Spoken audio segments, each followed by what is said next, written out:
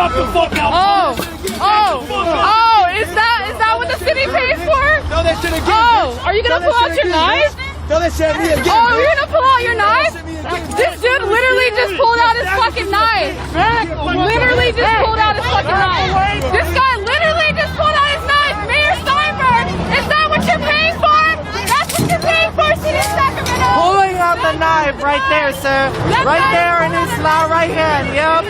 That's what you're paying for, That right there. Sacramento. Right there. That's what you're paying for, Sacramento. Yo, he just pulled out a knife, bruh. Wow, bruh. Are you kidding me? That's what you're paying for. Kidding me? That's what you're paying for. Everybody gonna send this shit to Mayor Steinberg and all those other city council members and say, what the fuck? This man right here pulled a knife. Y'all saw him just pull out that knife. What for, huh? What for? What for? Bruh, come on. You gotta be kidding me. Yup, you gotta be kidding me, bro. Yup, y'all fucked up. Y'all fucked up. Y'all fucked up. Hey, that guy just pulled out a fucking knife on us. Yup, the cops don't give a fuck. Hey, officer, that guy just pulled out a knife on us and we have it on camera. That guy right there just pulled out a knife. Would you like to see the footage? Would you like to do something? Just get this all done, then we'll go through that, okay? I'm not doing shit. That guy just pulled out a knife. That guy just pulled out a knife. I'm telling you, that guy just pulled out a knife. What are you gonna do about it? He just brandished a knife trying to fight people. No, I don't want to hear about you sleeping houseless. I want to hear about what you're gonna do about the assault that almost just happened. Oh, don't give a fuck. Can I have your badge, Nick? No, I need his badge. I need his, can I have your badge number? Can I have your badge number? Badge number. Can I also have your email, please? How do we get in contact with you? Because I would like to send you all this footage of you not doing anything. Don't give a fuck.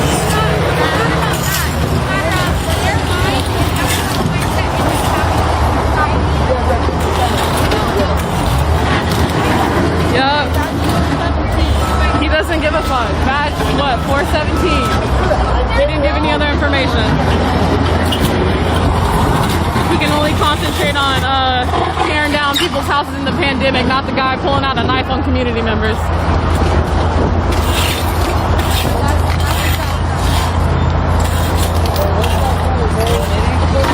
His badge number is 417.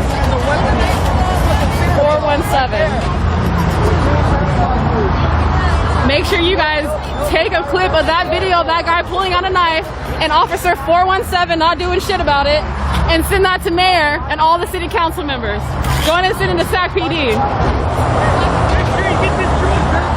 Oh, make sure you stop brandishing knives while you tear down people's only fucking belongings in a pandemic. Piece of shit. Cops do fucking nothing. Look, fucking sitting there. Oh, blah, blah, blah. Fucking colonizer, fascist piece of shit. You should feel ashamed. During a fucking pandemic.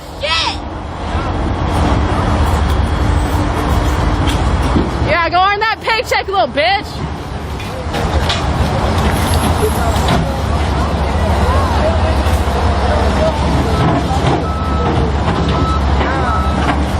Their job, they centralize this.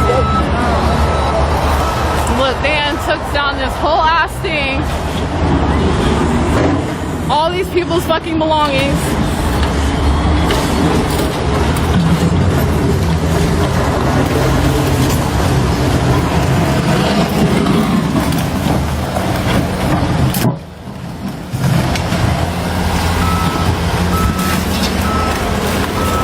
Look, he's just over there laughing. Is it funny? Is it funny? Is it funny? Damn, is it funny? Is it really that funny? During the pandemic, is it really that funny? Aren't you quit your job! Destroy all this shit. Quit your job! Shit. Quit your shitty ass fucking job! Ain't Quit your shitty ass fucking job! You're throwing away people's whole ass fucking homes! Where the fuck was that house supposed to go? I asked that. That part. Quit your shitty ass job! You making fucking $13 an hour. Your shit ain't that fucking serious. I know. They're called up and mobilized, but not taking direct action right now as we speak. Governor, you said it took an hour and a half to get the clearance. How much sooner would the Guard have arrived at the Capitol had you gotten that clearance the first time? Well, it's hard to say. You know, there is time to ramp up. So in discussions with General Gowan, you know, the National Guard, they have to get ready. So my decision, along with our security team and the general, was, well, I don't want to wait to get the authorization and then get people ready. So I'm going to authorize them. So you call them up, get them mobilized, and then we'll be closer to being in the city when we get the call. It took a little longer, but you know, we were the first ones to arrive. Maryland was the very first Guard to show up. What did the Guard do when the Guard members from Maryland arrived? We protected the U.S. Capitol. Does this new mission change the Guard's role in vaccine? And the Library of Congress. Does this new mission change the Guard's role with vaccine deployment? No, we still have the Guard we have different teams of people, and so you know, it's ironic, but I mean, you know, we've been focused like a laser on the vaccine. Today we crossed 100,000 vaccines. We had another team of Guard deployed into Prince George's County to assist them with their vaccines.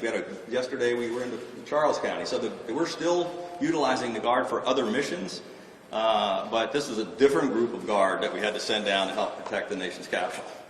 Governor, I take it, given what you have been describing to us, that there was no pre-planning before yesterday for any sort of eventualities with the state or... Well, there's been ongoing discussions with all the federal agencies and all of our state agencies for a long time about the inauguration, which we're always involved in.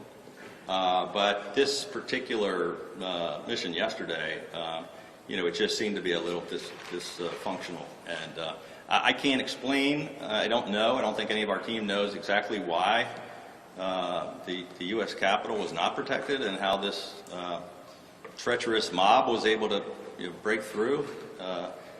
All I can tell you is what we did immediately to try to help stop the situation. Last question.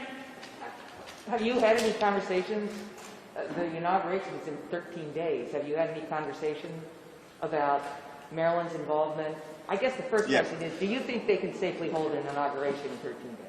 Well, I know that our entire team and every agency is talking to every federal agency, has been for months and months, as we do every inauguration. And yeah, I'm sure everybody's concerned about how to do it safely. I haven't personally been involved in discussions over the past day or so on inaugural planning, but I know they're continuing to proceed and trying to make sure they can do it in a safe way. It's one of the reasons why we now have, in addition to us, I think we have 5 other states of National Guard. The 6,000 Guard members are now in the city, and they're all planning to be available through the inauguration. Governor, the legislative session starts next week. It does? It might been on your mind, it might not been. But I'm curious, what are your top priorities going into that? And can you tell us a little bit more? Sure. About Yeah, we actually had hoped to be focused on that today. It was going to be about some of our legislative priorities, and of course we got completely distracted on more important things. But next week I think we'll be announcing, look, our priorities for the session are pretty simple.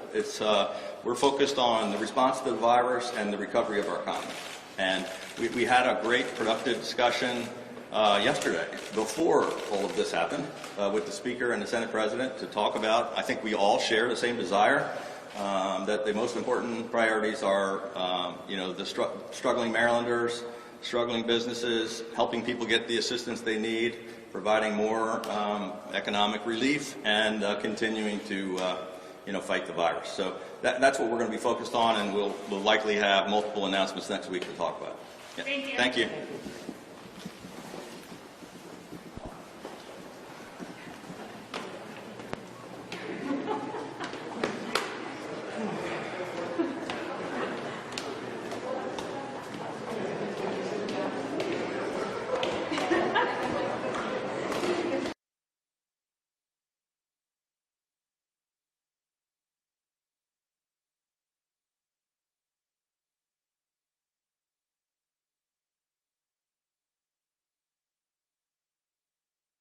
Where it's at.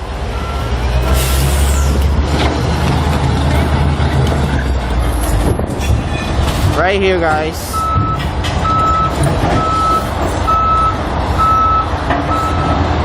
Yeah, it is. But let's see if that's the next task for them.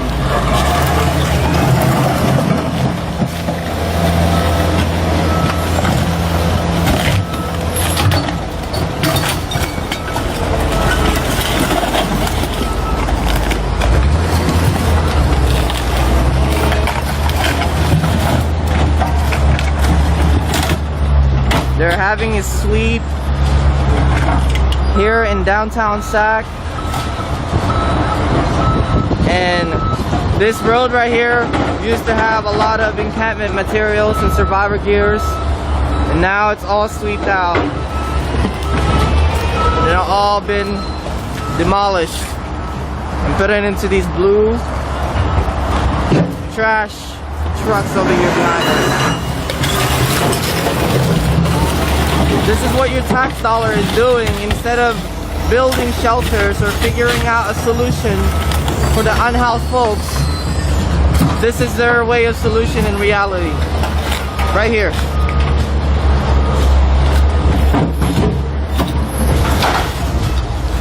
And then earlier, I'm talking in IG Live right now, earlier one of these members actually threatened us and pulled out a knife on us.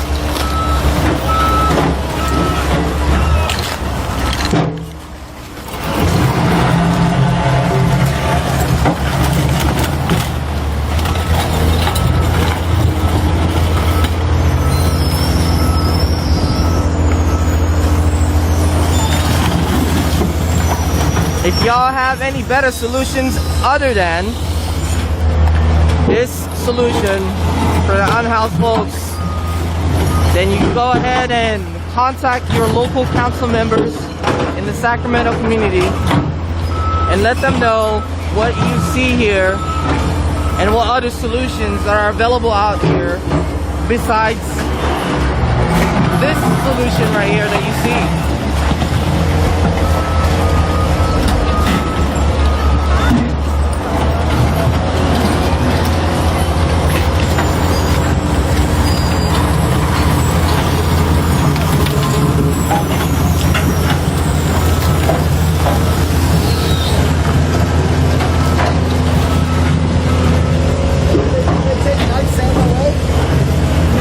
There's a microwave right there.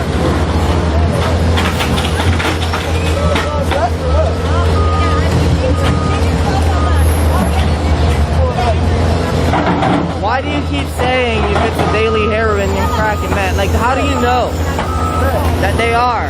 How do you know? How do you not know that people who actually live on a house don't do that same thing on a regular basis? So that doesn't make sense.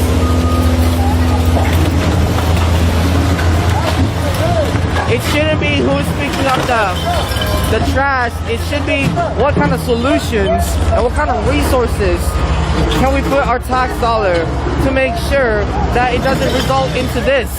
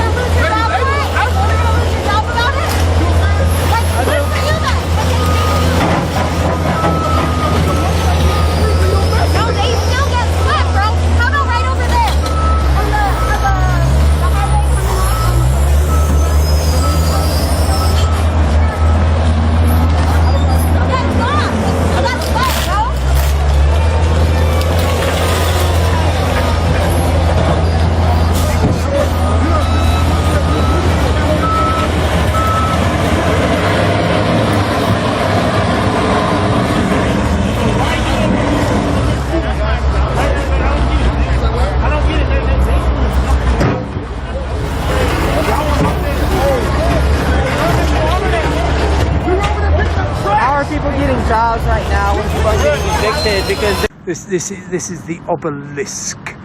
There it is. It's kind of a Cleopatra's needle, but one especially for South London. So I'll try and find out. Anyway, it's a great way to travel. Thank you very much indeed for that. Some places are testing in both countries. Yes, they are.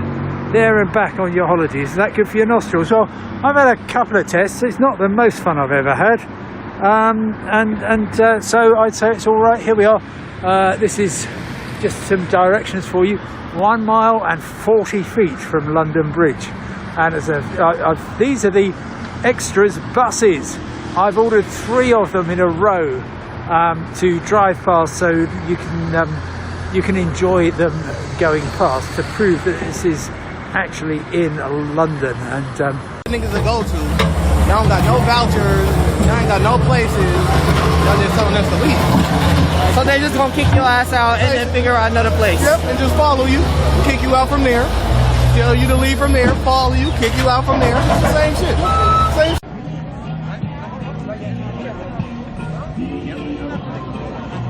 Of the importance of us being back in person and voting in person, and wanting that to happen as soon as possible. And I think as a sign for us of your good faith, we'd appreciate your support in this, that you actually agree that it is important for us to be back in person. So with the commitment that I've made, I'm gonna make a plea to members that to please support the Robbins motion. I want to thank Representative Robbins for her work on this and for her thoughtfulness in making sure that we're respecting health and safety while still understanding the importance of being here in person. So I'm going to ask members to kindly support this, and let's put this change in our rules. And you have my commitment that this caucus would support changing that at the end of this session if things have not improved and we have not aren't in a situation where we can get back in person. So I'm just going to make that plea to the body, and we'll let things fall where they do. So thank you, Representative Robbins and Representative Winkler, and thank you, Madam Speaker. Representative Winkler, and then we'll give Representative Robbins the last word. Madam Speaker, members, I urge a no vote on the motion. Representative Robbins. Thank you, Madam Speaker. And I do support your intention, Representative Winkler. I care deeply about the health and safety of this body and our staff, but I also care deeply about transparency and how we function best and getting back to work for the state of Minnesota. And so I think it's very reasonable to expect that we could end the remote voting by the end of this year. And if not, we certainly have the opportunity as members of our own body to revisit that issue. So I would rather than say it extends till May of 2022, end at the end of this first year and then leave ourselves the opportunity to revisit if the health situation dictates that. But I think that approach is much more in the interests of the state of Minnesota. And so I would request a roll call, and I request members to support the amendment. Thank you. Representative Robbins requests a roll call. Are there 15 hands?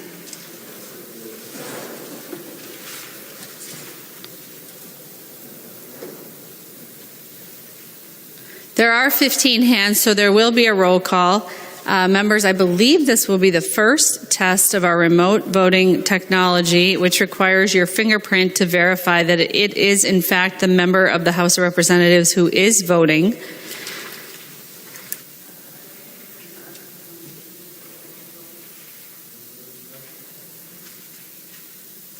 Sent everything out. What we will do is I will, in a moment here, say that the clerk will open the roll. The clerk will open the roll. We will record all of those votes that are able to be recorded from those who are using the remote voting technology and from those who are able to use the buttons at their desk in the chamber. And then we will call orally the names of those who didn't have access to either of those voting mechanisms. The clerk will take the roll.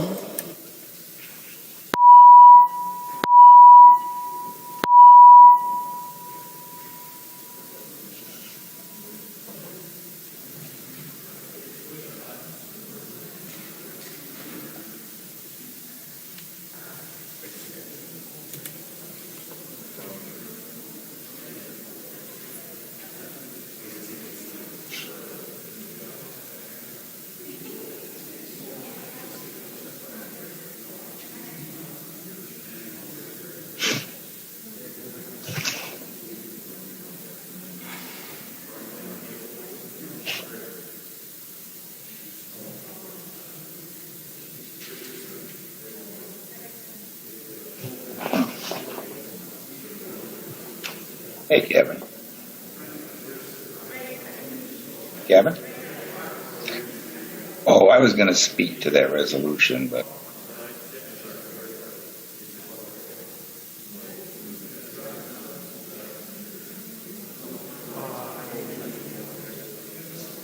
Truck, then you don't mind giving to me right now, right? No, I don't. What is it? You can look at it on the track. Oh, because you don't give a fuck. You don't want to take care. You don't want to take this serious, right? What? You don't want to take it serious, do you? You're not gonna take it serious. Your guy pulled out a knife. What? It's cool. We'll go through. We'll go through some other means, see if we can get justice that way. But glad to know the owner of the company. That's the statement. Oh no, I'm telling you, I'm about to make sure everybody knows that you are the owner of this company. That guy pulled a knife out on me, and you sitting here not giving a fuck. That's not a threat. That's a promise. I'm about to make sure everybody knows that. Everybody's about to know that. Thank you for the conversation. Yup.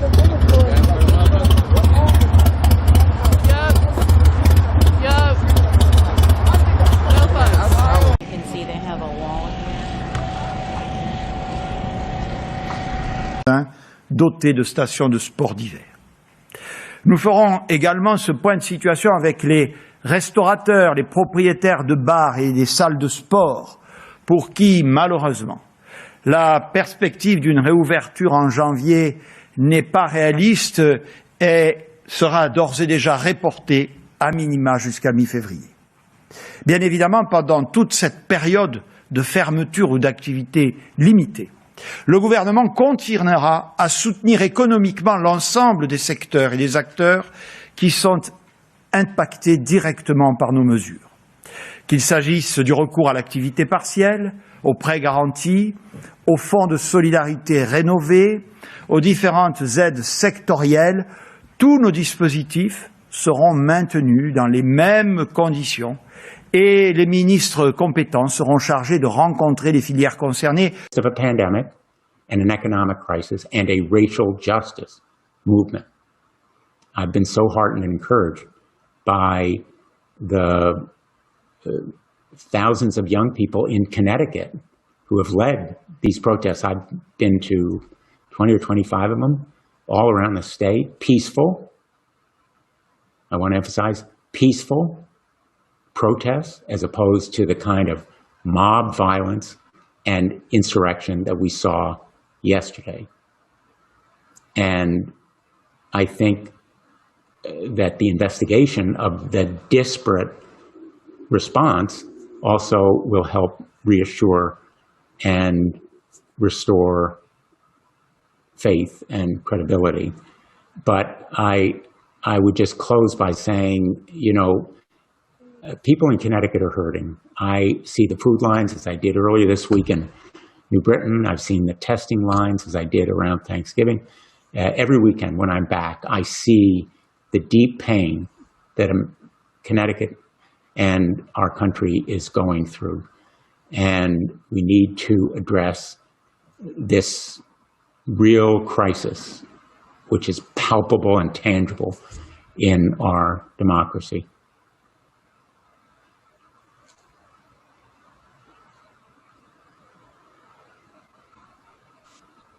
Senator Jillian Morrow from WLAD.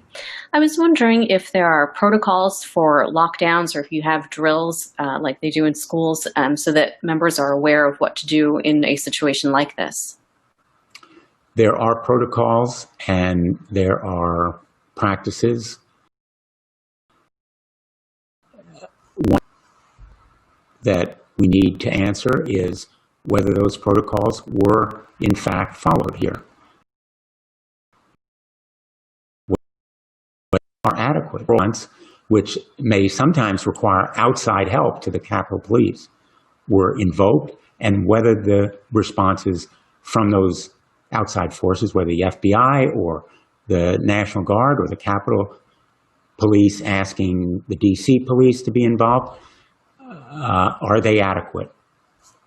So there are protocols and practices, but they need to be evaluated closely. And I apologize for repeating again. This inquiry and investigation should be part if we can't help them enough to survive this pandemic. And that's why I've been so dedicated to helping them. That's why I've already provided $100 million to businesses. And now I'm calling for the legislature to take early action to help them even more It's because I understand the terrible suffering people have had economically as a result of this pandemic and the things we've had to do. But we have made a decision in our state, and that is to save lives. And let me make this very clear. And it's hard to say this, but it is a fundamental truth. The Republicans who wanted to not take these measures, more people would have died in the state of Washington. Probably thousands of people would have died in the state of Washington if we had listened to the folks who were with Donald Trump on this subject, who has been a titanic failure that exposed us to hundreds of thousands of deaths nationally. And I was not going to allow that to happen. And I'm glad we've made those decisions, painful as they are. We are not going to allow thousands of more people die in the state of Washington. Not on my watch. So that's a fundamental decision we've made. And I believe they're the ones that stand for the most precious thing, which is life. And I've stood for that. Next question is from Melissa Santos with Crosscut. Hello, Governor. Given that the Democrats look like they'll have control of the U.S. Senate or marginal control, are you expecting more federal stimulus money? Are you expecting more federal stimulus money to come now in some new package that might aid your budget and the state budget going forward? I can't make predictions or assumptions or expectations at this moment. You just can't. And, you know, it's a good thing that the leadership in the Senate has changed. But the Senate has a thing called the filibuster, which can basically stymie all human progress. It's one of the reasons I've been against the filibuster for quite some period of time. And that remains a potent tool to prevent states from having additional assistance. And Mitch McConnell has been very willing to use that tool to stymie helping states. And he has shown very little to zero empathy for the conditions of states. In fact, early in this, he said, well, states can just go bankrupt. Well, he has that attitude in the filibuster. We just can't count on additional assistance. So I do not believe it would make sense to have that assumption going into the legislative session. Next question is from Joseph Claypool with WNPA. Hi, thank you for your guys' time. In response to the events that occurred in D.C. In the past couple of days, is there any concern about a possible double standard amongst the police and or security response to those events relative to similar scenarios that have played out around the Capitol building in the past? Yes. This is troubling. It's troubling to me to see the response in the nation's capital to the Black Lives Matter relative to the mostly white insurrectionists. That is very troubling to me. I can't explain it from what I know to date. Now, maybe there's some intelligence that...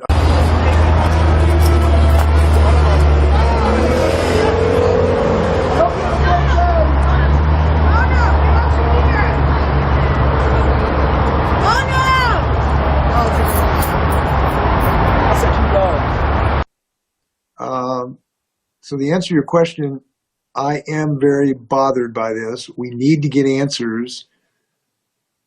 And it is very troublesome to many, many people this morning, including myself. I'm going to go to Austin Jenkins, who has a follow-up for you, Governor. Well, Governor, I mean, the question about disproportionate or unequal response is relevant here, too. There were no arrests yesterday after a mob stormed your residence or the perimeter of your residence. I saw a Twitter video that was posted of a State Patrol, I believe, riot team that was in front of your residence during a Black Lives Matter protest several months ago. As far as I could tell from the video yesterday, there was a lone trooper at the gate yesterday before that group entered. Why no arrests? Why were the riot police not called out for the group that was nearby yesterday in advance of anything happening? I've asked to get answers to those questions. Those are very legitimate questions. They're the ones I've asked this morning of Chief Batiste. And we're going to have to get answers to those questions. And, you know, I'm disappointed in this situation. We're going to find out why it happened and how it happened. I don't know how it happened at the moment. We're going to get the answers to those questions. I do want to say we did have one cadet at the gate who did his yeoman's duty, though. Very difficult circumstances. I appreciate that. As far as why there is no arrest, I don't know the answer to that. This was a criminal activity by these insurrectionists. That to me is clear. The reason why there were no arrests at that moment may be because the forces did not believe that they had enough troops to carry out arrests, because every arrest takes 5 or 6 officers to perpetuate the arrest. They may not have concluded they had the forces necessary to do that. But I don't know that yet. We're going to have to get those answers. Governor, I did want to ask you a question I asked the lawmakers during that panel about homelessness. It was a top issue last year. I imagine it's still a top issue this year, considering that the issue has gotten worse due to the ongoing COVID pandemic. Are there any particular measures that you're wanting to see the legislature take up this year related to that? Well, yes. On homelessness, we want to continue our efforts, which every year we have increased our efforts in the hundreds of millions of dollars of homelessness, but obviously we have not solved this problem. We need to continue to make very extensive additional investments in a variety of things, including in our capital budget. I do believe we need a very aggressive capital budget, including to have additional housing, including housing first programs to get people housed, in part so that we can also deal with the mental health and chemical addiction problems that bedevils many of these folks, not all, but many. So the capital budget will be a fertile ground to be able to provide resources. We also need to continue to improve our mental health services to people. As you know, we are fundamentally reforming our delivery system so that we can treat people where they live and have more effective mental health. We've also got to improve access to chemical addiction programs, which we know bedevils many of these people. Now, I do want to make clear, though, not everyone who is homeless has a mental health or chemical addiction program. That is a myth. Many, many, many people are economically homeless who are perfectly cognitive and have no chemical addiction program, but just rents have gone up more than their wages. So we have to have more affordable housing. We have to have better wages, which we're working on too, and do all the things necessary on a multiple front. So I think if you look at our budget, we have proposed things on all of those fronts to continue this effort. This is the last call to my colleagues and the reporting interns this year. If you have any questions, just go ahead and unmute yourself and ask it now before we let the governor make his closing remarks.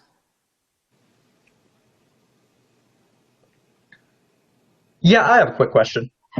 From WMPA, Governor, you mentioned earlier that these people don't believe that there was an actual fraud and the election was stolen. I just want to make sure, was I or did you misspeak, or do you not believe that these people think that this election was stolen? Well, I've been governor for 8 years, and I've never misspoken once. So I would hate to admit that. But what I've intended to say is that these folks who are committing violence and violating the law, many of them actually believe that the election was stolen from the titanic, wonderful boy genius Donald Trump. They believe that. Now, I find that incredible, given the fact that every single judge who's looked at this, who are both appointed by Republicans and Democrats, and the U.S. Supreme Court, and multiple secretaries in state, including the courageous Secretary of State in Georgia, who was threatened by the president, and he stood up against that. And you had a Republican Secretary of State standing up against that intimidation and illegal behavior by Donald Trump. With all of that evidence, you have to ask yourself, how could people believe that this was a stolen election? It's stunning to me, but the reason is because they have swallowed this swill from one demagogue who has captured their minds through Twitter and Facebook of people who don't read anything else except his channel of deception. And it is terrifying to me that that's the case, but it's clear that it is the case. Now, Donald Trump has been enabled by many, if not most Republican leaders who have refused to stand up against this and call him out. They have not shown courage yet in that regard. They've shown a little bit more this morning, now that their own hides were in danger in Congress, finally. So welcome to the Democratic Party, but not enough. And so that is a reality we have to face. It is such a threat to democracy that we have to find a way to seek a little more understanding of the actual truth. Last night I said that what we need is to hope, to seek people to find the better angels of their nature, to hope that Republican leaders can find the courage that resides in them now to finally break this hallucinatory cult-like activities of this president. And the more of them that do that, the better chance we'll have of having a fair chance of debate and find common cause. And I'm encouraging them to do that. And I am castigating those who will not, because it's injurious. It's caused literally an insurrection. There was a Confederate flag in the U.S. Capitol. The U.S. Capitol building has not been penetrated since the British burned down Washington, D.C. That can't stand. And we need leaders to show a little gumption here. Any final questions from the crowd? This is Brett from Q13 Fox here in Seattle. Just a procedural question for our end. When do you expect to meet with the National Guard and the troopers, and do you have any estimated timeline from when that decision on bringing in the National Guard will be made? We're meeting later this afternoon on this subject. We may have decisions by this evening in that regard. But whether the Guard is or is not involved, we're going to be committed to adequate security. We understand the nature of the threat.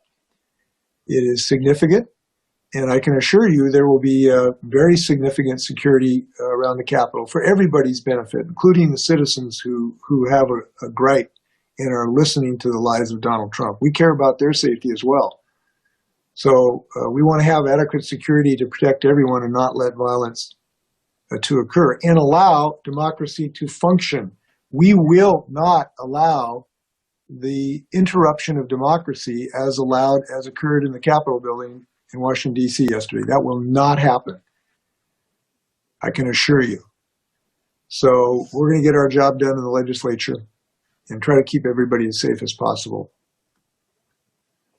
Any final comments, Governor? No, again, I want to thank everyone who is up in their game in these very trying times that we have. Certainly in my lifetime, I've never seen our nation stressed like it is, except perhaps during the Vietnam War. And I hope we're invested with confidence that we will get through this, because people of good faith will rise to defend the truth and democracy. And I want to thank everyone who's rising to that challenge, including members of the press, who have been absolutely integral to be able to share information with citizens. And I want to thank you for that. I want to thank the folks who personally have done their best. You know, some of the state troopers yesterday personally doing their best. They didn't have adequate resources, but individually, people in EPU and otherwise have done their best. I thank them for that. And with that, I look forward to a great session and a great debate in the Democratic Citadel in the state of Washington. Thank you, Governor. Thank you. Thank you, everyone, for joining us for this first Zoom AP legislative preview. Hopefully next year we'll be able to do this in person again with donuts from Tacoma provided by AP photographer Ted Warren. So thank you all, and see you next year. Please be well. Take care. Thank you. Thank you.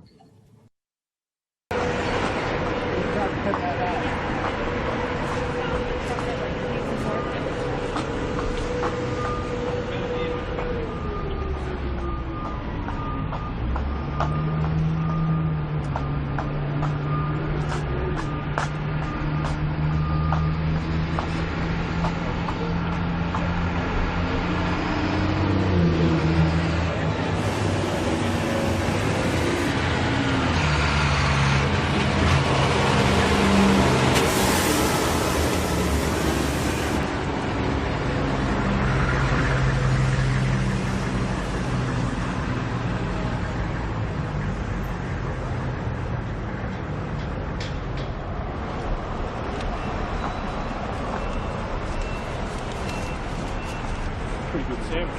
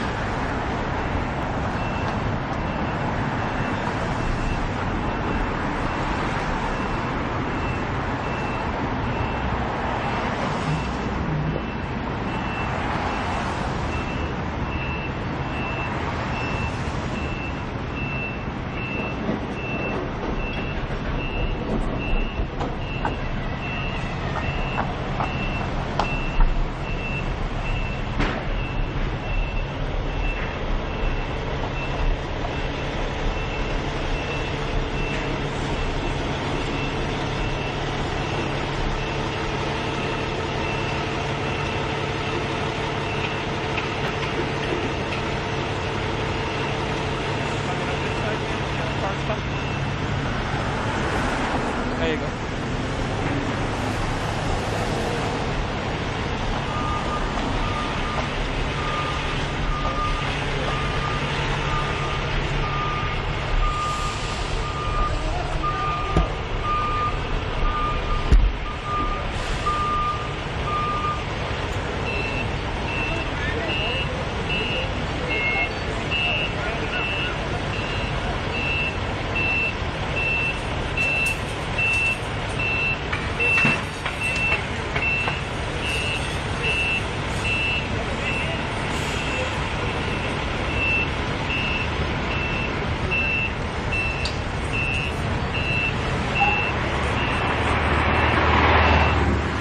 Many of whom had risked their lives in the service of this nation. He deployed the United States military, tear gassing peaceful protesters in pursuit of a photo opportunity in the service of his re-election, even holding the Bible upside down.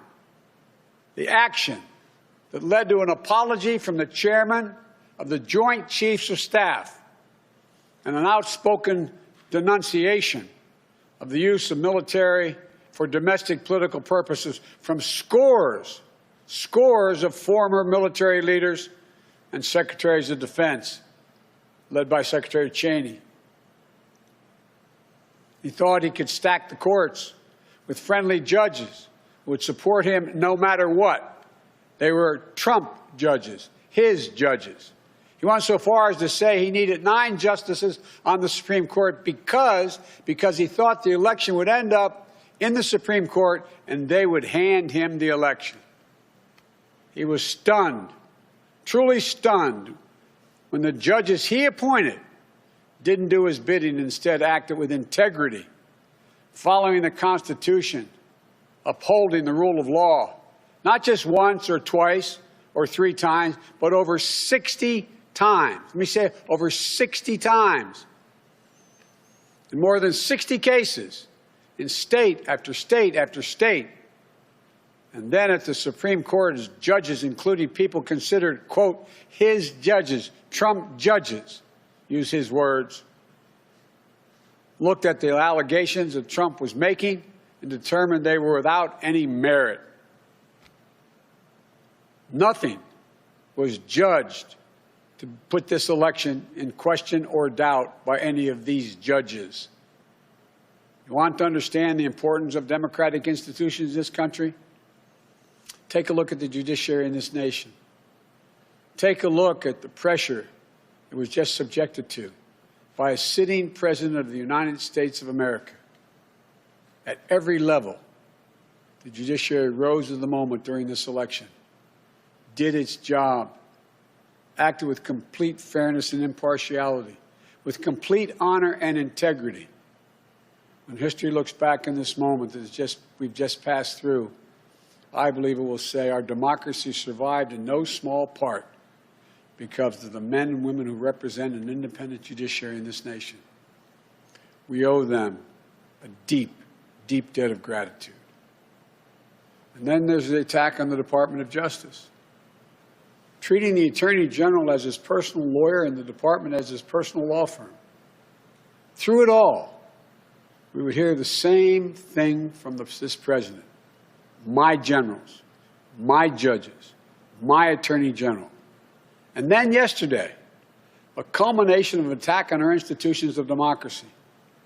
This time, the Congress itself, inciting a mob to attack the Capitol, to threaten elected representatives of the people of this nation, and even the Vice President, to stop the Congress from ratifying the will of the American people in a just completed free and fair election. Trying to use a mob to silence the voices of nearly 160 million Americans who summoned the courage in the face of a pandemic that threatened their health and their lives to cast that sacred ballot. I made it clear from the moment I entered this race that what I believe was at stake. I said there was nothing less at stake than who we are as a nation, what we stand for, what we believe, what we will be. At the center of that belief is one of the oldest principles this nation has long held. We are a government of laws, not of men, not of the people, of laws. I said it many times in the campaign. Our democratic institutions are not relics of another age.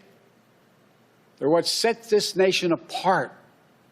They're the guardrails of our democracy. And there's no president. That's why there is no president who is a king. No Congress that's a House of Lords. A judiciary doesn't serve the will of the president or exist to protect him or her. We have three co-equal branches of government. Co-equal. Our president is not above the law. Justice serves the people. It doesn't protect the powerful. Justice is blind. What we saw yesterday in plain view was another violation of the fundamental tenet of this nation. Not only do we see the failure to protect one of the three branches of our government, we also saw a clear failure to carry out equal justice. I don't know if you used to say in the Senate, excuse a point of personal privilege. A little over an hour and a half after the chaos started, I got a text from my granddaughter, Finnegan Biden, who's a senior in her last semester at the University of Pennsylvania. She sent me a photo of military people in full military gear, scores of them lining the steps of the Lincoln Memorial because of protests by Black Lives Matter. She said, "Pop, this isn't fair. No one can tell me that if had been a group of Black Lives Matter protesting yesterday, they wouldn't have been treated very, very differently than the mob of thugs that stormed the Capitol." We all know that's true. And it is unacceptable, totally unacceptable. The American people saw it in plain view. I hope it sensitizes them to what we have to do. Not many people know it. When Justice Garland and I were talking, we talked about, I think he raised it, the reason for the Justice Department was formed in the first place. It was back in 1870. We didn't have a Justice Department before that, the cabinet. It was formed in 1870 to enforce the Civil Rights Amendment that grew out of the Civil War.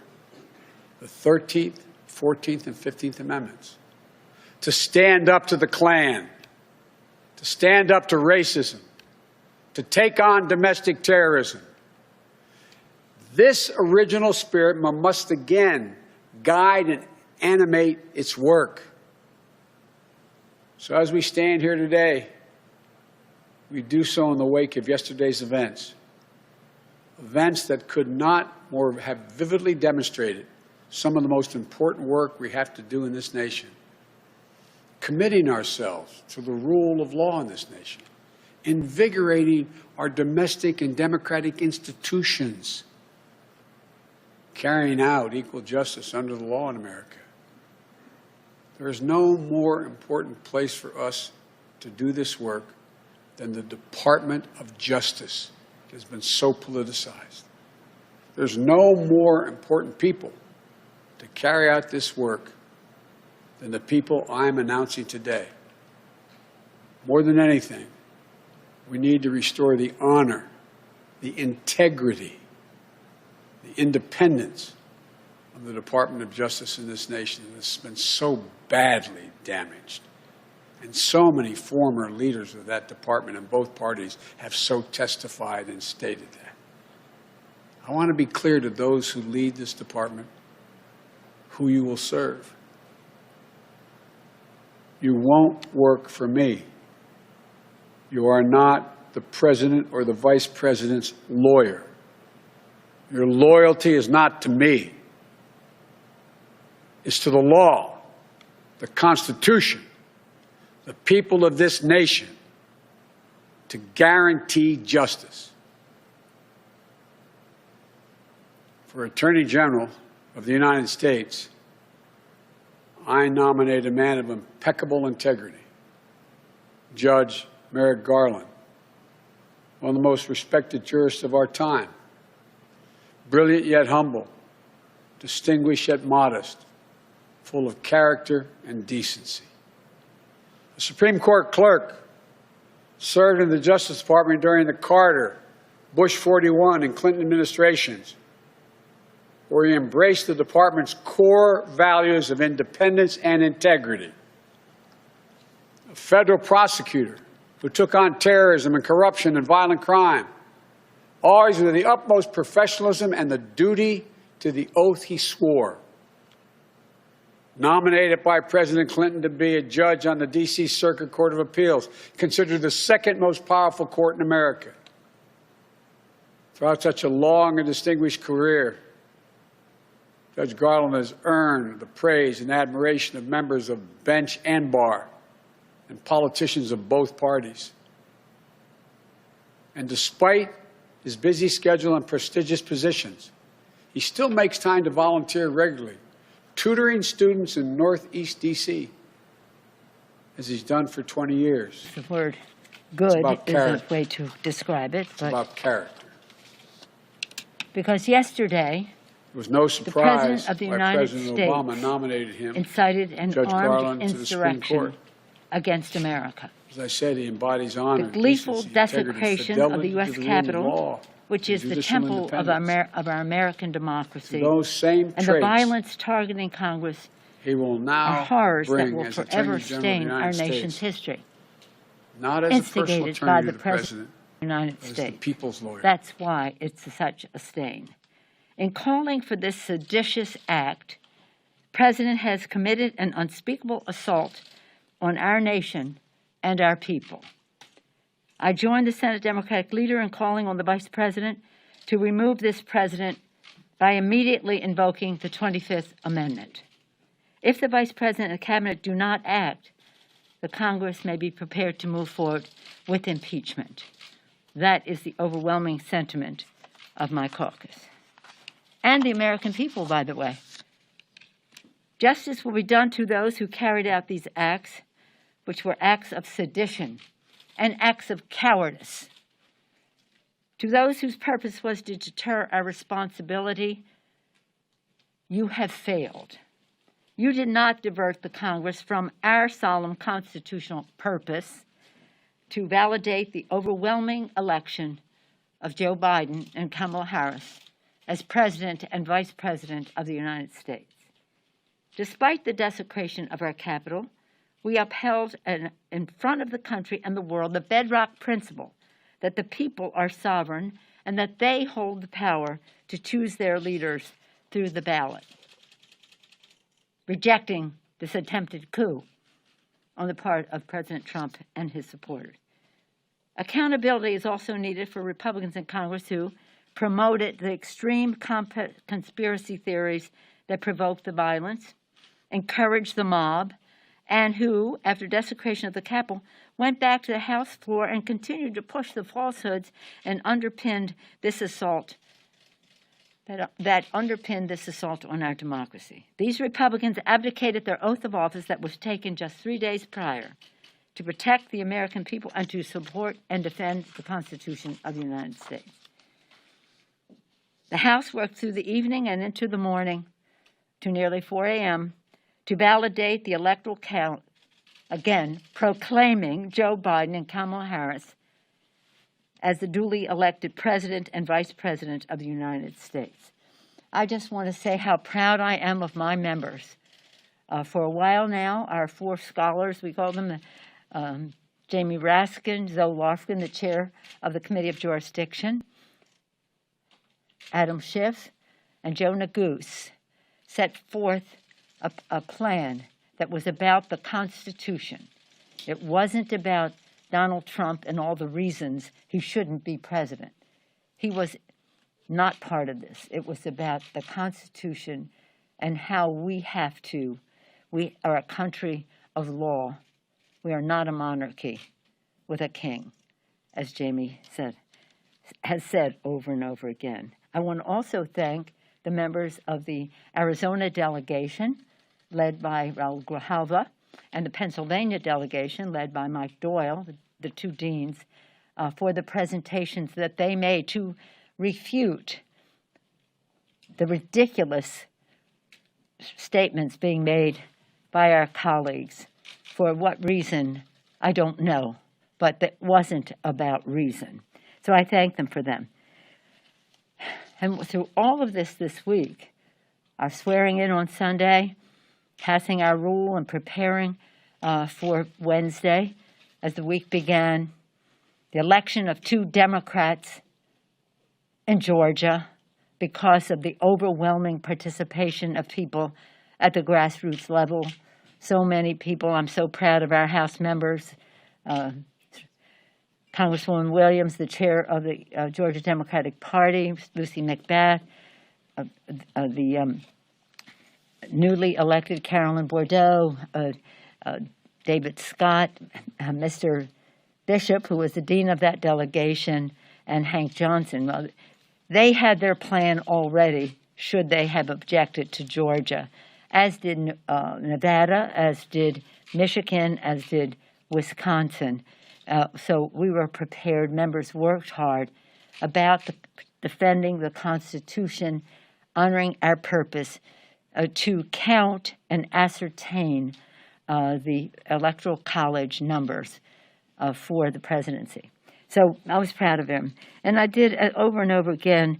We're very pleased now that we have, in 13 days, President Joe Biden, a Democratic House majority, and a Democratic Senate majority that will work to heal and restore the soul of our nation.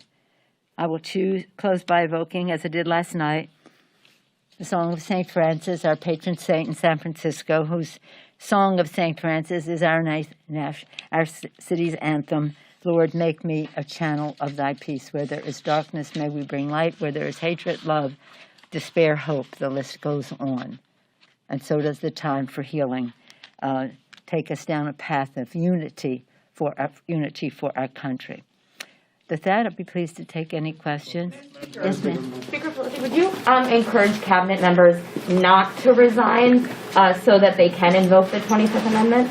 No, but let's go over that list. Why wouldn't they, if you're a member of the cabinet, a secretary in the cabinet, you're in a line of succession to the presidency, president, vice president, speaker of the House, Senate leader, pro tem, and then Secretary of State. When, just for information of some, when you have the 25th Amendment invoked, that would be calling upon the Vice President, as we hope to do, to take the lead and with a majority of the cabinet to be able to unseat the President of the United States. A very dangerous person who should not continue in office. This is urgent. This is emergency of the highest magnitude. So you're Pompeo, the Secretary of State. Do you stand by this president dangerously staying in office? Secretary of the Treasury, Mnuchin.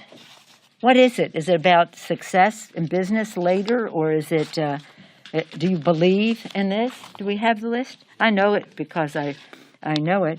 Then the way it goes is Saint Dapiakalhu. That's a mnemonic. Secretary of State, Secretary of Treasury, Secretary of Defense. The acting Secretary of Defense. I don't know what authority he may have, but he certainly has to answer for where the National Guard was yesterday. Secretary of, then Attorney General. Attorney General Barr. Do you subscribe to the presidency of Donald Trump after the act of sedition he committed yesterday? It's next Postmaster General, but that's in when our founders put it together. Interior.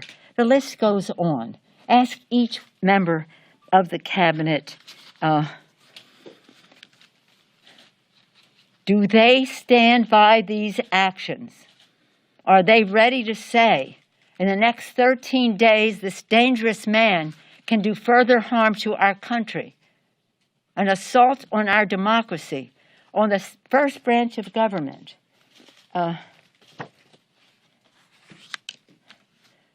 Rosen, we spoke to yesterday. Why would he not? Why would he not, as the acting AG,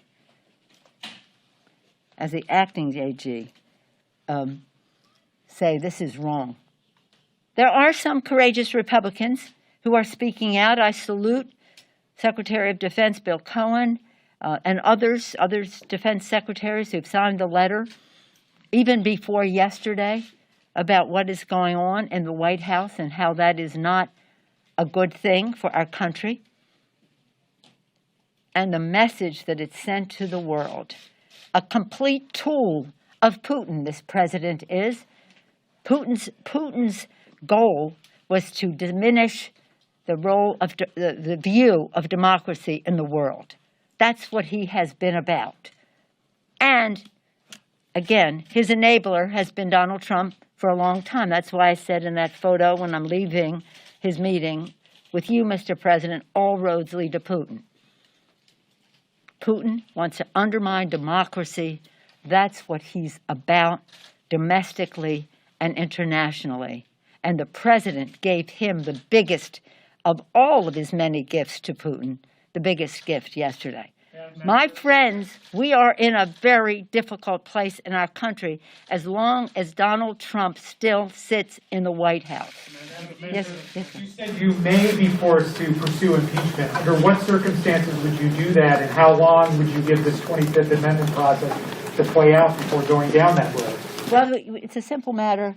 In terms of the Constitution, the Vice President, working with the Cabinet, more than 50% of the Cabinet, can immediately improve the security of our country. That doesn't happen. Jamie Raskin has passed legislation that enables another step in the 25th Amendment process. The 25th Amendment process is when it is determined that the president is unfit for whatever reason to be president of the United States, in case some people don't know what that is. And he clearly has indicated that over and over again. And by inciting sedition, as he did yesterday, he must be removed from office.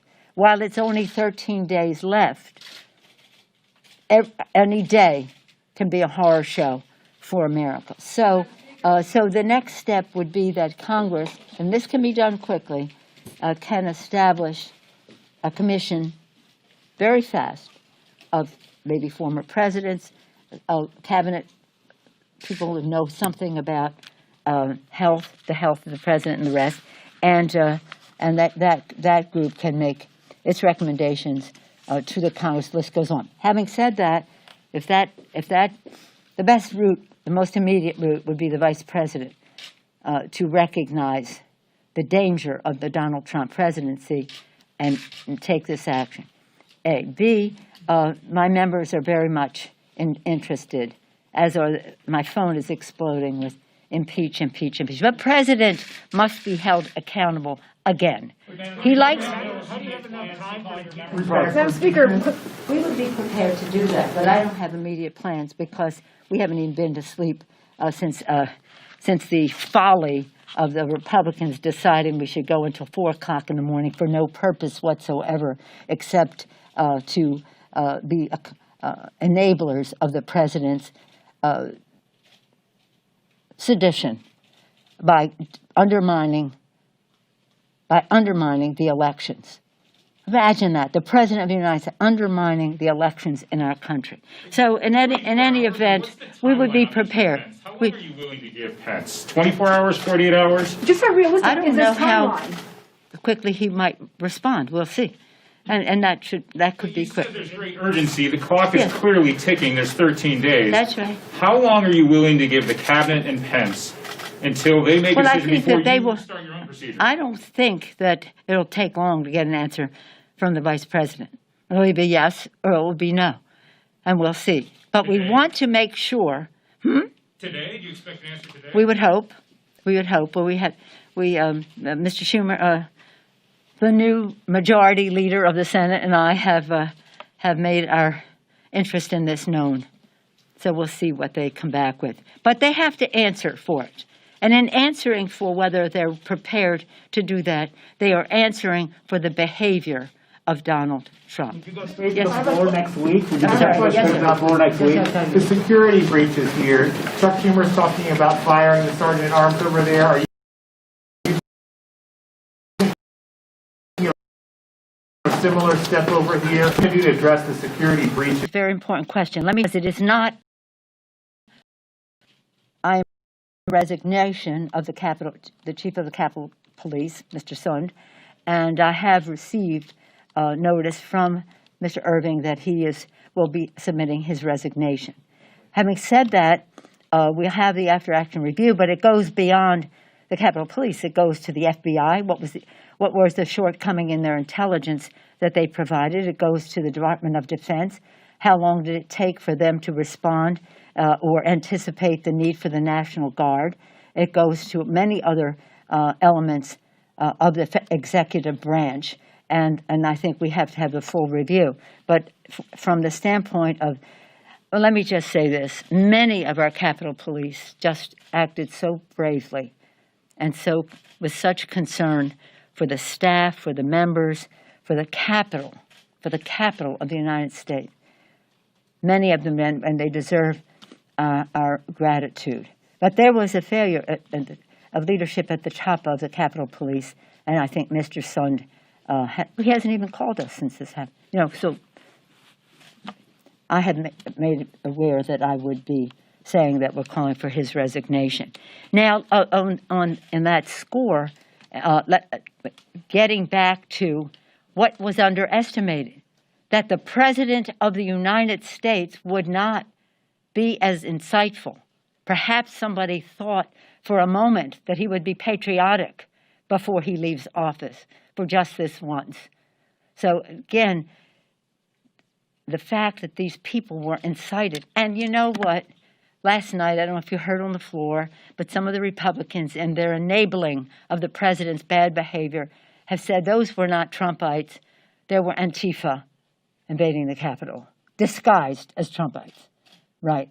So we have a problem here with the enabling that is going on with the Republicans in the Congress as well. At undermining the election, again, enabling the president, and if they don't recognize what yesterday was. A threshold was crossed of such magnitude that there is no way that this president should be allowed to make any decision to rouse any troops and of his Trumpites what's next? What happens today? Who knows?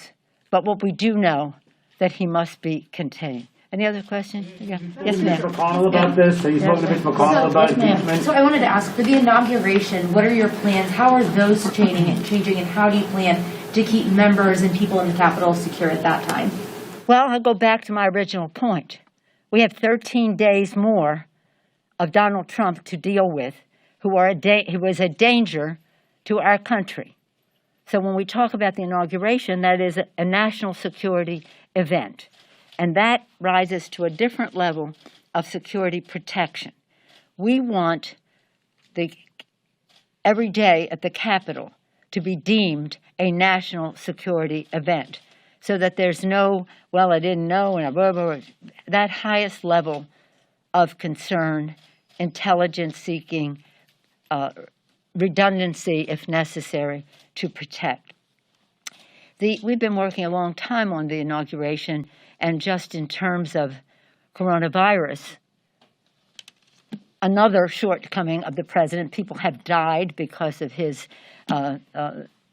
denial, distortion, and the rest, calling it a hoax. This man is deadly to our democracy and to our people.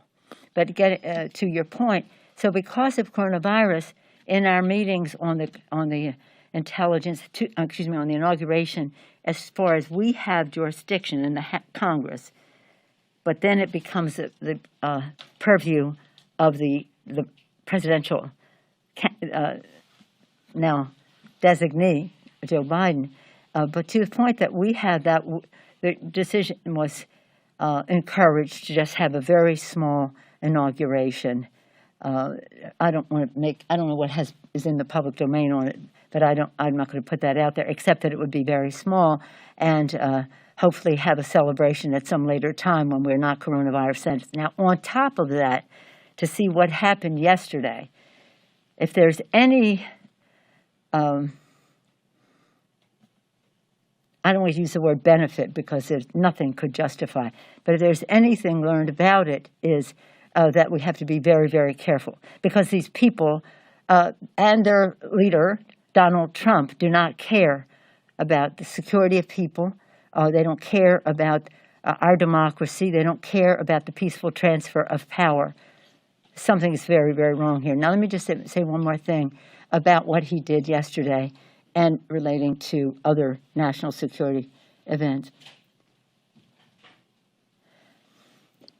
People saw throughout the world something that looked like it was out of a banana republic or some other kind of a third world, where the president of the country turned on the people.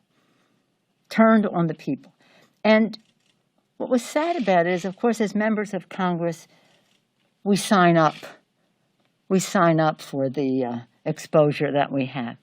But to see in the eyes of so many of the staff people, especially the younger ones, the trauma, the fright that it was for them to be locked into rooms with terrorists banging on the doors, hiding under desks, under tables, and the rest of that.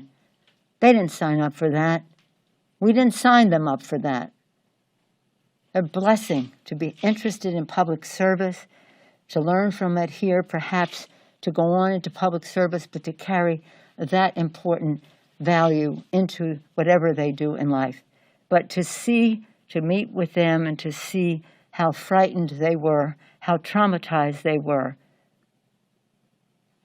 because these thugs, these Trump thugs, decided that they would desecrate the Capitol with no thought of what harm they might do physically, psychologically, or in any other way.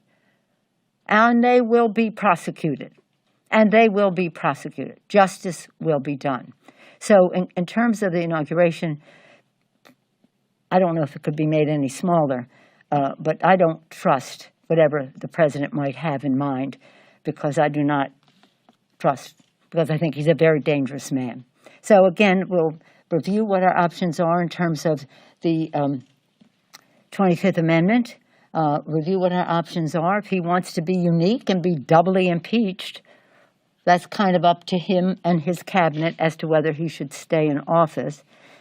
Impeached, defeated, impeached, gone. And it's really a sad tragedy for our country. I say I pray for the president every day, and I do. Last night was the hardest day for me. Night, like 5 o'clock in the morning when I finally got home. As I was praying at night, you got to keep praying for me. You've got to keep praying for me. Maybe there's some hope. But we can't take that chance because people's lives are at stake as well as our democracy. That's it for now. Thank you. Madam Speaker, is the President welcome at the inauguration? Do you want him to come?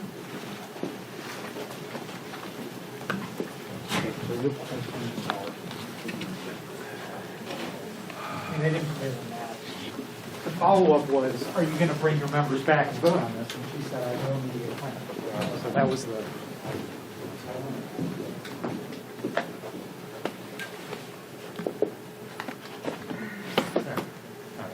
I see the Bloomberg terminal there. It brings you flashbacks. You know. Hey, it's not all bad. Yeah. It's Skittles colored.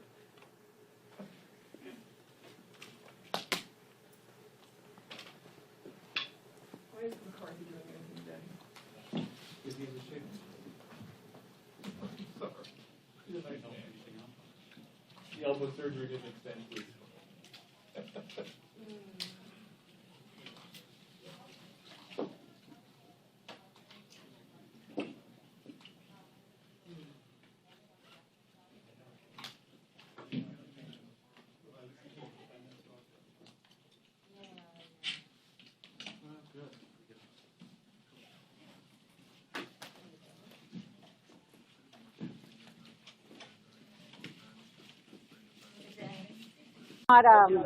It's not over.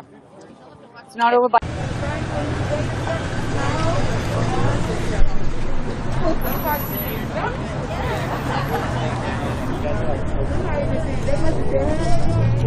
Guys, there's this new streamer right here tonight. His name's Ninja, PDX Ninja.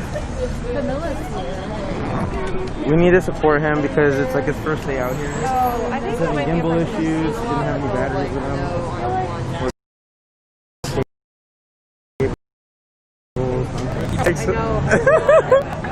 Please give him a follow. He's new to the game.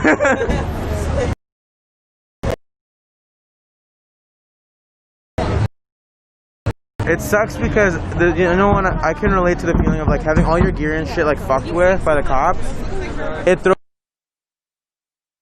Y'all know I took like time to recombobulate after that. Like. It's just night after night. I was like, fuck, I can't go tonight. So I'm like, Ninja's out here, like, again. He just got arrested a second time. He's out here just literally, like, not even a week later, has been going, like coming out. Fucking champion.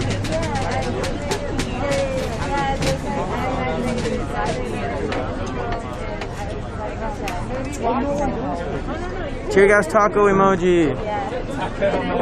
The tear gas taco. Have you seen it? You haven't seen my emojis?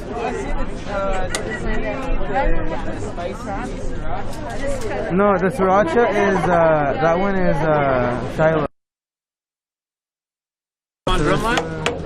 The guillotine, Praxis, tea. Look, this one, tear gas tacos. It's a hot sauce container in the shape of a tear gas canister.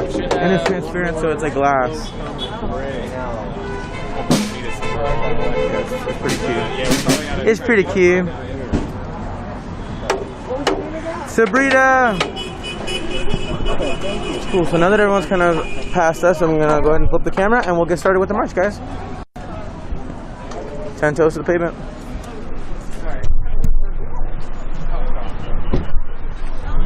Oh God, don't do that. Oh God, don't do that.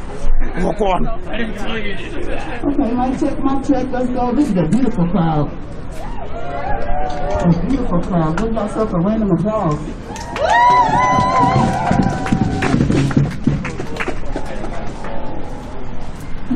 Take it to the streets and fuck the police. Justice, no peace.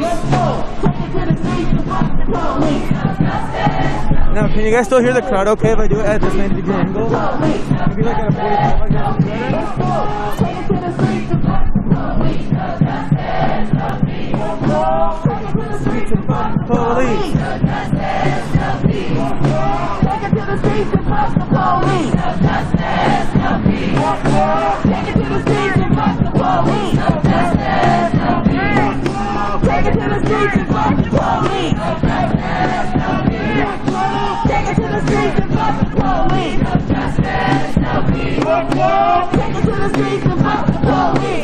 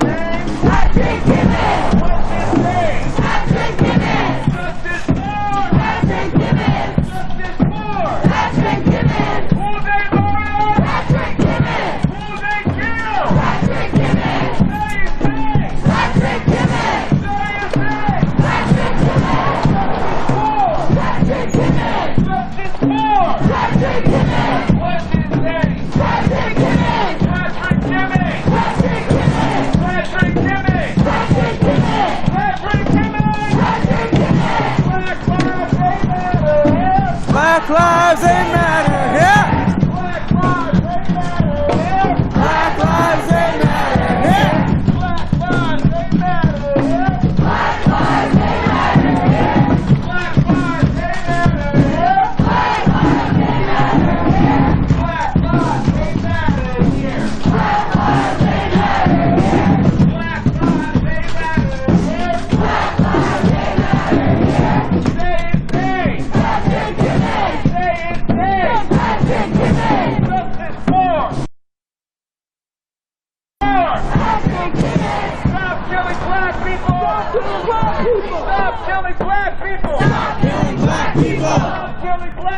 Stop killing black people! Stop killing black people! Stop killing black people! Stop killing black people!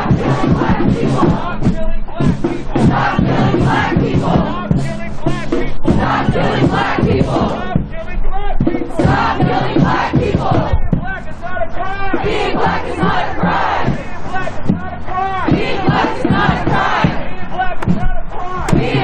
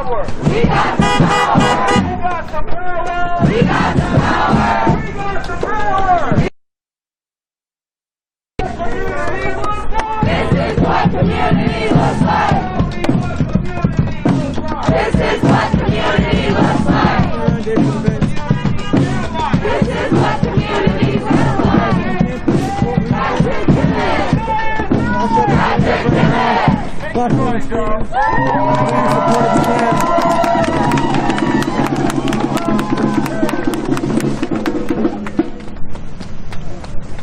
Give me a B! B, I got your B, I got your B! L, I got your L, I got your L! L, I got your L, I got your L!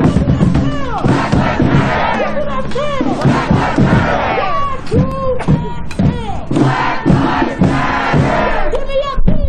B, I got your B, I got your B!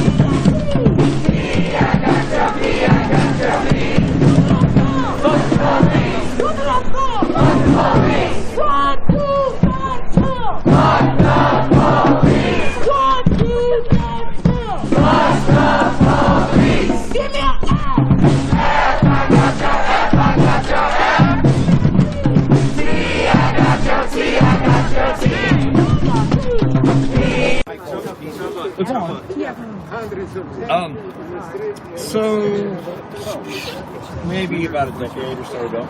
Well, you're liberal originally. I don't know if I would quite say I was liberal. But At you one like- point, I would say I was more leftist.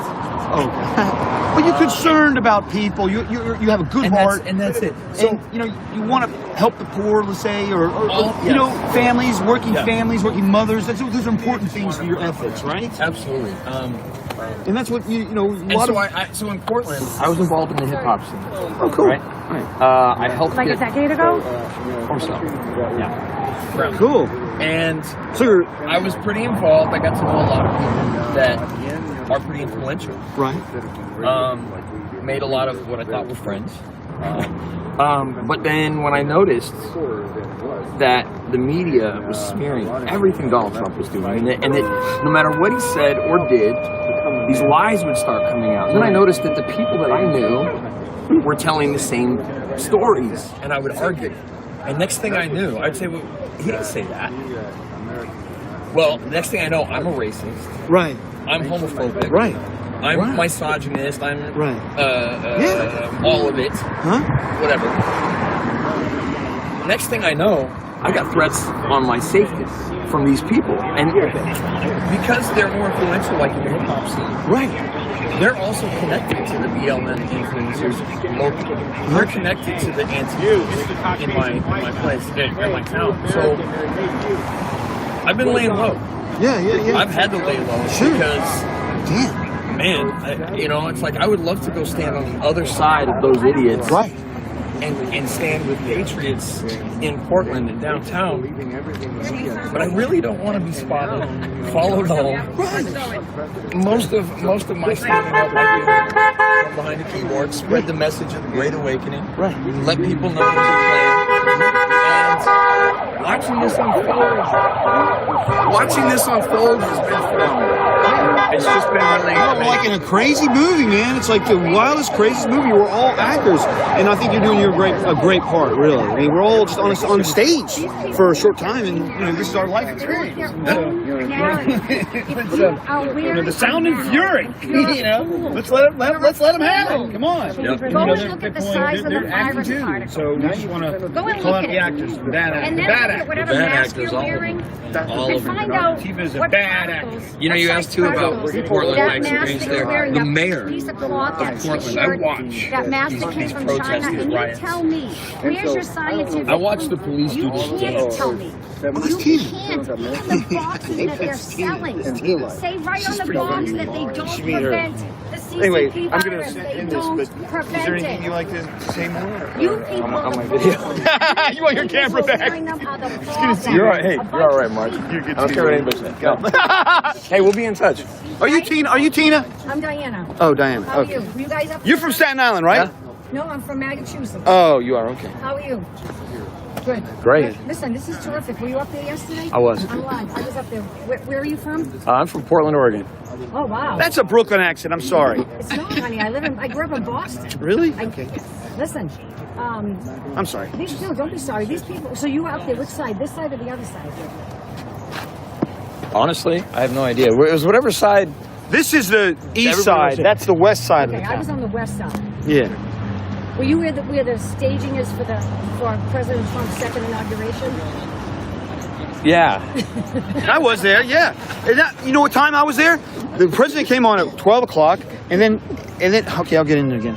So, the president came on at 12 o'clock, remember? About 12 Yeah, I was down there. It's cold, right? It's fine. Well, Love the president. you like it. March, you like cold weather.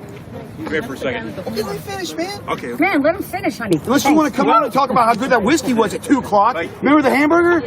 No, you didn't fucking invite me to them. You need to talk to this. So after the president ends his speech, 1 o'clock, it's going to take about an hour to get from walking from the White House to the Capitol steps. Yeah. Please. But if you go to Ollie's and get a hamburger and go to the hotel and eat it and then have a couple drinks with Ian at his hotel, it's 2 o'clock. They know it's too tough. You know what I'm saying? But by the time it was 2 o'clock, the city was shut down miraculously. How is that possible? They knew it. They planned. This was a planned thing. Planned thing. Tell me more. Tell me more. It was planned. I have video footage. They shut me on. I put some video footage of. There are 2 videos. I think I only put one up right now. Where I was on the other side, where they were trying to break in. After we got kicked out, a couple guys come out with dogs, like they were sniffing for something. Drunk by that time. So, do you know what I'm talking about? Yep. So, I could see all this stuff going down. It looked like a strobe light. I asked some people. So, I meandered my way in there. And I have video footage where you can see right inside where you had the riot police. And you had these people, men, that had bats. These were not Trump supporters. You know what? Something the Constitution allow to get your peacefully. Will focus on some of the achievements he has accomplished. Remind the country, said, accept that he fell short and a new president will be coming, and to turn down the rhetoric and allow us as a nation to heal and move forward. To my Democratic colleagues, I ask the same of you. Then I'll take questions. Senator Graham, you were one of President Trump's biggest critics during the 2016 election. Then you became one of his biggest supporters. Do you have any regrets in your support of him and what this has led to at this moment? No. I was a opponent of President Trump, and I got beat like a drum. I didn't scratch. I had a decision to make. I said everything I could think about regarding him as a candidate. The people of South Carolina spoke. He won my state and he became President of the United States. So I decided then it's not about me, it's about my job as being a senator from South Carolina. People from South Carolina wanted me to work with this president, and I did. I did the same with Obama. I'll do the same with Biden. But this is a Republican president. He changed my opinion of who he was through his actions. Yesterday, though, and helped incite a mob riot. Just let me get there. The reason I've been close to the president is I think he's done tremendous things for this country. I think the judges he has nominated have been outstanding choices, and we saw yesterday an independent judiciary. I think people like Bill Barr were the best people in the country to be Attorney General at the time they were. I think what he did to destroy the caliphate was long overdue. It makes it safer. I think getting out of the Iran nuclear agreement has led the way to peace between the Arabs and the Israelis at a level I would have never imagined. I think he's brought order to the border. He listened to me. He asked my advice about judges. When I got upset about Syria, he listened, and he actually changed his policies. I could never get Obama to do that. Obama, I had a good relationship with him, but with Senator McCain, we begged him, do not leave Iraq, but he did. As to yesterday, it breaks my heart that my friend, a president of a consequence, would allow yesterday to happen. And it will be a major part of his presidency. It was a self-inflicted wound. It was going too far. And here's the one thing I can say. The next 2 weeks can begin to right the ship depending on how the president behaves. And over time, his presidency will be viewed in a fuller context. I have absolutely no regrets of helping this president make us safer, more prosperous. I've enjoyed my relationship with him. I say these things not because of animosity. I say these things because I have to. But Senator Graham, after being so close to this president for 4 years, do you think that you and other Republicans had more of a responsibility to speak out, both privately and publicly, when he said things that were untrue, when he ginned up his base? Do you think that that would have made a difference yesterday? I think the Trump presidency has been poorly covered by people in your business. I think that from the time he took office, there's been an effort to cover his presidency in a way that I think is not helpful to the country. I have spoken up. There has been an effort to believe everything that Trump did was wrong before it's proven or not. All I can say is that I have shared my thoughts with the president. I've spoken out when I thought I should. But the one thing that I want you to know, there are plenty of Republicans believe that the Trump presidency was never legitimate in the eyes of the Democratic Party, never accepted by the people in your business, and it's been a constant drumbeat. And I think that's taken a toll on all of us. So could I have done better? Yes. The question, could you have done better? Could those of you who cover the White House done better? You need to ask yourself that. Senator Graham, do you mind if I just follow up on that really quickly? You didn't acknowledge Joe Biden as president of this United States for a month and a half. Didn't that contribute to the notion among Trump's supporters that this was stolen I think from that is exactly the problem. Did anybody doubt that Vice President Gore, did you ask any Democrat, why don't you acknowledge that Vice President Gore lost? You waited till the results were into the litigation. No, it's not. No, it's a president going to court, challenging results. From the time the race was called, I was hounded. Why don't you say Biden won? You wanted me to declare Biden the winner before President Trump had the right to go to court and exercise the same rights other presidents have had, and I chose not to do that. I said last night, Joe Biden is the president. He won. The Constitution worked. Senator Graham, you just said that Vice President Pence was asked to do things that were illegal and Yes. unconstitutional. Yes. He was asked to do those things by the president publicly. Why shouldn't the 25th president to do things that were illegal and unconstitutional? Yeah, I think what the president constitutionally allowed, he had people who said that he could do it. The fault lies, I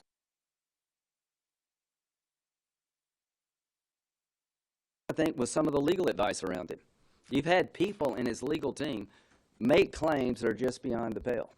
The president's frustrated. He thought he was cheated. Nobody's ever going to convince him that he wasn't.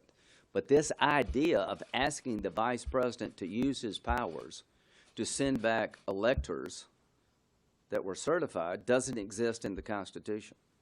He's the president. Like, Yeah. shouldn't the buck stop somewhere else? That's your answer on the First Amendment. You said it would not be appropriate to invoke that right now. Do you trust the president not to incite the kind of violence that he promoted yesterday in the next 2 weeks? I'm hoping he won't. I'm hoping that he will allow Mark Meadows to continue with the transition, that he will start talking more about what he's done as president, focus on the threats we have coming from Iran, finish out the next 14 days in a way that will allow us to get a good start for Vice President Biden, that it does him no good, in my view, now to continue to attack the legitimacy of the election, because this election was legitimate and it has now been decided constitutionally. So my hope is that we can move forward in the next 14 days But this will depend on what the president does. I am hopeful that the worst is behind us and we can transfer power on January 20th. Senator, what gives you that hope? Have you spoken to him? I talked with some people this morning. That seems to be a belief that we're moving in the right direction, and I'm just trying to reinforce that. The people around him, I think, have the right attitude. The people around him, I think, are giving him good advice. It's up to the president to take it. And again, you asked me about my relationship with the president. I regret it not one bit. I think we've had a hell of a ride. We've done some great things for the country. I hate it ends this way. Senator, do you believe that the events of yesterday, his campaign, have disqualified the president from seeking the office again in the future? I'm not worried about the next election. I'm worried about getting through the next 14 days. We'll talk about 2022 and 2024.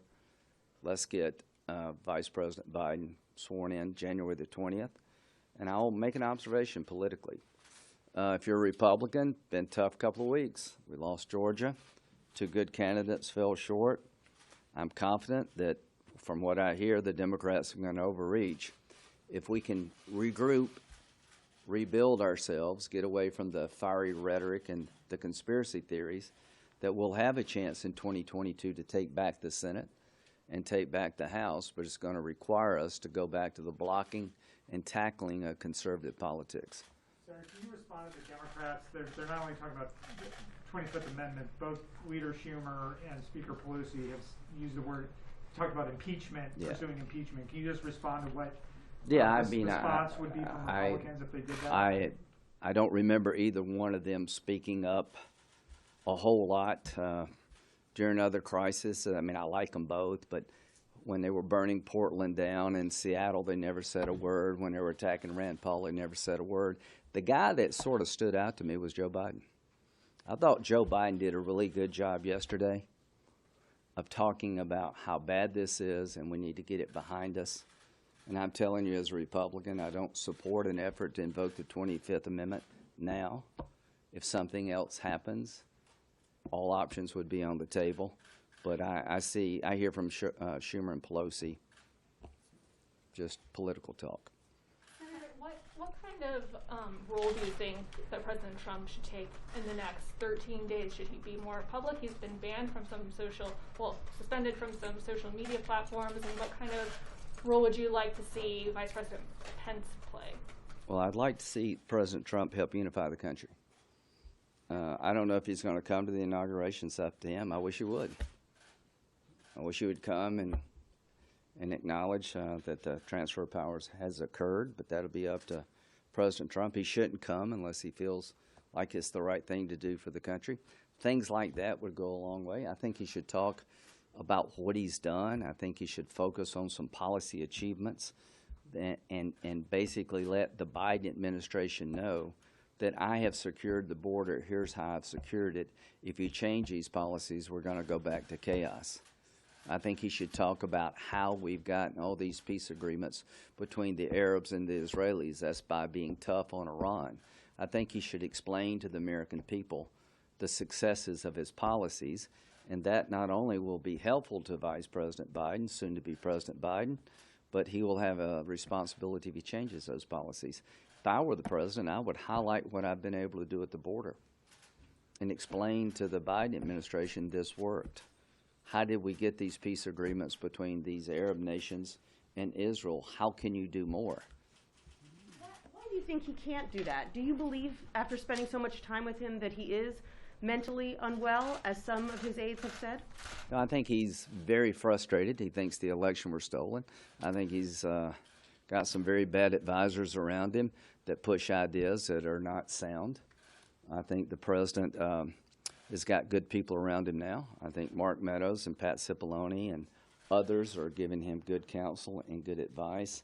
I am here today to answer your questions, to say what I think. I think the best thing the president can do is encourage a transition to be peaceful, to be professional, and to use the voice he has in the next 14 days to talk about his successes and to bring us together. he has a voice, and I would like him to use that voice to bring us together and to focus on his accomplishments. And we're going to soon have a new president. I promise to work with Vice President Biden to the extent I can. There's things we can do, and there are things we're not going to be able to do. He hasn't done it the last 4 years. What makes you think he can do it in the last 14 days and bring people together? Well, I think he has, in the last 4 years, accomplished major things. Now, in terms of a personal style, he's been divisive. All I can say is that many of us on the conservative side believe that the coverage of President Trump has been over the top. I was here during the Obama years. A good example. The Mueller investigation you covered breathlessly turned out not to be the event that it was billed to be. And when we looked at the abuse at Department of Justice and the FBI, you found it in the obituary page. That Fox, no, y'all covered it for the most part. That's a double standard. I think that the problems that Hunter Biden have, if a Trump had done those things, it'd be front page news everywhere. So there's a lot of people on my side of the aisle who believe that the president, the way he's been covered has contributed to a lot of discourse. And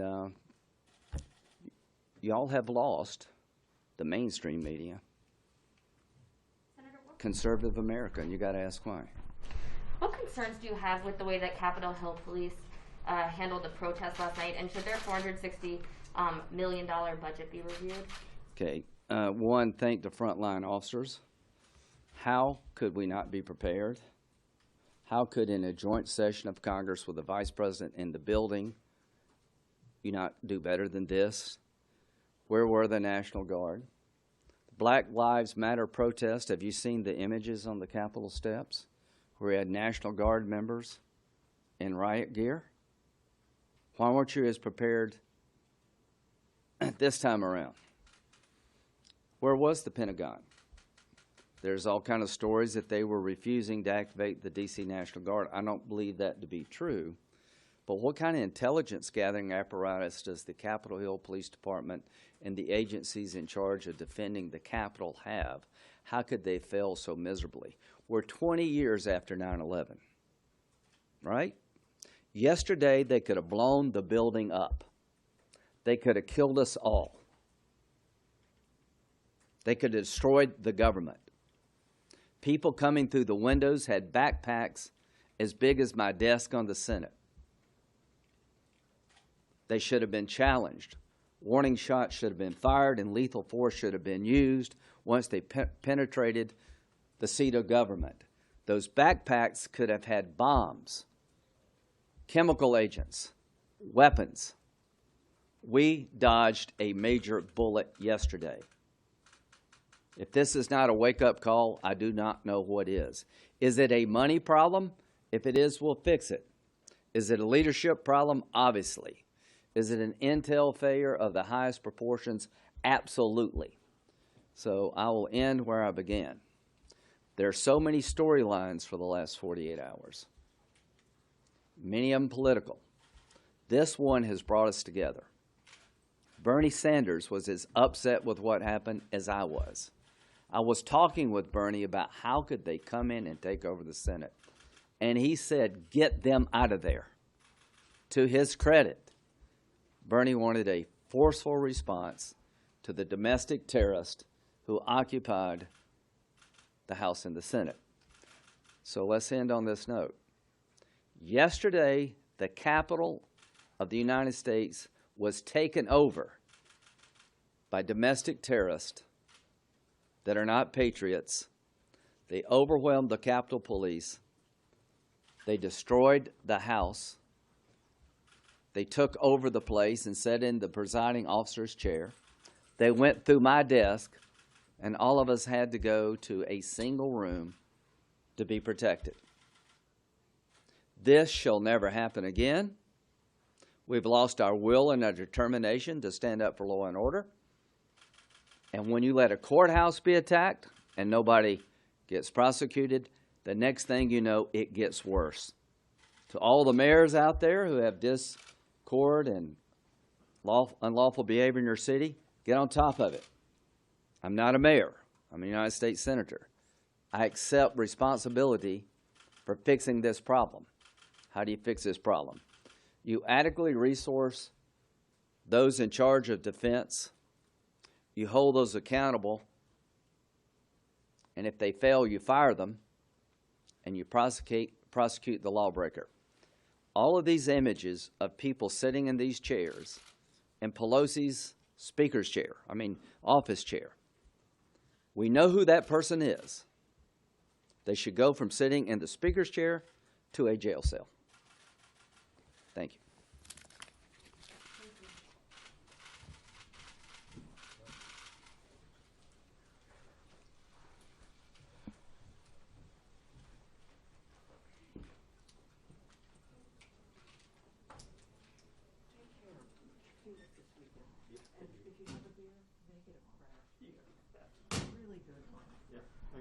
Someday, I have barbecue.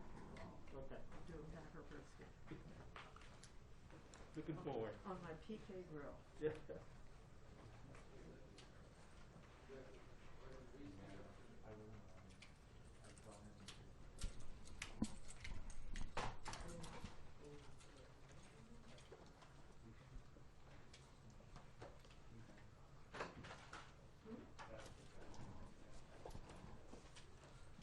Okie dokie.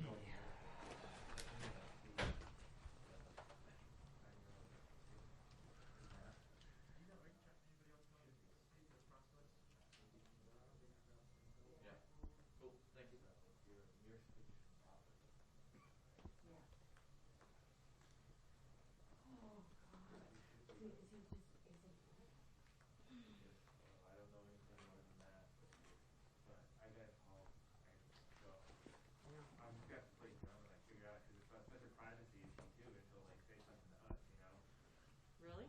Yeah, because we can't. It's tough. It's like a rock and a hard place. Like our first. The fair showing. Why are you so afraid? Read the crowd. Read the crowd. What are you afraid of? Read the crowd. The whole street's been out cheering for us. I'm cheering for Black Lives Matter all day, but I see semi-automatic time of day. Are you not familiar with Oregon, guys? I don't know what the hell. Guys are walking down. Why are there guns on my street? It's not because of the cops. Because of the white supremacists. Yeah, right. We can. White supremacists. We have guns. It's because they're not. Come on. I mean, you shouldn't have engaged there. We're going to continue.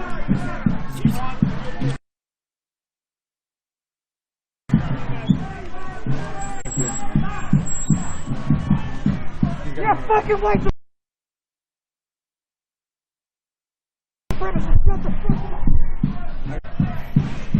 Communications equipment that where they were actually being able to communicate that there were dozens of members up in the gallery where I was, and to try to secure the safety of those doors. They, people were asking where the keys were to lock the doors. It was really quite stunning, and of course scary for all of us, but really most scary for our Constitution and for our democracy.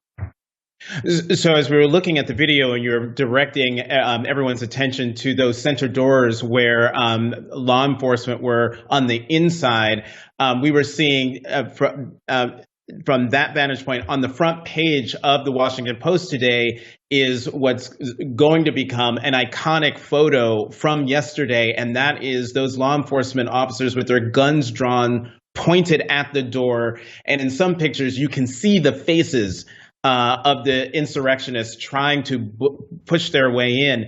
You were talking a moment ago about, in your first answer, about law enforcement, the reaction of law enforcement, the fact that law enforcement seemed to be unpresent. And a lot of the conversation has been since yesterday, what would have happened if these were Black Lives Matter protesters who were storming the Capitol? Would they have even gotten up the steps of the Capitol? I think the universal thinking is absolutely not. In fact, some shots might have been fired, armored vehicles might have been there. Why do you think things played out so differently yesterday when the insurrectionists were predominantly white and predominantly male?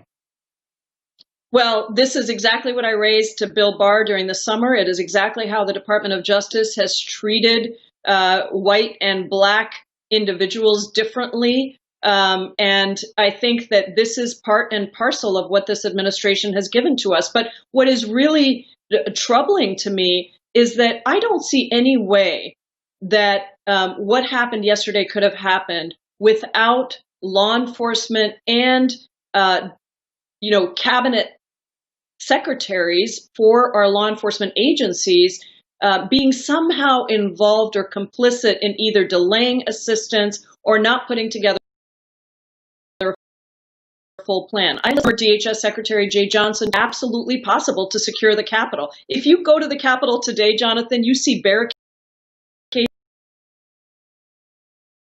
up, full force. Of course, nobody is there anymore. But yesterday, we had none of that. And the number of breaches around have all sorts of different things like that, right? So we're trained in that. We have not cited anybody today. We're out here literally just trying to help people get their stuff cleaned up so it doesn't get thrown away. So what happens if they don't want to leave? Then you got to enforce it, right? Right. Okay. Where are they supposed to go? Oh, so like we explained to him earlier, there's a new temporary shelter that's opened up, has 120 beds. It does not have 120 beds. Okay. It had 120 beds. It's full. Okay, that's not the information I received, but I'll take your word on it. Okay. Are you helping these people be intaked there? Do you understand the process that they have to go through to get intaked into that place? What is that? There's an interview process and an application process. I'm just moving on this side. Okay. Brother. God bless you. There's an interview and application process. There's a lot of rules there, so not everybody is allowed to go. Right. Okay. But that's kind of the thing. But there are hundreds of people on the streets. Y'all are coming through and doing these abatements. That's the health department doing the abatements. Okay, y'all are helping the health department do these abatements. Right. Okay. Okay. And you're literally calling it leaf blowing. Don't tell me you're not, because I know that you do. Okay. You call it leaf blowing because you know for a fact I've never you called it pushed that, but someone made that, yeah. y'all pushed these people out, and then they moved across the street because they have nowhere to go. Okay. Well, those people already have their stuff cleaned up, so I don't know where. They have nowhere to go. Okay. That shelter doesn't have 120 beds. That shelter filled up almost completely in a couple of hours.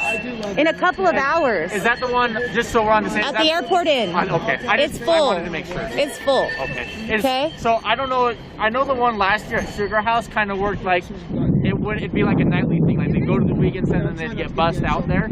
I thought that's how the airport one was working. The airport is a temporary shelter, so you get checked in there and you're there till April. Okay? So it's not on a nightly thing. It's not on a nightly thing. There's also no food out there. There's no food out there. Did you know that? There's no what? There's no food. There's no way for them to make food. There's no food. Yeah, see, I didn't know that. So they're trapped out at the airport, away from their jobs. Away. How are they not trapped? They don't have to stay there. It's not a prison. Do they have cars? I don't know. Okay, so they have to move out of here. You're telling them they have to go to the airport inn because they're not allowed to be on the street. Yeah, you are, because you're saying they can't be on the street. No, I'm saying they can't be camping within the city limits. Okay, this isn't camping. This is survival. Camping is me having a vacation time. Okay. This isn't camping. This isn't camping, so let's not call it. Please don't call it camping. Okay, that's all I'm saying. That's really offensive. Okay, that's really offensive that you would call it camping when these people are trying to survive. Okay. So do you know what the city ordinance is? It's whether they have a shelter like that built or not, and that's what that is. Where right? do you suggest these people go? So this is what I've been telling people today. First, they need to go down to the Triple C Center, okay? Because they can help. Where's people the get Triple housing. C Center? It's across from the Wiegand Center. Okay. How far away is that? From here? Yeah. 10 blocks maybe. 10 blocks with all their stuff. So they're supposed to take all of their belongings with them that they can carry in their arms. In their arms. Everything that they own, they have to carry in their arms. What a lot of people do is they leave their stuff here, go down there. So it'll get stolen. So their stuff gets stolen. I don't know what happened. Yes, their stuff. Well, let me tell you. The dump truck comes and it steals their stuff. Or someone else comes along and steals their stuff. Yeah, that's possible. It is not possible. It is the reality of the situation. It's not possible. Who's stealing their stuff? Other people on the street and the city. I watched the city steal property from these people yesterday with a dump truck. I know when that happens, the police step in. I wasn't here yesterday, so I don't know about yesterday specifically. It was really ugly. But I know the ones I've done, we have actually taken, like, someone working for the abatements has taken property and thrown it away, and we go back and give that back to that person, right? I don't know what happened yesterday, but I know that's how it's been in the past. We don't allow people to have their stuff stolen, but if people abandon it when they've been given proper notice, that's what's going to happen. It's a health hazard. So Like I people explained say to that them. it's abandoned, but people are at work, dude. Yeah, People are at work, But and then that's they why get they've their been given medication stolen. They get their medication thrown away. They get their prescription eyeglasses thrown away. They get their ID thrown away. But and then you're creating a bigger problem here, where if somebody doesn't have their identification, then they're not able to get any services. And you say it's abandoned, but at Rio Grande, they were doing it right in front of the unsheltered Did you space. seriously just tell me to be more diplomatic? Don't tell me what to do. Me? No. Oh, I was like, wait, I thought we were Oh, no, being she's pretty referring good. to a I was comment. confused there for a I second know. there. I was like, I No. saw- hear you. No. Oh, are you live streaming? Yeah, it? oh yeah, I'm live Okay. streaming this. Awesome. So, here's the thing, guys. Like, y'all are perpetrating a really shitty system. Okay? So I don't have an answer, but just because I like to figure out what an answer could be, what's your guys' possible solutions? I'm not the city. I don't have the money or the budget. Yeah. They need to open 6 of those warming emergency shelters. Yeah. 120 beds went up in a day. Right? Went up in a day. Yeah, I could Okay? see that. And there were a lot of stipulations. Do you know that they're allowed to take 1 backpack in there? Right? Nothing else. 1 backpack. Right. Okay? How much of your stuff could you fit in 1 backpack? I don't know, but Your toiletries, I your know shoes, your books, your clothing. I know this. I would try as hard as I could to not be in this situation, which most of them are, but there's a lot of them who aren't, right? You would try your hardest to not be in this situation. Yeah. Have you asked these people how they got here? Yeah, all the time I do. Okay. A lot of them is drug related. Some of them it is drug Most of it's related. because of capitalism, how it oppresses people. Okay, I completely disagree with that, but that could be some of it. Some people may have lost their jobs, but a lot of those times when I see those people, is a lot of them are utilizing all the resources, right? Which some of these people are, but some are not, right? There's people that have been here all day who have done nothing but just hang out in their tents. Yeah, do you understand what it's like to be out here and survive? Do you understand? I slept out here one night with these people to see what it was like. And I didn't even want to get up and put my shoes on in the morning because I was so cold and so tired. So why don't So they you're try going to criticize these people for being in their tents? Here's the thing, bud. Here's the thing. Like, they're just barely making it. We lost almost 100 people to freezing deaths last year. 100. Yeah. You know? Okay? Well, I don't have the solution. And right? yesterday, y'all, I don't care if you weren't here yesterday, it's your people. Your people came here yesterday and stole the belongings of all these people and then, yes, and threw them away. Their beds, their homes, their clothing, their backpacks, took it all away and then left those people dark with nothing. In 20-degree weather, they had nothing to do. They had nowhere to go. They had nothing to keep them warm. They had no shelter. And those people were just out here on the street last night. Your people. Okay? I don't have a solution, but I know these people were given plenty of opportunity to move their things, right? Move their things down the street. Right, but why don't they do more to try and better their situation? How are they supposed to better their situation? There's plenty of resources. There's not plenty of resources. You don't even understand. I'm trying to tell you about Airport Inn. You don't even know what that resource is about. So you're telling me there's plenty of resources and you have no information about what those resources are. Triple C is a great resource. It's not a great resource. And the bulldozer came to pick somebody up in the tent, smashed the tent with a person inside. A bulldozer picked up a tent with somebody inside it Yeah. yesterday. Yes, right here actually. Okay. Have you been to the Wiggins Center? Do you have anything to No, say I about the haven't. resources? I'm just here to help. I don't think you understand that these resources are not easy to come by. They're not easy to get to. Okay? And they're not that helpful. And they don't help everybody. The other day, I picked up a woman on the side of the road who was barefoot at 3 o'clock in the morning. Police went and dropped her off at the steps of the Geraldine Center. Just dropped her off on the steps. Didn't even make sure she got inside. It was 20 degrees outside. They just left her outside on the sidewalk and walked off. Drove off.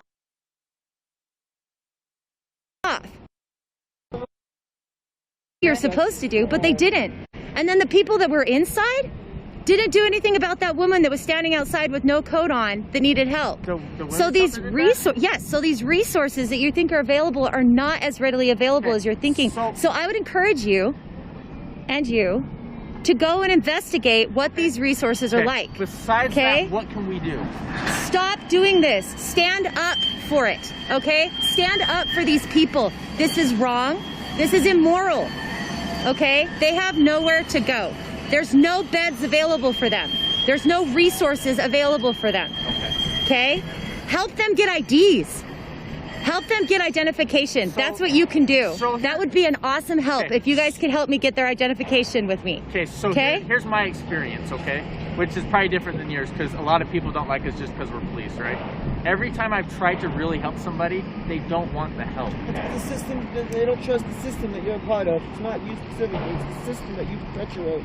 Yeah, it's not you specifically. You're very sweet, but you got to understand that when you've been brutalized by police for years, that they're not going to trust you. Yeah, PTSD and stuff.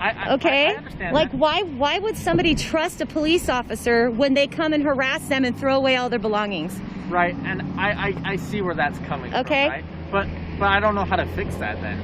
Okay, well, you can start by standing up and saying this is wrong. You can go to your boss and say this is wrong. You can help me. How can we get these people ID? Can you help me with that? Yeah, let's figure it out. Let's figure out a program where we can help these people get identification because that would be a big thing. You say these people should better their situation and figure it out? As best as they possibly can. As best as they possibly can. When you're trying your hardest just to live, when you wake up in the morning and you're so cold that it's hard for you to eat food or get water, okay? Sorry, sir. And you don't have an ID, so the hospital won't take you, the 4th Street Clinic won't take you anymore. You can't even get medical help. Yeah, I understand. Okay? That's hard. That sucks. Yeah. Okay, so trying to say that they need to better their situation when it's almost an impossible situation, when they're constantly dodging cops coming and taking their things away from them. So I work over at Camp Last Hope, okay? I'm sure you know. I met you over there the other day. Okay, so most of the people there don't have identification. A lot of people... I'll tell you what put me in here. I come out of incarceration. Yes, I did my time. Okay. I had a job. I had to work 2.5 months ago when they hit the park down. Okay. Almost $4,000 of my tools were thrown away by your people in the health department. I lost my job. See, and I'm sorry to hear that. That shouldn't have happened. Yeah, it shouldn't have happened. And it still does. My eyeglasses so I can see, my tools. How am I supposed to better myself when you people are out here helping these motherfuckers rob me? Yep. When the city is coming and robbing you of your belongings. Think about that. How am I supposed to better myself when you're helping people rob me? So when that happened, were you given notice that No, I was not, because I was at work trying to better myself. Okay. I see that. So what you don't understand is a lot of these people have jobs. They wake up in the cold, filthy, and they go to work every day. I watch them. And those people, I applaud, and I wish there's more that I could do to get them to church. And the system is caused rent to be so high that they can't. They get paid so little. This system you're talking about, I can't help that. You can't help that. I feel like that's a made-up thing. We can't help that. The system. What do you mean by the system? It's individuals that can help people, right? All individuals together, if they come together, they can help somebody, right? So it's this whole system That's what they thing. said to I don't Dr. King. understand You can't that. help the system, and he fought and he helped the system. Right, He that's told what me, I'm I can't saying. help the system. We're gonna make change in 2021, baby. So guys, this system's not working. Right.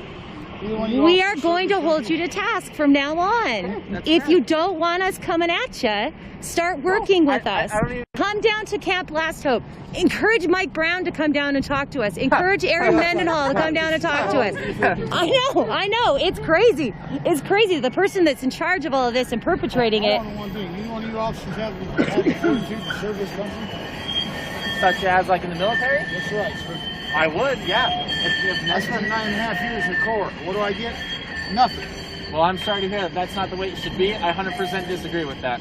Because I support veterans just about as much as anyone. So we have people down at Camp Last Hope who lost their identification at the last camp abatement that happened at the island, okay? They have no way to get help now. They can't get a job, they don't have ID. They can't go to the doctor, they don't have ID, okay?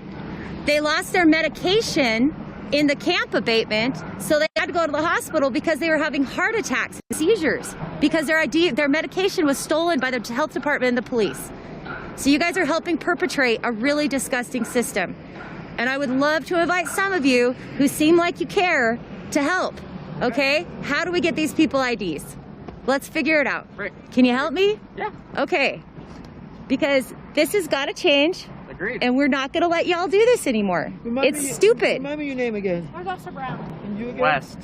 U37 and U64. Okay, we're going to hold you accountable. Okay. Hold to your word. You're going to be out here and help people. Yep. These are human beings. These are lives. Agreed. Yeah, I agree. These are sacred. This life is too hard. We're living on a rock in the middle of nowhere in space, and you're just going to push them like this? This is ridiculous.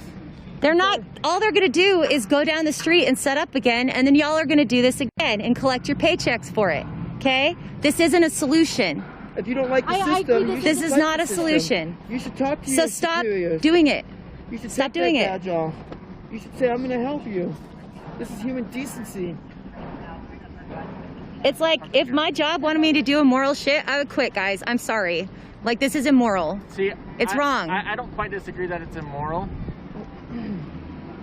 but I think it's hard for the situation they're in, right? But a lot of these people, not all, I'm not going to group anyone specifically, right? A lot of these people don't like to follow rules, okay? They are not rule followers, and then when they get a chance to follow rules, then they don't want to do that, A lot right? of the people I've talked to actually want to follow the rules. See, and a lot of them But the system doesn't let them. It presses them. Let me tell you a couple stories. Yes. Okay? There's a fella named Kyle that lives down at Camp Last Hope.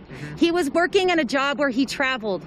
He gave up his house because he was barely ever in Salt Lake City, but this was his home base. Right. He was staying at a hotel when he got home for the short amount of times that he was home. Right. His job went to shit. His company fell through because of COVID. This was this year, okay? Because of COVID. He got back to Salt Lake City, went to go check into a hotel. His job didn't drop his paycheck, and then they said that they weren't going to. So he had to sleep in the bushes outside of the hotel, and he slept there for months until we found him and brought him to Camp Last Hope. Right. Okay? His identification got stolen at a camp abatement. Right. So now this kid who was working, he's a hard worker. He's dope. He works over there all the time. He does lots of awesome things. He's a really good guy. He lost his job and he ended up on the streets. Right. Okay. That's somebody who. There's somebody named Wolf over there. He got in an accident at work. They didn't have workman's comp and they said that they would. Okay? Right. He had to have a bunch of surgeries and rehab. It broke his neck and his back. Yeah. Okay? Couldn't go to work, lost his job, lost his wife, ended up on the streets, is having a hard time getting back because he could barely move from this accident. Right. Okay?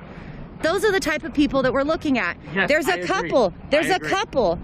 She got injured. They got in a really bad car accident and she broke both of her legs and she was in a wheelchair. She lost her job. They had a 2-income household. Now they have a 1-income household. They couldn't pay their bills. They got evicted. They're out on the streets. Yeah. Those Okay? Are, those So are I the ones need I'm you to talking understand, about. okay? Yeah, I understand. That's most people's stories. Those addictions come from a systemic problem in which people have mental illness, and when their medication is taken away from them, when their safety is taken away from them, when they're only meant to be out here and survive, and they get harassed by police officers and citizens, and that's all they can do with their life is just keep themselves alive, how are they supposed to better themselves? Yes. It is almost an insurmountable task, and I would challenge you to sleep outside in this winter for one night. I dare you. I dare you. You have Yes. slept out here Not in the city, but in other places of the state I have. So. with your really fancy North Face shit and all your gear and all your you probably had your 0-degree bag and all your shit. Sleep out here for a week, Yeah. a month, a year. You're going to find out how cold it is and how hard it is. A lot of people self-medicate. You talked about addiction earlier. Yep. A lot of people self-medicate because they don't have access to medication or doctors. So they start self-medicating and then they get into a loop of addiction. Agreed. It's a problem. Yeah. Okay? So don't blame addiction on this. Don't say that people do drugs and they end up on the street. A lot of people end up on the street and then they do drugs. Right, but there's a lot. Okay? That goes There's a both lot of people that have a lot of different stories, but Exactly. stop Agreed. lumping everybody in. I'm not. Okay? Trust me. Don't loop I'm not. everybody in. I The can same only- thing. So as my job goes, each person individually, like your stories you're all telling me, My stories are just different than yours that I've encountered, right? That's probably because of the situations we end up going to, though. You know what I mean? Like, all your experience are these people that have fallen on hard times. Mine have been where people are either addicted to drugs or they're criminals or whatever it is, right? And a lot of it is just like you said. But it seems to me that those people are more likely to try to get help. No. In my experience. I invite you to come down to Camp Last Hope and volunteer. Come on down, check it out. Get your hands dirty, see what people are really about down there. People want to change and they want help. Because we have created a safe space down there where people feel safe and they feel comfortable and they're warm and they're fed every day, Right. people are kicking their addictions. Oh, yeah. I'm What- sorry, Yeah, girl. Oh, there's a little dog. We have a cute dog. Oh, okay. Ooh. Perfect.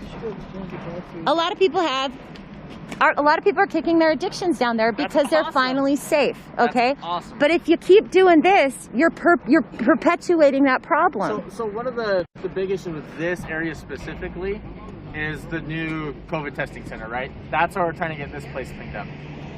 Because there's a COVID testing center? Yes. People can't drive past people in tents at a COVID testing center? That's one of the big reasons we're worried about people getting sick. You're worried about people getting sick in their tent because there's going to be a COVID testing center at the Sears? People in their tents, they're hanging out outside. That's why we wear masks. Okay, and I so appreciate people you are wearing a mask. outside, and so you think that they're going to get COVID from people driving over here? I'm just telling you what I got a COVID test yesterday. I drove straight up, got the test, and drove off. You think they're going to come over here and get within 6 feet of these people? I don't know. I'm just telling you that's why. Okay, you're telling me what you've been told, and I'm telling you that that's bullshit, and that the system's corrupt, and you're a part of a corrupt system. See, I just Okay? So be the change. If you really don't want these things to happen, and you really do feel like this is immoral, which I feel like you maybe have a little spark in you that knows that this is wrong, Not do wrong, but something. unfortunate. Create a program. Create some programs, dude. Be the change. You're inside of the system. Slap Help different us. Words, pretty words on it all the time, but it's still wrong and bad and immoral. Not It just sucks. unfortunate. Yeah. No, they're worried about people that are going to the COVID testing center getting sick from the people that are in the 6 feet camps. Oh, no. The opposite. Okay, the opposite. So they're worried that the people in the camps are going to get sick from people driving up to a COVID testing center. That is over here. Then move them a couple of We're just trying to clear out this area because So of the city COVID tells outside. us, okay, so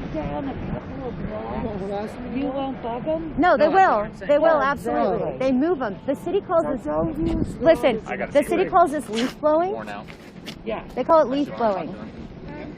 And they kick them down the street, they wait for a couple weeks, and they kick them down the street, and they wait a couple weeks. And we have to keep, as activists, we have to keep coming through and giving them new tents and giving them new supplies, and then the city comes I back don't want and to takes seem it again. rude if we Okay. leave. Like, if we want to keep talking, we'll keep talking. I don't want to seem rude. You think that we're not going to get anything done, but this is what's going to get things done. If we, the people of these United States, rise up and say enough with this shit.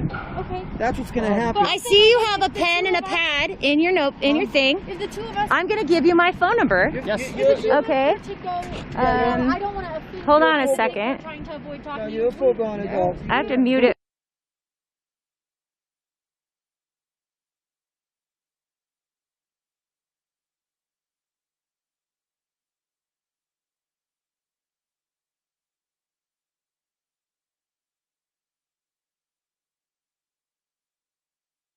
Ty? Yeah, And I work she's- with Ty. She told me that she's like if I'm dealing with someone who's just drunk or whatever, she'll come and help pick them up so that I don't have to. Hell yeah. Do you do that? Hell yeah. That is Okay. amazing. Okay, because I'd like to have Yeah. those numbers in my phone so that because I don't think someone should go to jail for being drunk. Yeah.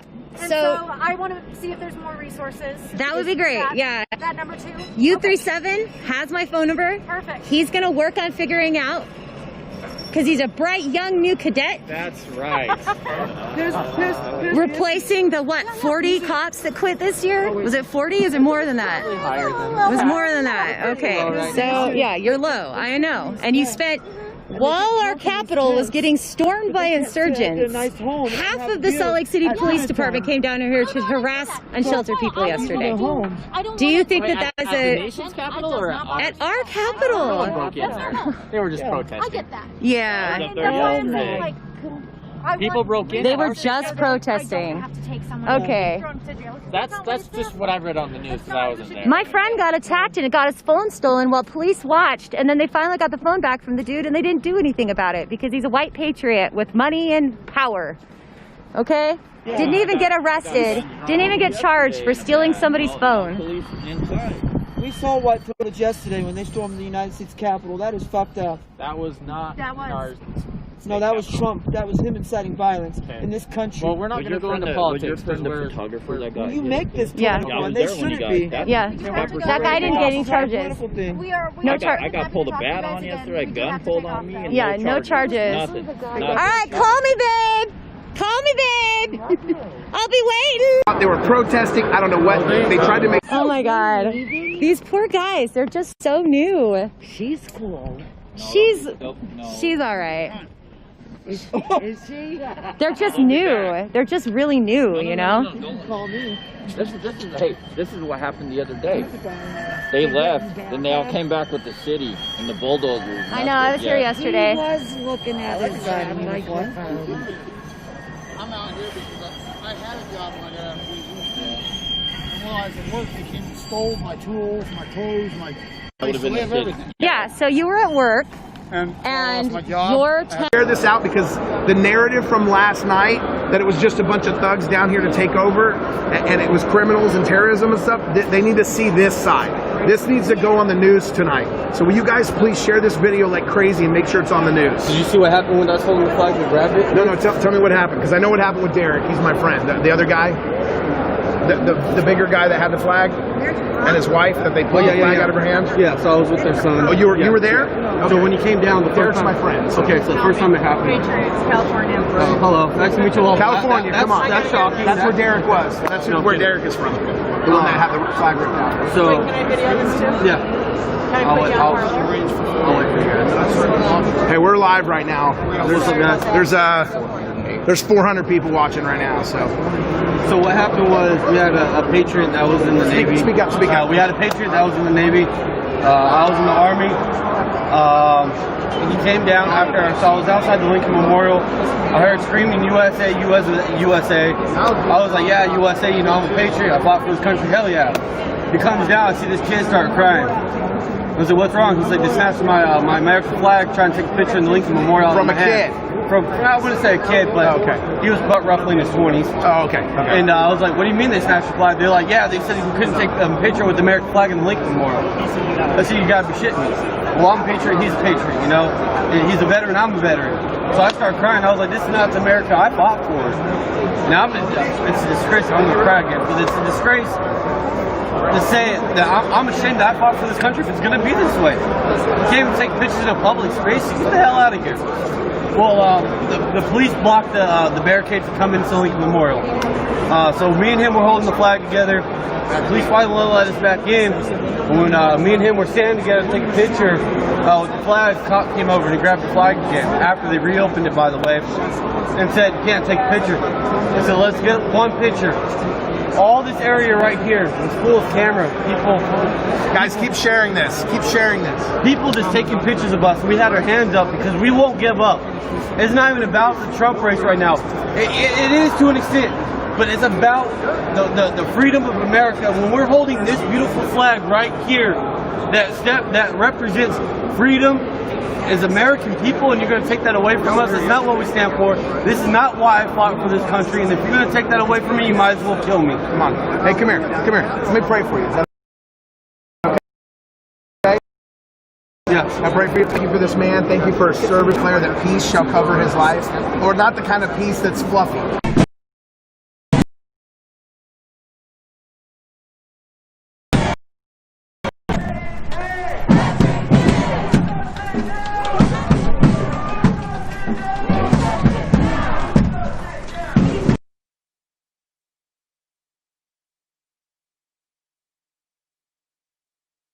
Man that wants to do the right thing.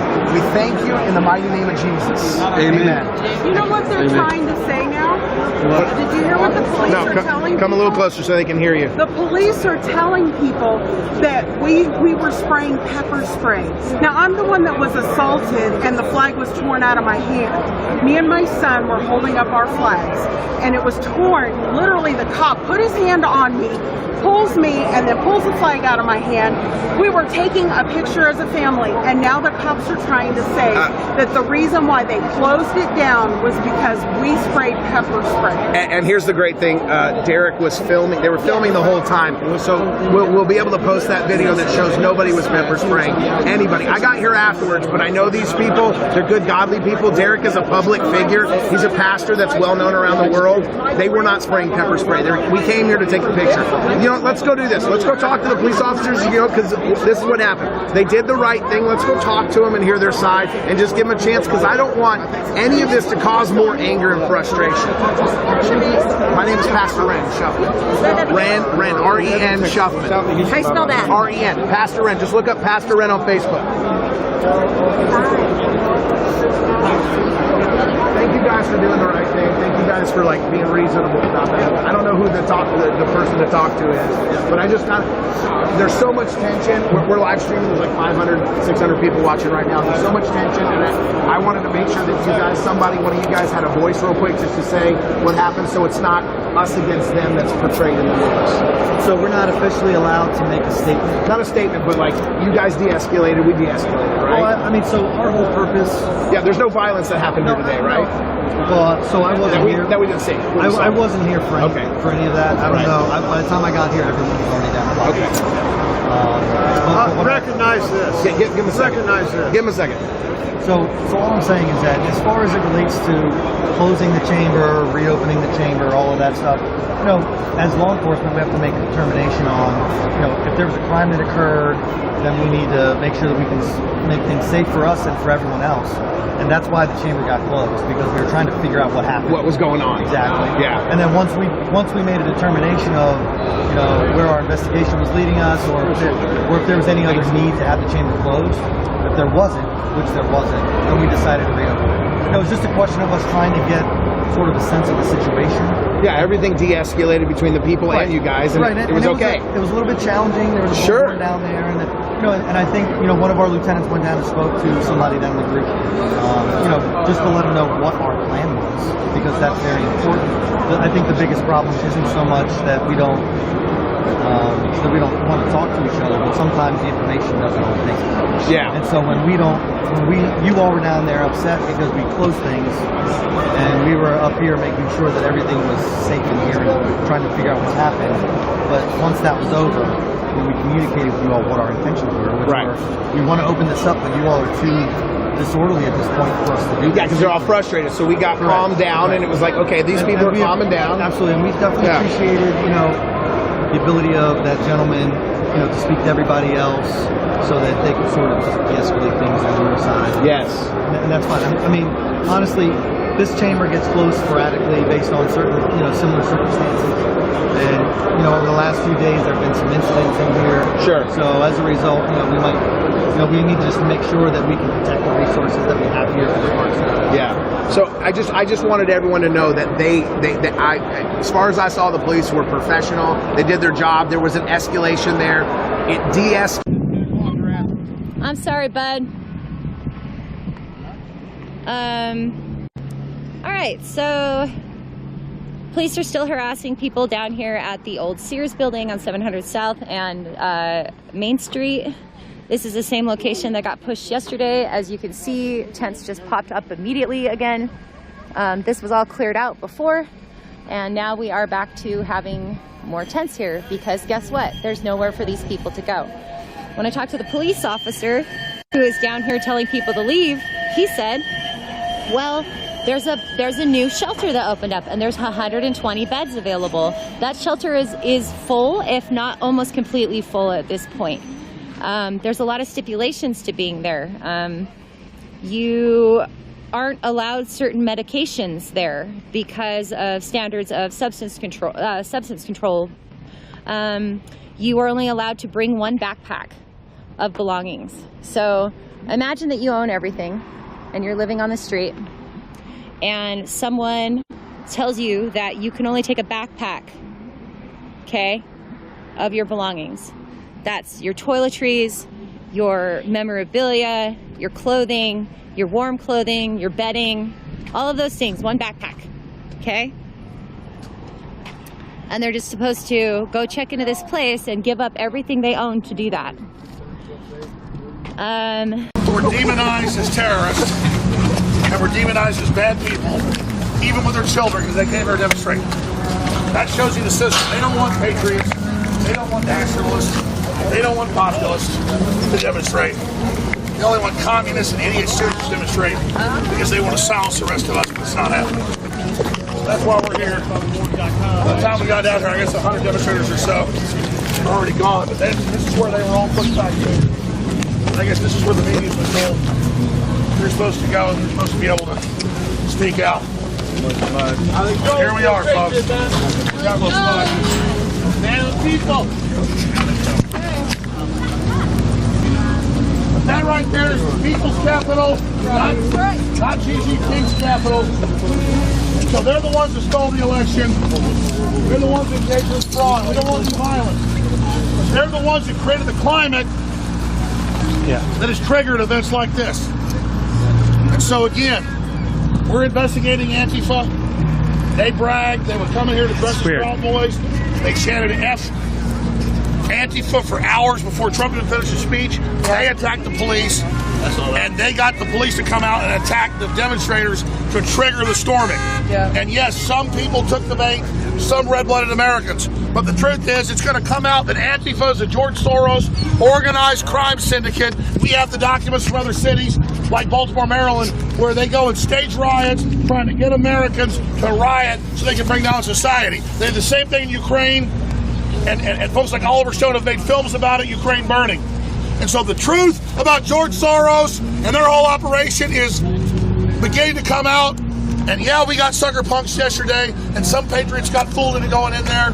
It's their house. They shouldn't have busted in like they did. They played in their plans, but that's okay. Because at the end of the day, truth will end up coming out, and George Soros and globalists and their false flag are going down. And I want to salute all Americans, every race, color, and creed, who came out here for election integrity. Because we will never surrender. And no one is buying their false elections. No one is buying their garbage. This is the USA. This is our country. And we're only beginning to fight. So I want to thank you all. Alex, look. All right, guys. And mother and father and aunt and uncle. They have family units that they've created out here in community, and they take care of each other and they love each other. And so a lot of times people don't want to go into a shelter because they don't want to leave their family because they can't get a hold of them again because they don't have phone numbers, you know. So if you go into a shelter for 3 months, you might lose your family and have a really difficult time wandering around the city trying to find them again. You know, they have dogs, they have addictions, or they don't have addictions, they don't want to be around addictions. They don't want to have things stolen from them at a shelter. They don't want to give up everything they own so they can go and stay in a shelter for a day and then hopefully stay another day. Like, if she goes into a shelter, she has to get rid of all of these things that she owns, all of these clothes and tarps and equipment that she has to keep herself warm and alive. She has to get rid of all of that to go stay in a shelter. Just to be kicked out the next day because she didn't win the lottery, you know? Pelosi said aunt and uncle no more. I don't know what that means, Joseph. So, yeah, I guess that's it. I just wanted to come down and film. I'm glad I talked to that cop. I told him that he's going to help me figure out a program to get people IDs, and I'm going to hold him to it. We'll see. We'll see if he can get it done. Otherwise, every time I see him, I'm just going to bring it up again, and that's probably the third time I've seen that kid at this stuff.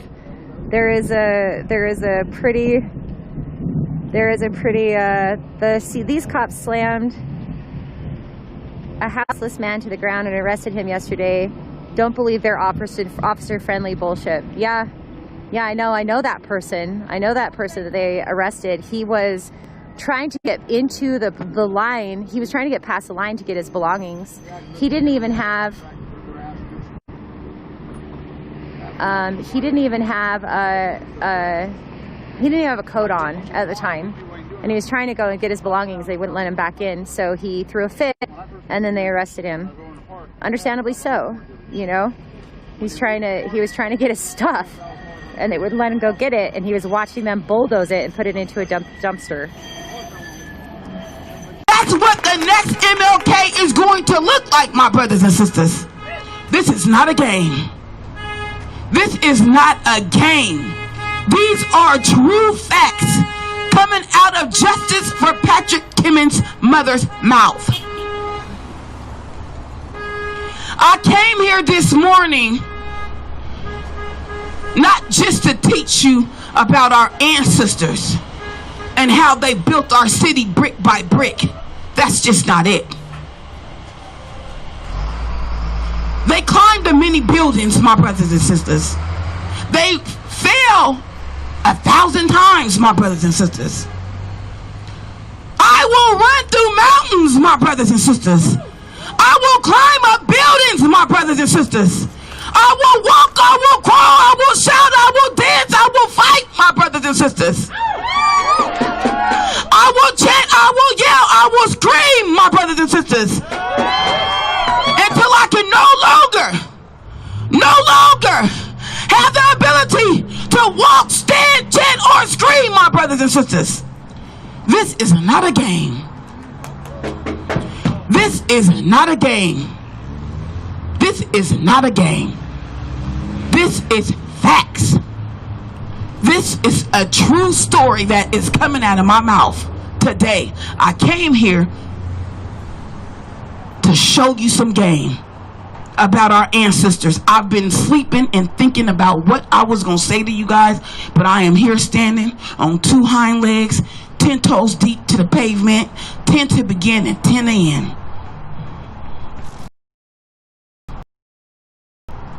It matter. We will. It may be a hard fight, my brothers and sisters, but we will win one day. 2021 is our deadline.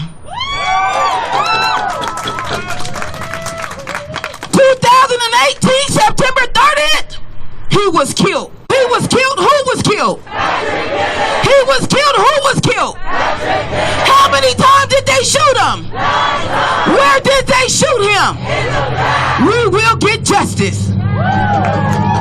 We will let freedom ring, my brothers and sisters. We will succeed Martin Luther King's victory, my brothers and sisters. We will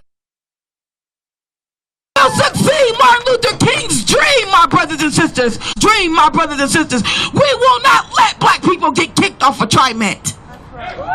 You will not make me get up and give you my seat. Another thing, my brothers and sisters, we will not be assassinated. We will not be scared. My mama always told me, if you're scared, go to church. But make sure you find a good one.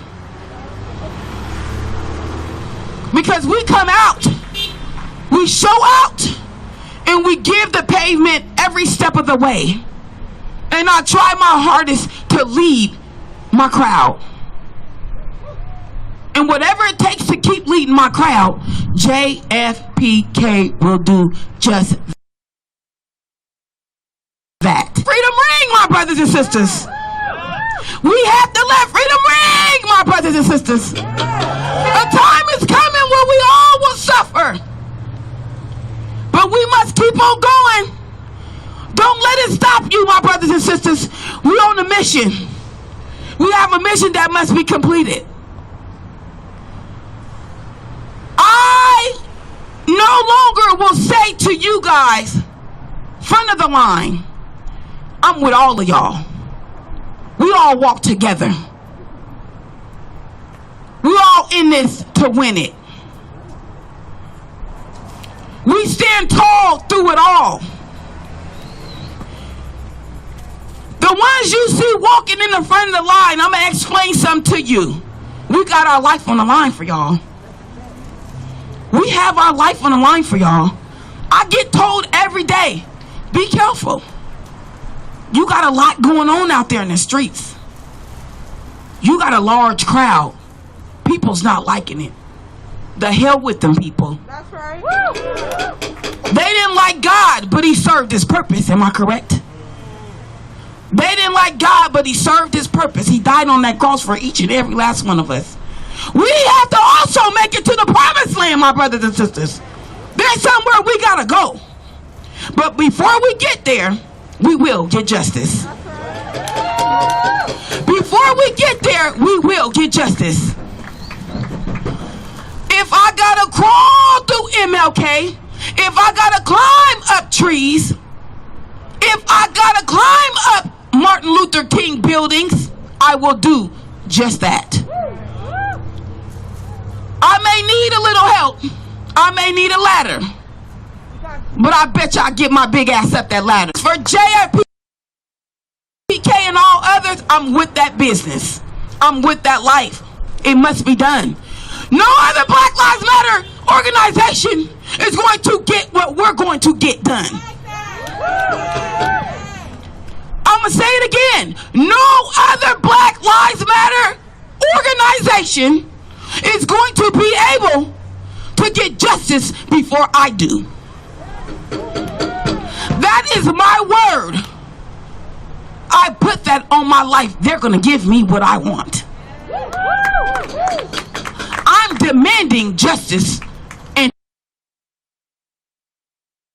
to reopen. I've waited 2 years, my brothers and sisters. I've waited 2 years. I'm tired. I've walked and hiked a many miles out here by myself for a whole year. You talk about snow, you talk about sliding, you talk about riding. I did it all.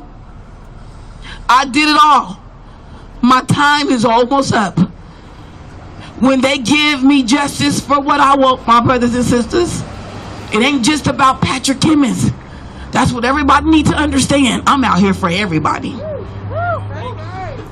I'm out here for Quanice Hayes, shot 1 time in the head. Bullshit. I'm out here for my son Patrick Kimmons, shot 9 times in the back while running. Bullshit. I'm out here for Floyd. He couldn't breathe. Neck, put their knee on his neck. Bullshit. I can go on and on Kendra James. I can go on and on Jacob. I can go on and on Kevin. I can just go on and on. That is a shame, my brothers and sisters, that you can go on and on and on, but yet and still you still killing black people. Stop killing black people. I must say to you, my brother. I must say to you, my brothers and sisters, that shit that happened at that camp, that whatever the fuck it is, ain't no way on God's green earth should that have took place. Cause had it been JFP to the K, they'd have shot us down. They even said it themselves. CNN is talking about it all morning on how BLM got charged.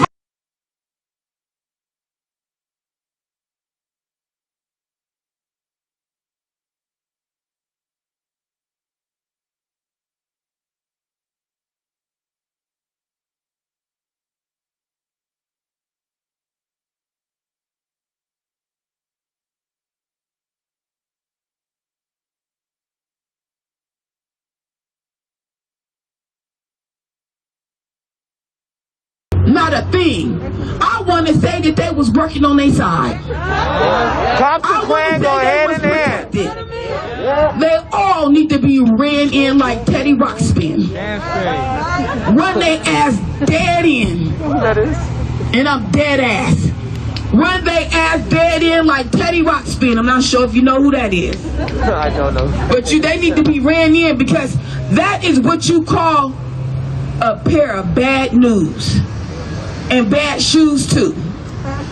We will not no longer allow black people to be disrespected. We will no longer allow our people to be disrespected. You shouldn't be disrespected no matter what fucking color you are. If you stand for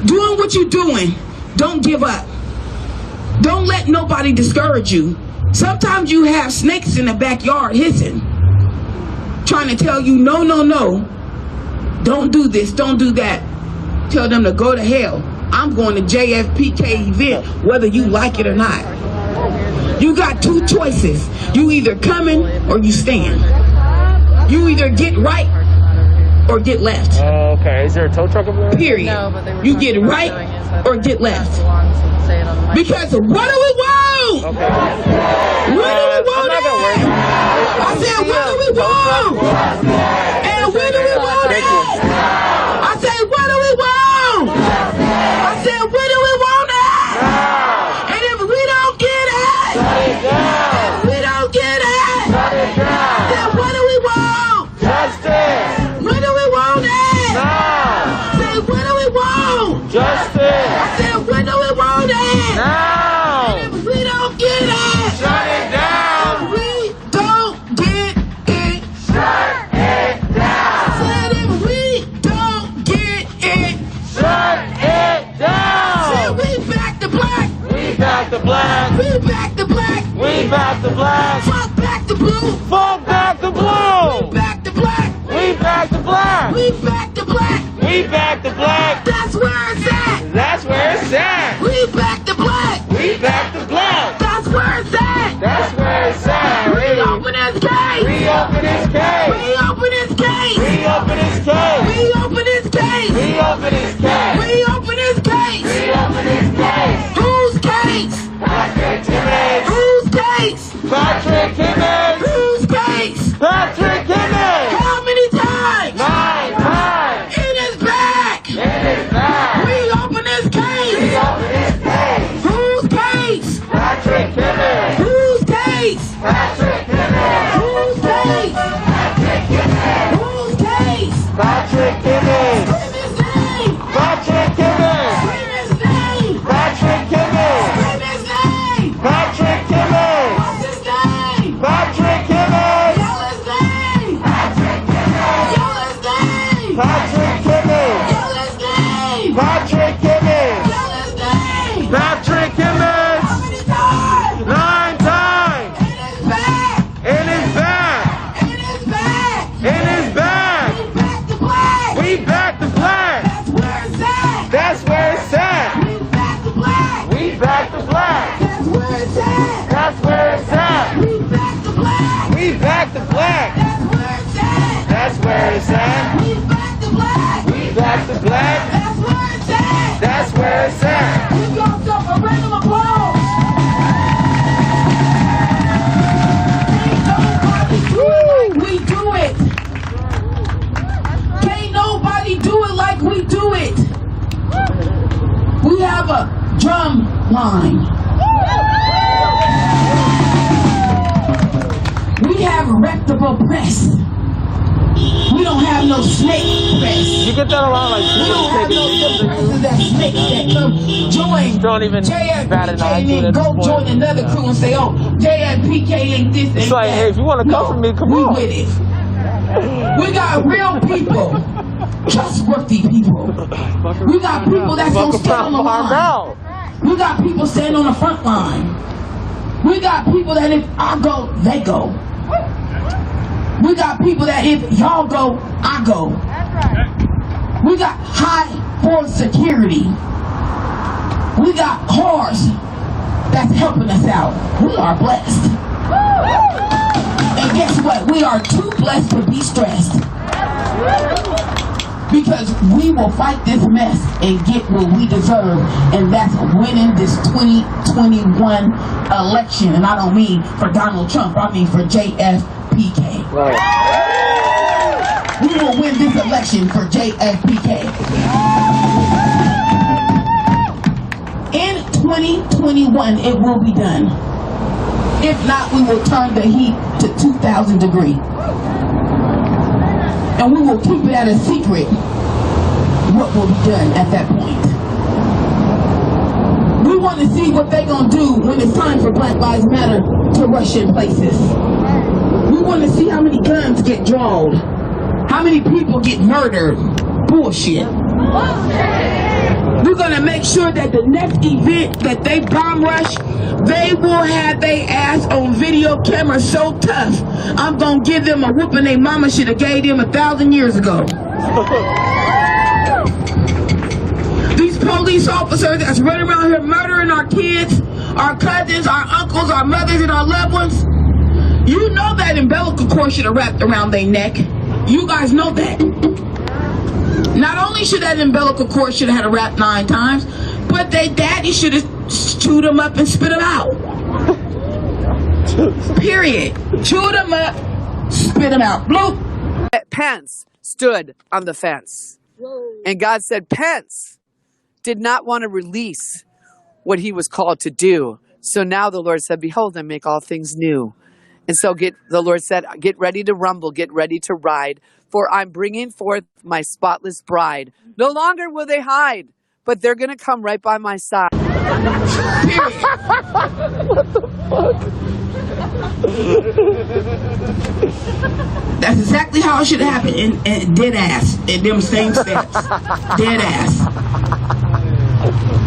So, we're going to keep on coming, showing up, showing out, doing what we got to do to get justice for Patrick Kimmons and all others. We are doing a phenomenal, amazing job. We need to keep at it, my brothers and sisters. Each one teach one, and y'all doing a great job by each one and teaching one. I must say that. And from me, coming from JFPK all the way, I want to say thank you. I appreciate all the donations. I appreciate all the love while I was in Vegas. I appreciate all the t-shirt funding. Whether you know it or not, never think that that t-shirt money is going in my pocket. I'm trying to get a building. You know? And that's my goal, by any means. By any means, that's my goal. It ain't easy because they won't double the fund for these buildings right now. They price gouging badly. But guess what? Justice for Patrick Kimmons will get that building. We'll get a building. For us to be able to come in, sit down, have a cup of coffee, do some paperwork, really get on this mayor type of shit. Because I'll probably run for the mayor. Because all Ted Wheeler really got to do is give me that chance to run for the mayor. I'm going to show them what I'm working with. Because my first thing is to fire every last one of them officers that's on the force today without rehire. Fire without rehire. Yes. The mayor of Portland, Oregon will be Letha Winston. Yeah. She do not have a record. Amen. And I will get in there and do what needs to be done with this police. Not just with the police, but with the KKK. Get them out of here. Stop saying, don't come to our city. Eviction time. Don't come here. You don't live here. You come in here, tearing our city up. Don't come here or you're trespassed. Period. That's how you got to do things. ACAB. All cops are masters.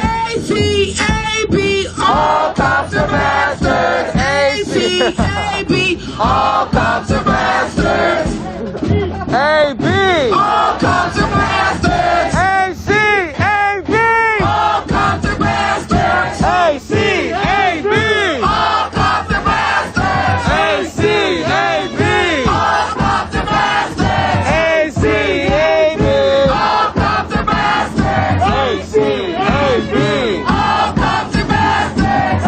ACAB. All cops are masters.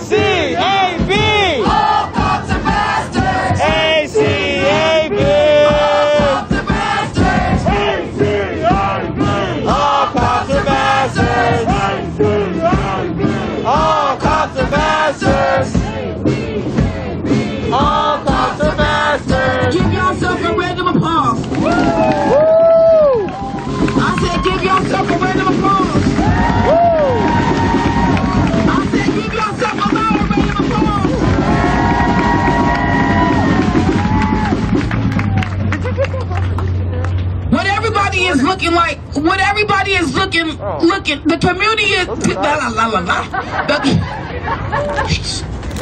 the community is on the outside looking in at JFPK.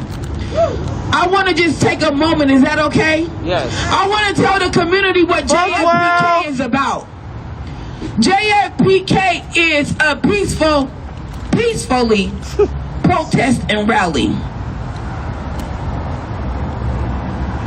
You haven't heard of Justice for Patrick Timmons burning buildings down. You haven't heard of Justice for Patrick Timmons running people over. You haven't heard of Justice for Patrick Timmons doing anything like that. We do not do that. There's no might to it. If they come for us and we did not send for them, we will give their mother a check that she can't cash. We will give their father a check that we might have to whoop some ass. That's okay, but so far, so good. We ain't did that. And we don't plan on doing that. We plan on getting justice. We don't have any more energy, my brothers and sisters, to be dealing with the police. They take our energy by killing our loved ones. They took my energy by murdering Patrick Timmons. Just say every day if we seen police going down the street and we take our energy to run after them and say, oh, fuck you, you this, that, and the other. They don't give a goddamn. They sit there and smile and probably call us the N-word. We never know what names we've been called. We need to save our energy for the streets, my brothers and sisters. We need to save our energy for the feet, my brothers and sisters. We need to march, we need to march, we need to march. Just our mouthpiece is what I'm trying to get you guys to understand, that we don't need to put our hands on anybody. We don't need to burn down nothing. Just the flames and game that's coming out of our mouthpiece is enough to knock the city down. We don't have to put our hands on nobody. They are a waste of our time. They're going to continue to kill. So for you to take your time and ability to go do all that ignorant shit, stop. Just stop. You're wasting your time. What we need to do is come together and grow, grow, grow, grow, grow. I'm talking about thousands, hundreds. We already did that twice in 2 weeks. I'm going to say by the end of this month, we'll probably be at about 700 people. That's how you're going to make them mad, because we're going to take the whole fucking MLK. That's how you get back at them. It's by growing, growing, growing, growing, growing, growing, growing. Fighting, fighting, fighting, fighting, fighting. Chanting, chanting, chanting, chanting, chanting. Spitting out nothing but flames and games. That's how we gonna do it. We gonna keep Patrick's name alive. We want his case reopened. We want to hold police accountable for their actions. We want justice like there's no other. And we will get that by any means necessary. So let's keep on showing up every week, every Sunday. Let's keep fighting. Let's stay on this battlefield, my brothers and sisters. We got time. I got time if you got time. I know you got time, so that means I got time. Let's keep it peacefully, like we've been have. When our marches is over, it's over. There's no need to linger. It causes a problem. We don't want the police to go back and say, oh, well, JFPK did this, so we had to do that. No, JFPK ain't did shit to y'all. But if you come for us, then we gonna send for y'all. Because we come here peacefully. They don't own this street. We have the right to march down MLK. We have the march to stand here all day if we wanted to. As long as we standing here peacefully and having a conversation, eating or whatever, we have the right. That's our amendment rights, am I correct? So we're going to continue this dream, my brothers and sisters. Black Lives Matter. And until Black Lives Matter, all lives will not matter. That's right. We're being doubted and killed and beat the most. So we're going to keep on showing up and showing out. Each one teach one, my brothers and sisters. I didn't talk enough. I can go on and on and on and on and on. I can shut it down till y'all have y'all sleeping. But I want you guys to take this message with you today. Wherever you go, wherever you end up at, whether it's another march, whether it's downtown Portland, whether it's Olympia, wherever you're going, remember what I said to you today. Our Black ancestors built this city and these buildings and these steps you sitting on, brick by brick. I said we built this city brick by brick. We will no longer let them tear our Black people down.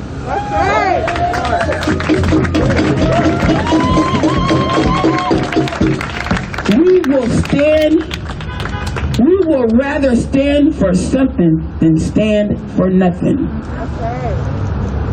Again, take that message with you. Our Black people, which is our ancestors, built this city brick by brick. Hands dirty, hands cut, beat with poles, hung in trees, hands up, hung, legs, everything spreaded, clothes off, bruises everywhere, left for dead. My ancestors' lives will continue to ring as long as I'm standing in these shoes and on this pavement. Take that message with you, my brothers and sisters. I don't care what color you is. They're still ancestors. Take that message, teach one. Our ancestors built this shit we standing on. I don't care what nobody said. They built it by brick by brick. They looked at many shoes, picked a lot of cotton, picked strawberries and all that, and ended up with nothing. Nothing. But oh boy, they're gonna get something by the time JFPK is done. That's justice. Something that Martin Luther King been fighting for many years. Many years he's been fighting. He got assassinated. He left that dream for JFPK to succeed. We will do just that by winning. Yes. Can we say we will win? We will win. We will win. We will win. We will win. We will win. We will win. We will win. It's 10 to begin. 10 to begin. We will win. We will win. And it's 10 to the end. And it's 10 to the end. BLMJFPK all motherfucking day. Woo! No, that's right. Put your toes out and say 10 toes to the pavement. 10 toes to the pavement. 10 to begin. 10 to begin. 10 to end. 10 to end. Fist up, fight back. Fist up, fight back. I love each and every last one of you guys. Be safe, as we know them Trump supporters is out here. If they bomb rush the Capitol building and the police let them get away with it, they most definitely would try to bomb rush us. Right. So that means whatever you got to do, defend yourself. Don't let nobody discourage you. Keep the justice alive. Keep Patrick Timmons' name ringing. Keep 1,093 people that has been murdered. Keep their names going. Let's keep going with this. It ain't just about one day event. Y'all screaming this every day. Even if you on the toilet, goddamn, say justice for her. ain't nobody in the toilet seeing the water looking. I'll be on the toilet, justice for her. Jedi done caught me walking down the hallway. My son caught me, put me on video. I'm in my pajamas, just clapping. I'm turning the heater on. I turn around, there he is. I wanted to slow slap him, but I didn't. But just keep in mind, don't let nobody discourage you. Spit them flames and game out your mouthpiece. Keep it peacefully. Stay safe in these streets because they dangerous, so that means each and every last one of you guys need to be dangerous. Stay dangerous. Stay focused. Watch your back. There's many snakes around here, which is the government. The government has overpowered us. They have more power than we do. But we rise into the top. We will get there. We will definitely get there. I don't mean that we got lesser power, because we got power. So we just need to get there. And we will do just that by winning. in 2021 election for justice for Patrick Timmons. That's our election. We're not talking about Trump. We're talking about JFPK election. 2021, we will win. Thank you, everybody, for showing up. Hope you like your t-shirts. I'm trying to find a way to put it on JFPK or Instagram website where they can buy it online. I have people sending me inboxes from Texas, from Las Vegas, asking for shirts. Are we going to be able to put them online? Like, it's just coming. So we need to get together somehow and get a page started with these shirts. People are coming from Dallas, where his marrow is, wanting t-shirts. We need to be able to put JFPK on the website. We out here. We deep. We 10 toes. We deserve a website. We deserve a website. So let's get on that today. Let's get that started today. Thank you again, everybody. Continue your day. Keep the justice alive. Keep the hope alive, because we will win in 2021. Don't be discouraged. Thanks for coming.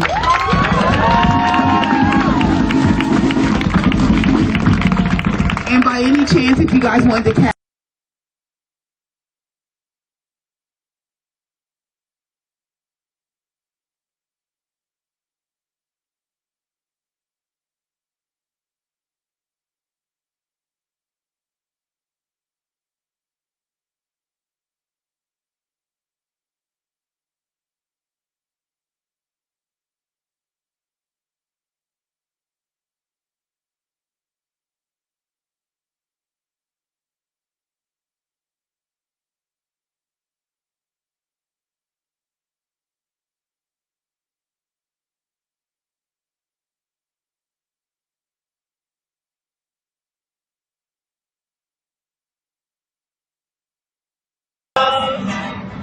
nadie nos quiso ayudar de verdad.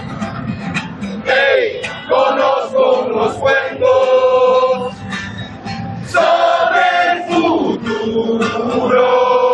Hey, el tiempo en que los aprendí fue más seguro.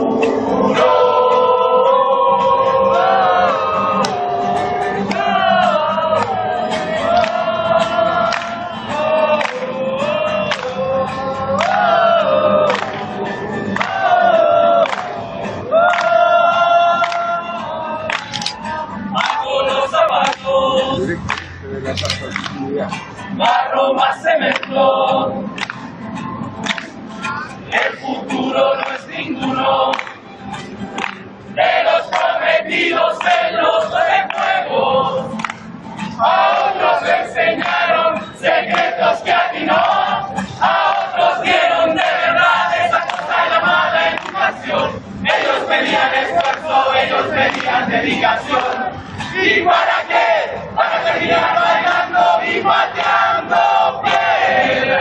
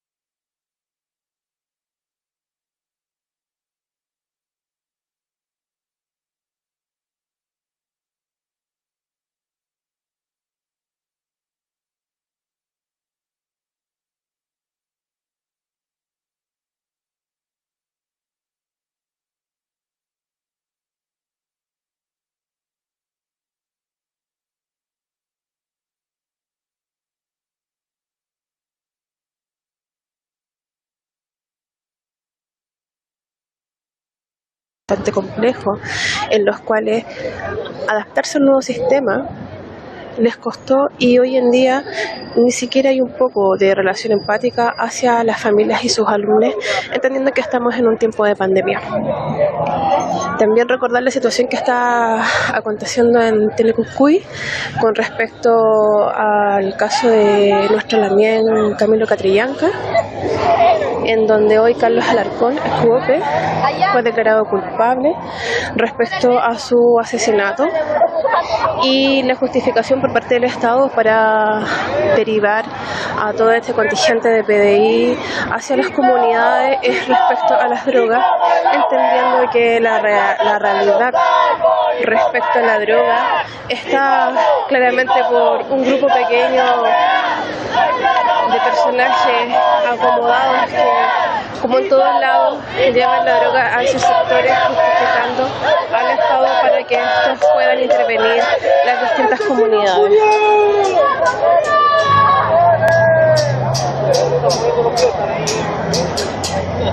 Nos despedimos desde el epicentro de la revuelta. Recordar que mañana hay manifestación a las 5 de la tarde en los distintos territorios. Para Radio Plaza de la Dignidad, muy buenas tardes.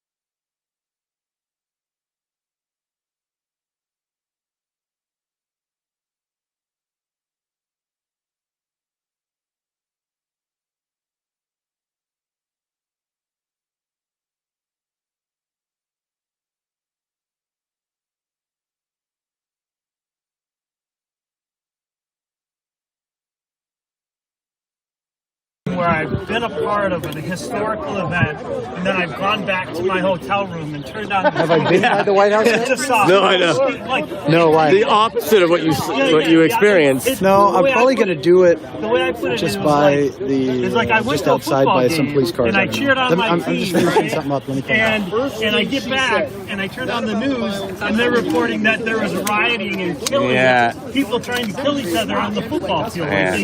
Or your team like lost, and then your team won, and then you go on the news and it says that they lost. You know. Yeah, I mean, it just was a total misrepresentation. Yeah, well, that's the media. That's the mainstream media. I mean, they're the enemy of the people. Yeah, it's tough though. Go think for yourself though, man. That's hard. That's difficult. But the problem comes into play where they will actually put out video that reflects the truth, but then the mainstream media will say that's not what actually happened. Don't believe what you see, believe what we're telling you. Yeah. For some reason, people believe the lies rather than the truth. That's like the secretary. Yeah, well, the secretary of the state in Georgia, that's what they did that. An hour-long conversation with the secretary of state in Georgia. Break it down to 4.5 minutes and making Trump look like he's, trying to take advantage of the situation. So they did it with the Ukraine. They did it with the impeachment.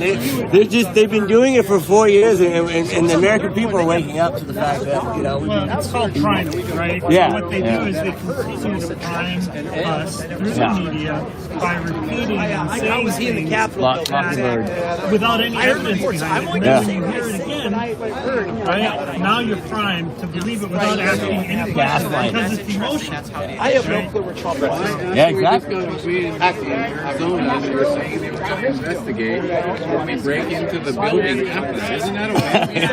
The fact that we got to investigate, that's what we wanted. We wanted for him to hear the evidence. Yeah. And we got it in Arizona, and then we break in the building. Yeah. I just want to know why false flag. Why the shooting that happened yesterday was not thoroughly investigated. Why they didn't lock down the whole facility and actually do a thorough, properly forensic investigation in there, as we're all very used to. That seems like awfully odd to me. Yeah, That's totally off to me. They should have all been. For Congress to have returned and finished off in the night, I think was totally wrong. Yeah.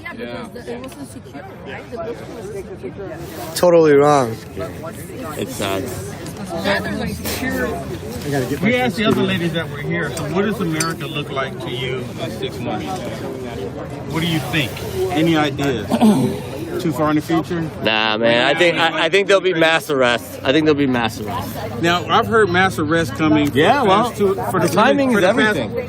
Year and a half, I've heard the 160,000 timing is everything, though. When are you gonna do it? Well, I mean, I've heard that, but right now, because we've been all told the wolf is coming, and the wolf never came, people don't believe the wolf is coming any longer. Y'all still believe in? I do. I believe. You believe in Q? Do you believe in Q? I follow Q. Yeah. You still believe in him right now? I follow the plan. I've actually. He's told us to follow the plan for so long, only to leave us complacent at the edge of our seat, waiting for the next move to happen. Are you ready? Leaving us complacent, not doing anything because we're waiting for Q because there's stuff happening behind the scenes.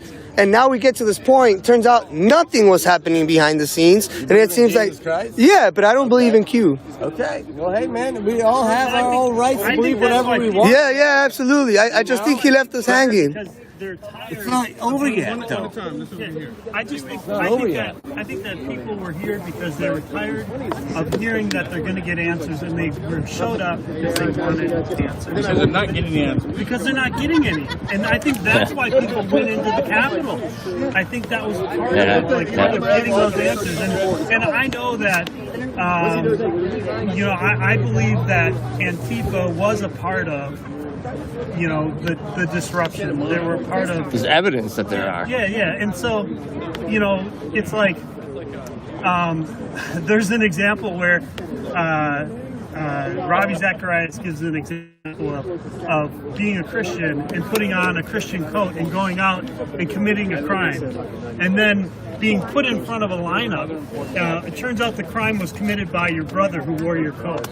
But now you're convicted, you're put in front of a lineup and you're convicted because he was wearing your coat. He looked like you, right? Yeah. So as Christians, we all get labeled, and as criminals because somebody else is wearing the coat of Christ. And I think in this situation, somebody else is wearing the coat of Trump and wearing the coat of They're trying to create confusion and discord. And it's all it's just believing. That's part of the plan. I think personally, I think the battle that was happening with President Trump, that's a battle, right? But the real battle for our lives, our freedoms, is about to really begin. Yeah. With them already labeling us as domestic terrorists, when that's not the case, when they refuse to do that, they keep BLM for the last 4 years. Because they're going to come after Christians. I don't do that. I've been saying the biggest threat to the left is Christianity in this nation. Oh, yeah. That's why they demonize white people the way they have. Because majority of the people in this nation, they are Christians. And so in order to remove that element to get out the way, they have to demonize white people. And what better way than President Trump? And that's exactly what they've been doing. He's live. They're going to try. He's on YouTube right now. Yeah. It's sad.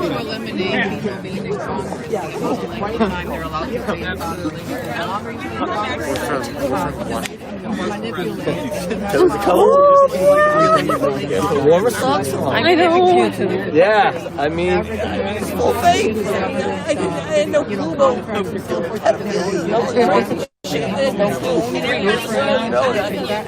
crazy spiritual. Yeah, Alvin Wood. Yeah, he would. Hell yeah. Excuse me. And like for them, no, those are not MAGA people. It's not people who do that. Joe Scarborough went skating. He went insane on it. Both the railings were broken in, and everybody was I appreciate it, bro. walking. They were not running. They were not angry. These guys with helmets on. Yeah, that's crazy. That's combat gear. That's Tifa shit. We don't do that. This is the guy this guy I think too. This guy has a shield. What do you call it? Like a riot shield. Yeah, that's Tifa. Yes. So he's coming up and he's charging, and I see him. I start chasing him. He had that. But he has hung out with These two guys, look, these are the two guys that came out. I can't tell if they're good or bad. I have video of them. They come out and they said they were protecting the cops and protecting the art and protecting the property. Yeah, they're the Boogaloos. Do you know who they are? Yeah. But I said to him, why do you have these? And they said, well, we were prepared for gas. Okay, so that's some Boogaloo shit. That's not Antifa. Boogaloo's are militia wannabe. Actually, a lot of them are wannabe militia. Here's a guy with the shield. They're talking about they want to have armed revolution and all that crazy stuff, and they don't understand. Patriots jumping on top of the cars. Yeah. They don't understand the first thing on Here, this guy here. The Asian guy, he got maced bad. He's with. I believe he was with the horn guy and the black guy with the shield. Okay, so let me before you continue, I'd like to introduce you to my audience. I have 400 people watching right now. I'd like to know what you witnessed yesterday that transpired, and what was your experience? What was your experience yesterday? Oh, sorry. So, my name's Ivy. I came up from Houston because I wanted to show my support for President Trump and my dissatisfaction with the way that the election was handled that I believe that it was fraud. I think a lot of the patriots are in my camp for this week. We were at the Capitol about 10:30 a.m. and we were a little bit off to the left of the center. We were on the side of the Capitol that faces the Supreme Court. So we were opposite the side where they initially, I think, tried to breach. Okay. So when the police heard that there was a breach on the one side, I think that they kind of like congregated and focused on the center where the biggest concentration of the ralliers were there. I believe that area was infiltrated by bad actors. Okay. Pushing and instigating to get through. Once I believe that the police were overtaken because there wasn't really that many of them. I mean, for the amount of people that were there, right, for the building that we were at. So you would say that they were totally unprepared for that event? Absolutely. And the chief was there. there, some guy with a the gold badge and the hat and stuff, and he was aware of what's going on. He didn't call for support or whatnot. He should have called somebody, you feel like. So once they broke through the barrier and everyone started running up to the Capitol doors, there was people in the audience and they were instigating us, saying, "Come on, let's go, let's get up there, let's take our house back." So I didn't really like that too much. Initially, before they even broke the barrier, we were trying to get them to stop. We're trying to say that's BML or BLM or that's Antifa. No, and man, I wish I would have been strong enough, or the MAGA troops would have known what was happening, and maybe we could have been the force behind the cops, helping to keep them back, because there's much more of them than that. Now, I know us as patriots, we're not used to that kind of behavior, and I totally get that. But I feel that to a certain extent, many of those people were Trump supporters because they've just been neglected and they're tired, and I think they're frustrated. Would you say? I agree. I think that they let their emotions get the worst of them with the peer pressure that they put on. Mm-hmm. You know, and then a lot of them were drinking. A lot of people were drinking out there all day. So you add that. There was the people who broke into the state capitol, were taking pictures in Nancy's office. That was smoking and drinking. Those were not MAGA people. MAGA people are respectful. That is. They love this country. Yeah, that I agree with. Nancy, but I don't see where it's in our right to go and destroy property. And just to finish up, what's next for our country? Where do you see us as a nation 6 months to a year from now? There's going to be a lot of dissatisfied patriots, dissatisfied American people who are going to feel disenfranchised. They're going to feel like this was a stolen election, that we have lost our country. I just hope that they don't give up, we unite, and we are become stronger. And in the next 4 years, you know, how can they continue to let fraud? We need to do election reform. Would you say you're for draining the swamp or for the third party? I'm for draining the swamp. You're- I just don't know if we can. It's so deep and so wide. Would you consider joining a third party, maybe the Patriot Party, if it came about? Yes. You would? Yes. Awesome. Me too. Awesome. And your name and where can they find you? My name's Ivy Smith. I'm in Houston, Texas. On social media, sorry. I'm at Cypress Trump Chica. Okay. Thank you so much. God bless you, Patriot. Thank you for being out here. I'm from Texas myself, El Paso, Texas. Awesome. We're the ugly cousin of Texas. So. 1 minute. Oh man, what's up? Oh, what's up, my brother? Still alive. I can see tonight. Were you in the office yesterday? No. I didn't they were like, he was in there. They told us he was in there. I was like, no, he didn't make it in there. I'm I glad. went to the top. I was so claustrophobic. It wasn't even funny. And we wouldn't have gone in for a photo op. We would have gone in to confront these people who claim to be take them out. Yeah. claim to be representing us. What do you feel about the events that both of you? What do you guys feel about the events that transpired yesterday? My take on it is there was some ignorant people that infiltrated our group that did the destruction. You know, that's our house. Right. You don't destroy our house. That's like going home. We always, you know, it's like BLM. They always go to other people's house to destroy it. They don't destroy their own neighborhood. Those people, if they were us, that would be considered destroying your own neighborhood. So what the media is running with today is their little sound bites and their couple clips. But what we noticed, I mean, it was amazing. It was historic yesterday to see everybody up there singing the national anthem, saying the Pledge of Allegiance. It was incredible. It wasn't like anything they're showing today. Okay, I know what he had. He had red, white, and blue, red, white, and flag pants. I saw the guy with the flag pants. Yeah. The people who support and defend us, you know, and represent us. I personally myself, I don't see any other way or any other option for us to fix this. We've been complacent. All conservatives need to take the higher route. No, it's okay. So they tell us conservatives need to take the higher route. You guys should have not done that. And I say, how much longer do you want us to sit there and take it? How much longer do we have to sit there and take it? This is, I mean, our founding forefathers are rolling in their grave. The fact that we were chased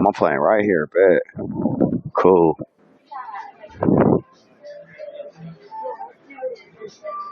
Now I need a kiosk that show me where all the food at.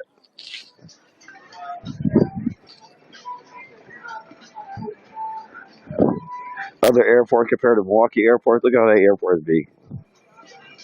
Like you can get your makeup done at Mac. Like Milwaukee airport, I went in there, it was like 6 people in the goddamn security check. You go to other airports, look, it's alive. Like nothing, ain't no COVID even around.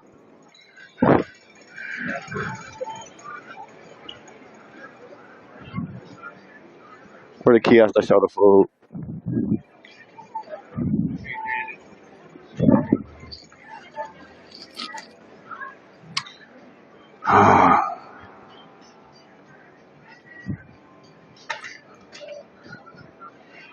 They usually have a kiosk that show where all the food at.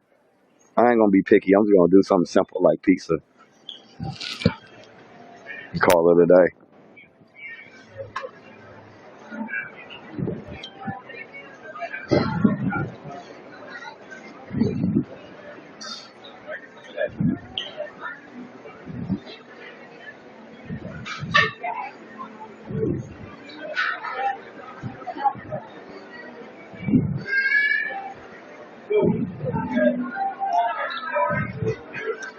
How you doing?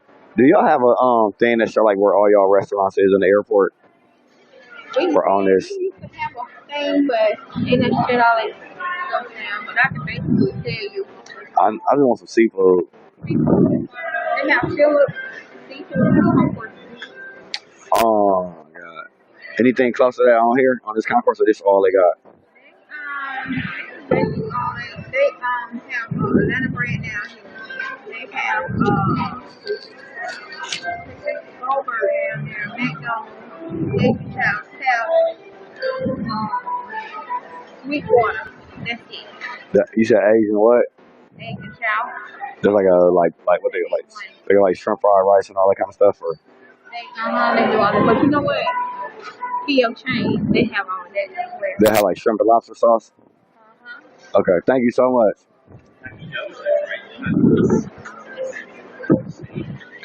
Go all the way to Concord D. I sure will not make it. She said P.F. Chang. I ain't should have asked her which way it is. Oh, I see it.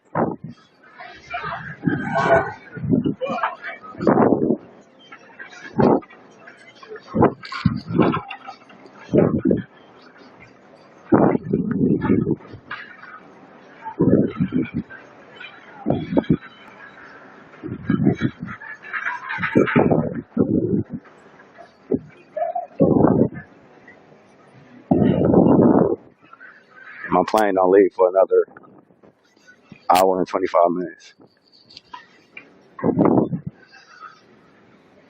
Oh, they got that fancy shit. I don't want to even eat up here.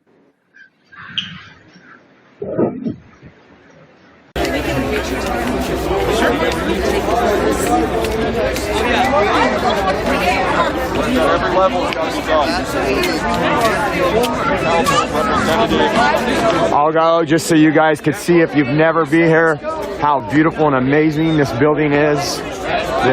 This monument, this memorial.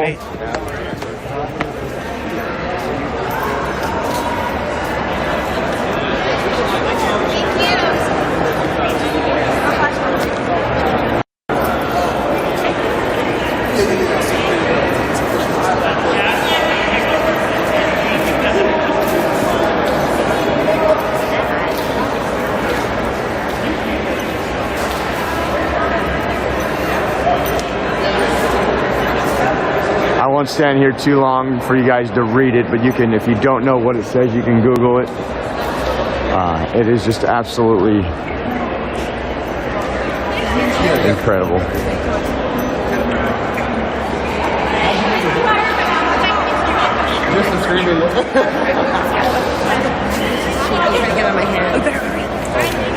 Please take off the water, please. He's on the water.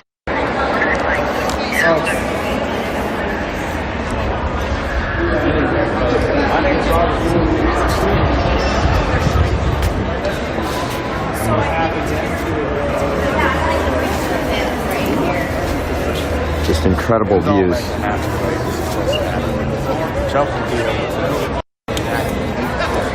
Well, how did he get on Twitter? How did he get on Twitter?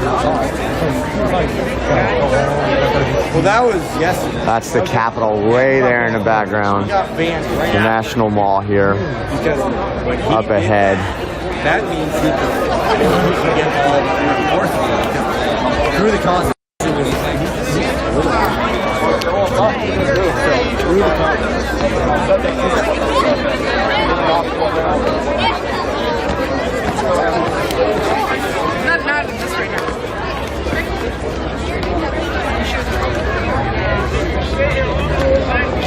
We haven't heard anything. You know, we've been actually traveling for the last 2 hours, so we haven't heard anything from Trump. We did see Marine One earlier in the air, but we don't know if he was on it. Now police have showed up. Oh, that's the U.S. Park Service police are right there. They weren't here before. It was just the park employees that were here. Got Will in the house. Ben's over here somewhere. Conservative Anthony's over here. Where can I find you? So are you on YouTube? YouTube Oreo Express. Oreo Express. I've heard of that. I've heard of you. Never seen your work though. I'm gonna have to go there tonight. Yeah, check it out. We documented. Well, hang on. I'm gonna do it now. Yeah, we Going documented this now. entire weekend. That's awesome. Last 2 rallies in DC, we were here. What's your name again? Oreo Express. Hang on. Learn how to spell. Yep, there you are. You came up top. I saw a group little down there. I said, I got All right, you're now in my library. I will dig through your stuff tonight and disseminate information. What do you primarily do? Personas, hermanitos, acá algo de otra página que tenemos.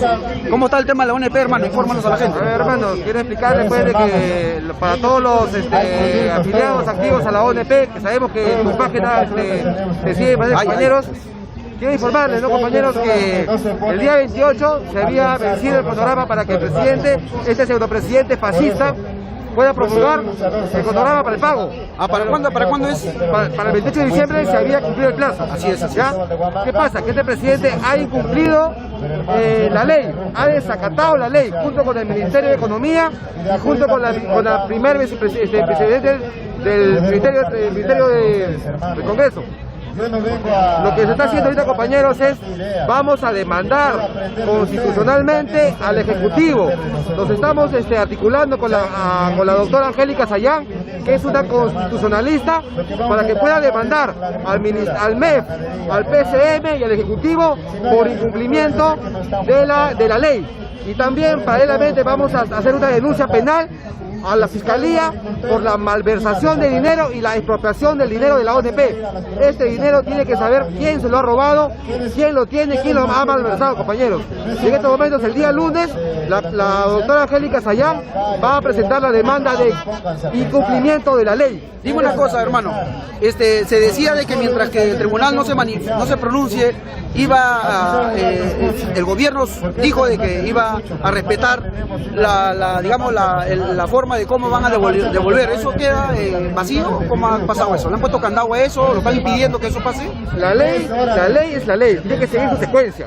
Claro. Pero ya sabemos de que este gobierno fascista está desacatando la ley, está incumpliendo la ley. Si el mismo Estado incumple la ley, ¿cómo él nos pide que nosotros como ciudadanos cumplamos las leyes? Entonces, ¿dónde estamos, compañeros? Es por eso que estamos articulando con la abogada para que nos demande al Ejecutivo, a este Ejecutivo, por incumplimiento de la ley. Eso es lo que nos corresponde ahorita, la vía legal, compañeros. Bueno, la acción ha ido contra la prensa basura hace 3 días, ¿no? Sí, hace 2 días también hemos ido contra esta prostiprensa, la prensa basura, la prensa amarilla, la prensa mermelera, que se somete a los grupos de poderes y informa de que el dinero de la ONP va a salir del foro del Estado. Y esa es mentira. El Fondo Consolidado de Reservas es el dinero que tú, compañero de la ONP, has aportado Y ahí está, en físico tenemos 10.000 millones de soles para devolver la plata a los afiliados activos y activos de la OTP. Pero lamentablemente, como ese dinero los tienen los bancos, los tienen las empresas privadas, ellos le dicen pues a la ONP, al Ejecutivo, no te voy a dar mi dinero, no lo voy a dar. Así que por eso que el Ejecutivo está que pone trabas y trabas. Bueno, gracias hermanito Guillermo. Gracias a ti. Está bien, hay que seguir la lucha, hay que seguir la lucha. Bueno hermano, la ONP también está presente. Vamos a ir a ver, confirmen hermanos, ha ganado Biden, ¿no? Biden dice que ha ganado. En el agua, ¿cómo debemos trabajar? Si bien es cierto, ya estamos sufriendo de sequía, de cambios climáticos, pero para eso tenemos que hacer represas. ¿Qué quiere decir represas? Reservorios, tanques, geomembranas grandes. Porque hay cambio climático. Y ahora les voy a decir, en tiempo de lluvia hay que hacer siembra y cosecha de agua. O sea, tenemos que sembrar agua, pero no como la planta, sino haciendo represas grandes para poder nosotros mantener nuestra agricultura. Y con esto termino, hermanos. En las redes me pueden seguir como Anderson Canchari Espinosa, Instagram Anderson Canchari Espinosa, para compartir mis hermosos versos. Escribo mis poesías tanto en castellano y en quechua. Y hermanos, como les digo, el agua es importante para la vida. Tenemos que hacer siembra y cosecha de agua, hermanos. Con esto termino y les paso a nuestro amigo Andrés. Muchas gracias. Bueno hermano, un fuerte aplauso al hermano.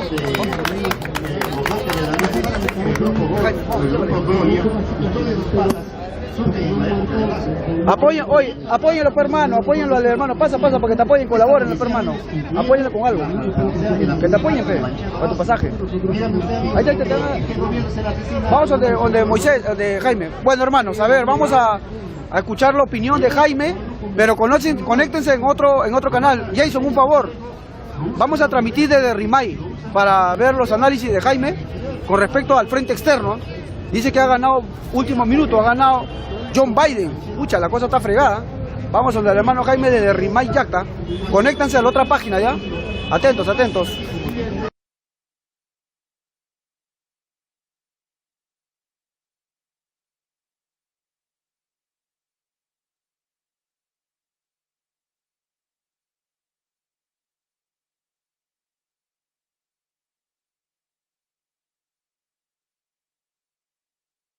Have been stacking bodies. Yeah.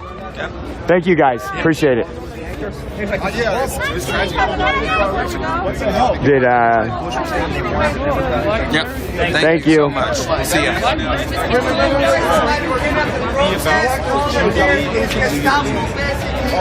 Stopping patrons at airports and making big arrests at airports. What's happening? At the airports, they're arresting people, patrons that have been out here. They're being arrested at the airports as they're trying to leave DC, so stay vigilant and be careful, guys. They're arresting. Why are they arresting? I'm not sure. But they are arresting. Wow, so he's saying that there's getting reports that patriots are being arrested at the airport in DC, which won't hold. If you want to see a city burn, start arresting patriots pretty quick for trying to travel, and you'll see a city burn. Not because they're upset about an election, but because, again, this is just ridiculous if that's happening.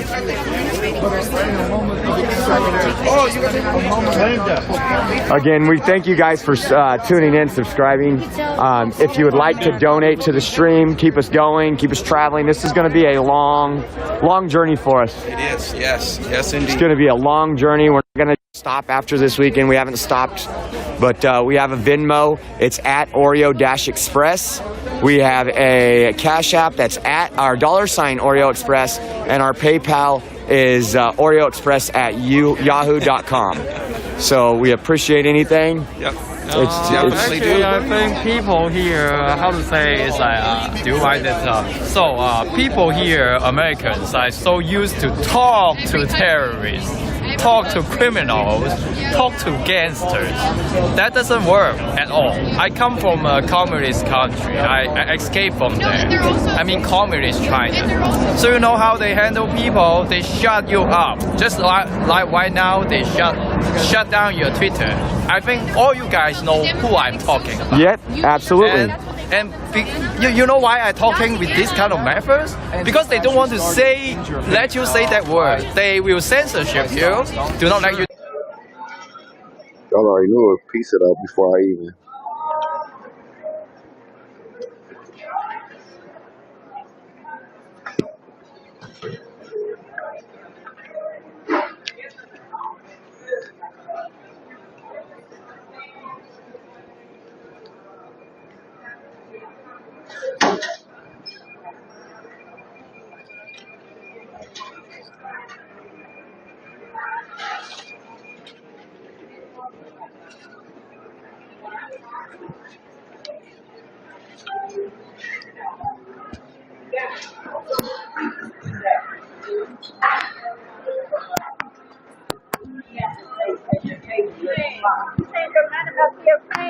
They don't have no seafood. I know they had current rice.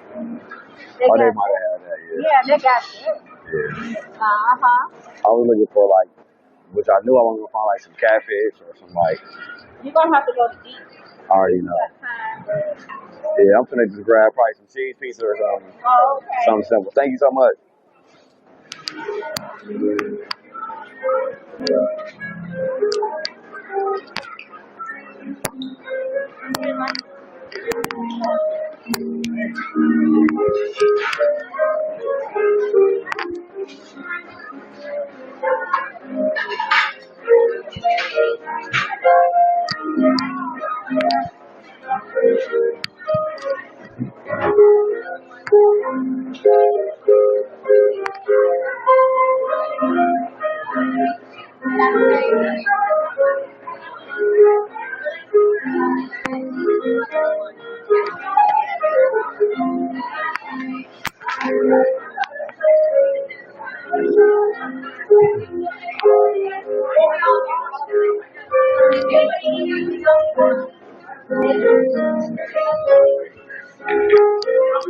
No problem, bro.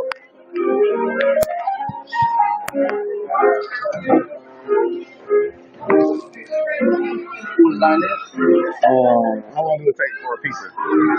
How long do it take for a pizza? 7 to 4. Okay, yeah, you can give me like just a cheese pizza. You want it for here to go? For here is fine. For here? You said the bar. And Miller Lite whenever you get a chance. Bottles alright? Huh? Bottles okay? Yeah, bottle's fine.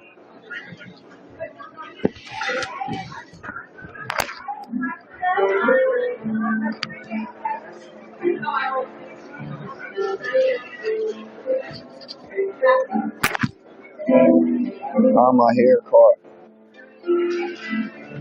Yeah.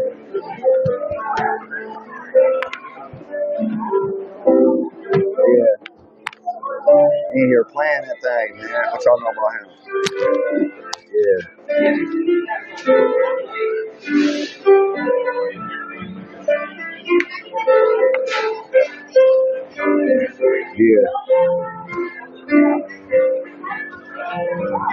White people is going storming the White House. Shit, I could die up in my house. Honeycomb like a hideout. I just give you all bars off that piano. White Lives Matter bars.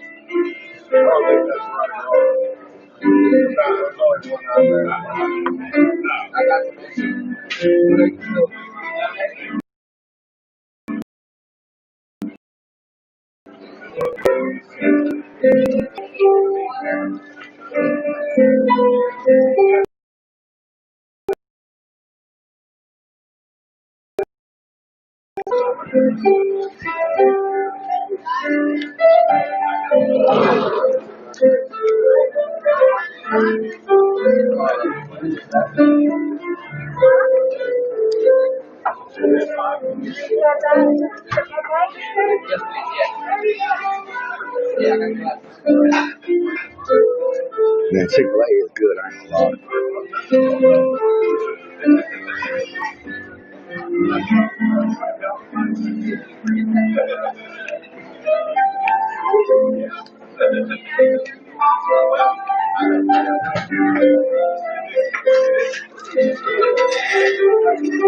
Hey, bro.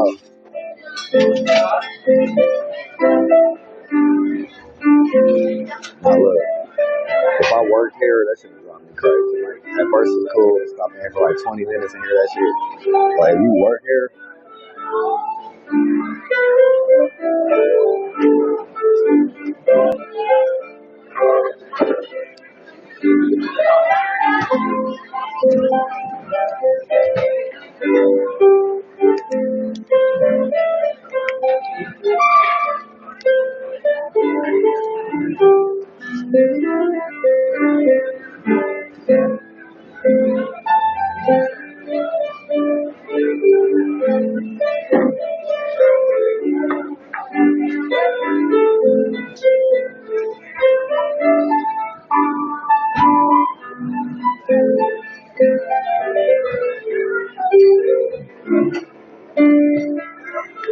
Man, that shit loud coming through the little headphone.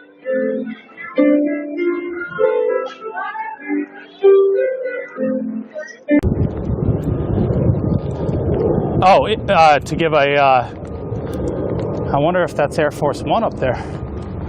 No. So we want to go this way. White House press conference. I'd love to hear it in my ear if possible.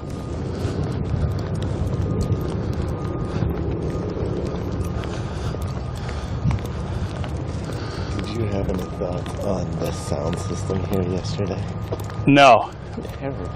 It was terrible? You could barely hear. I wonder if it was.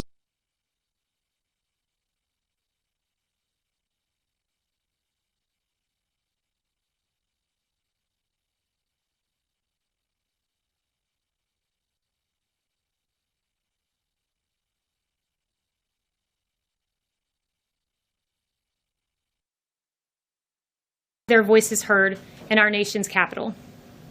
Those who violate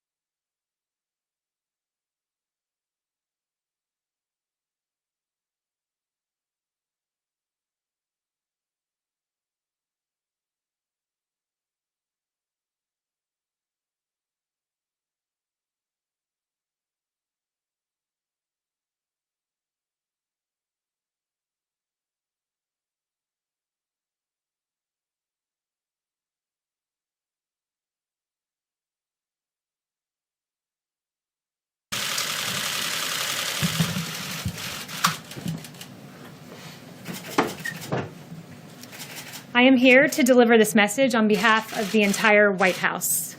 Let me be clear. The violence we saw yesterday at our nation's capital was appalling, reprehensible, and antithetical to the American way. We condemn it, the President and this administration, in the strongest possible terms. It is unacceptable, and those that broke the law should be prosecuted to the fullest extent of the law. I stood here at this podium the day after a historic church burned amid violent riots, and I said this: the First Amendment guarantees the right of the people to peaceably assemble. What we saw last night in Washington and across the country was not that, end quote. Make no mistake, what we saw yesterday afternoon in the halls of our Capitol likewise was not that. We grieve for the loss of life and those injured, and we hold them in our prayers and close to our hearts at this time. We thank our valiant law enforcement officers who are true American heroes. What we saw yesterday was a group of violent rioters undermining the legitimate First Amendment rights of the many thousands who came to peacefully have their voices heard in our nation's capital. Those who violently besieged our capital are the opposite of everything this administration stands for. The core value of our administration is the idea that all citizens have the right to live in safety, peace, and freedom. Those who are working in this building are working to ensure an orderly transition of power. Now it is time for America to unite, to come together, to reject the violence that we have seen. We are one American people under God. Thank you very much.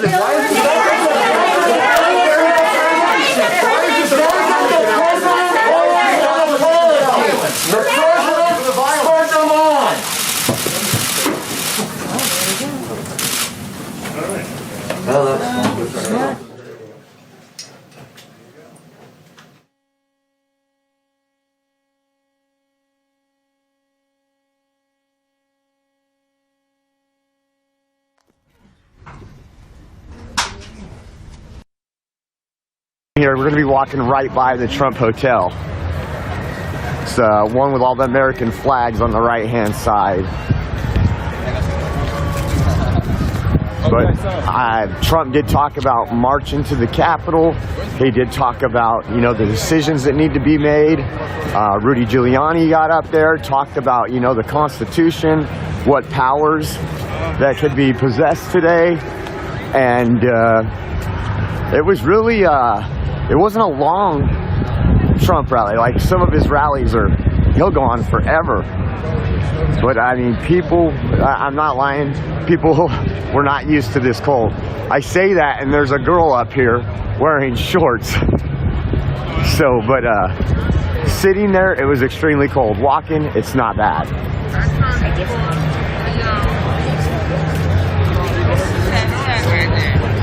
I don't have any idea. That's where we're heading right now.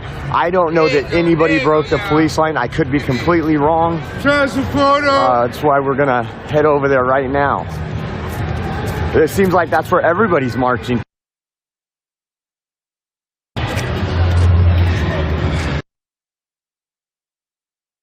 All the chaos is about. Thanks for tuning in. Thanks for liking, subscribing, and sharing. I mean, there's police everywhere. The police aren't moving nowhere. There's no, like you would see like last night, how they move different blocks to catch up with us.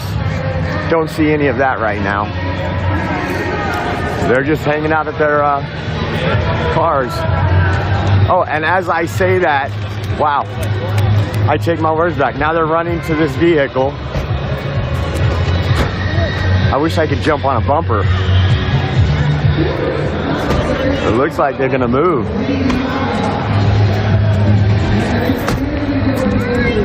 Huh.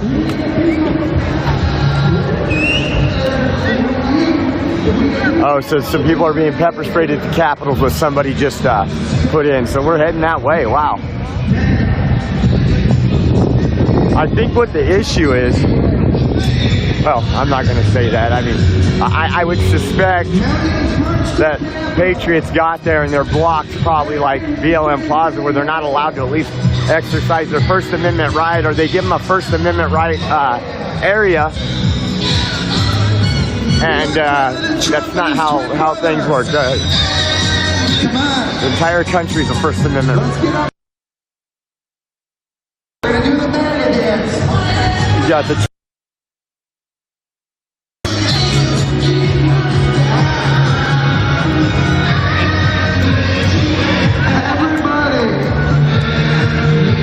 I don't know if maybe somebody could double check. Maybe Will's down there right now. I don't know. I didn't see him at the Trump rally today, but I didn't see hardly anybody because there's just that many people. And I would say, I don't know how many they let in, but there was probably 20 times more in the overflow underneath the monument.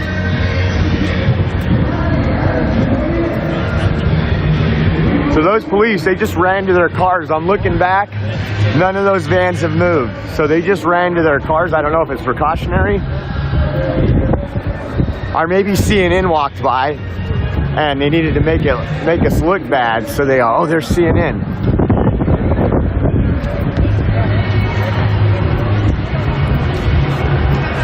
But as you can see, I'm trying to see if it'll let me zoom in.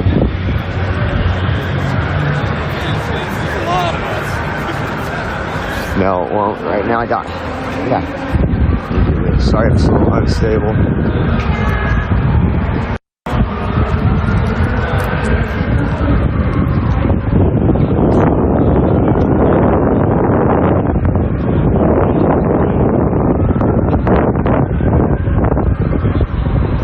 They're at the Capitol. We're heading there. We're heading there.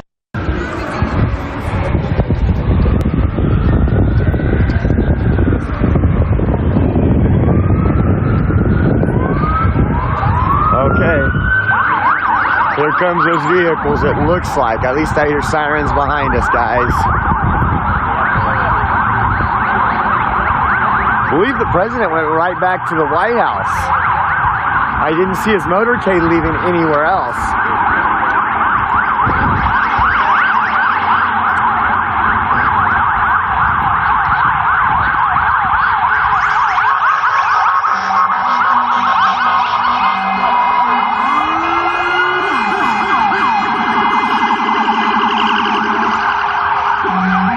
So they're saying, wow.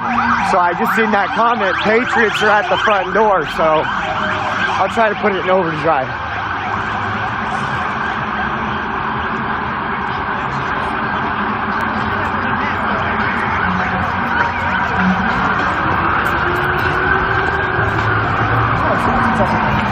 Just because we've been for. I'm just amazed by it.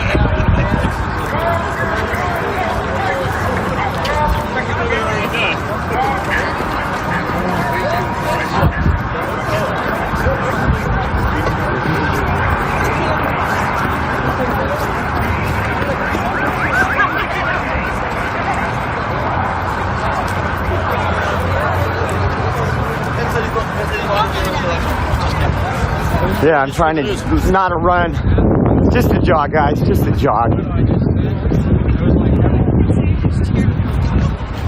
And I'm hoping, because it looks pretty crowded up there, I'm hoping the live stream don't cut out.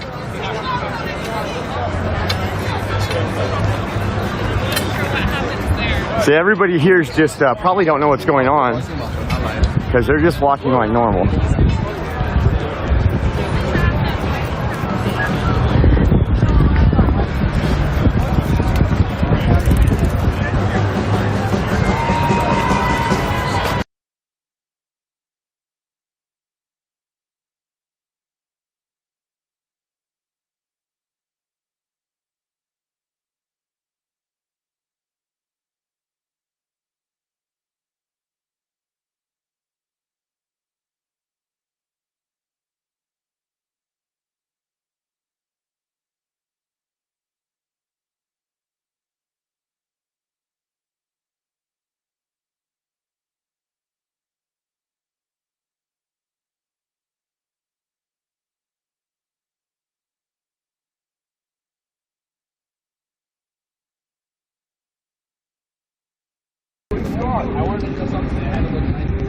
Very good.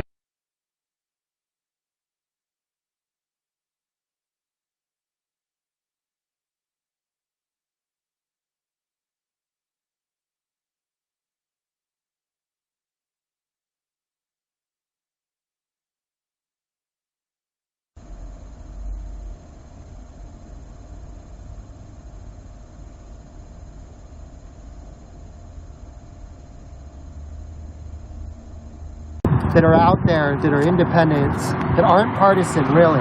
You know, you and I express some opinions and some leanings, but we're not. How y'all doing?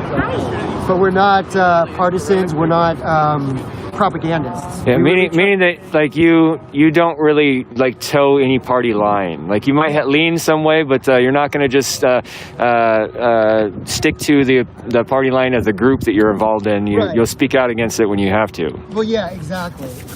And so things that we've both captured look bad for our respective, allegiances, if you can call it that. But what really becomes most important is just getting the truth out about what happened. And already in the media about yesterday, there's just all kinds of crazy stuff that goes all the way to the president-elect and the vice president-elect have already commented in terms of this being about, you know, differences about how people are treated and different protests. The New York Times, here, I'm going to go live and set this up. All right. And as well. Oh, no, it just keeps doing it, dude. It flips it over. You've gone on there before, though, right? Is Periscope one of those ones where you have to just do it in portrait? Yeah, I guess I have to start it this way. That's probably it. Sorry, folks, for slowing this down. I got to focus here live. Capital. Oh, nice. You got a little light going. Yeah. Cool.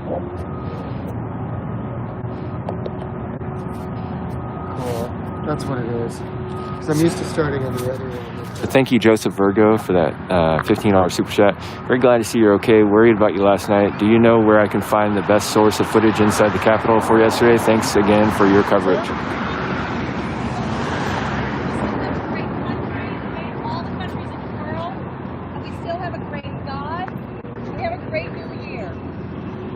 Yeah, I was pretty bummed out yesterday about all the stuff that happened, but it was a nice, beautiful, sunny day, so I tried to focus on that.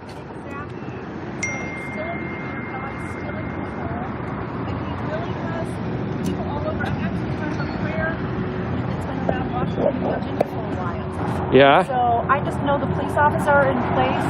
They're inspiring people that are all over the place, like you guys. And so God's got this. Thank you. I think we need to work on, everybody needs to do what you're doing and just pump some kindness into things. It's still a brand new year. Yeah. Lincoln Memorial. We should be seeing it as we come around to this light here. All the vendors are packing up for the day. You guys out here all weekend? Yeah. Good. How are you? Yeah. Yeah.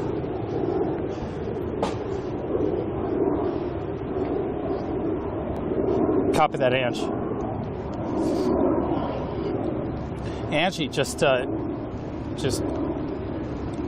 when you need me, just make the call.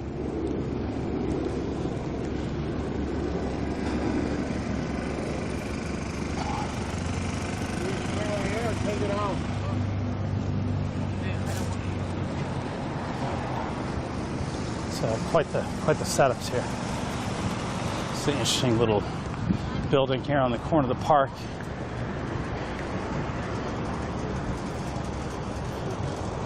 This is the one that was defaced by Antifa back then. This is directly south of the White House.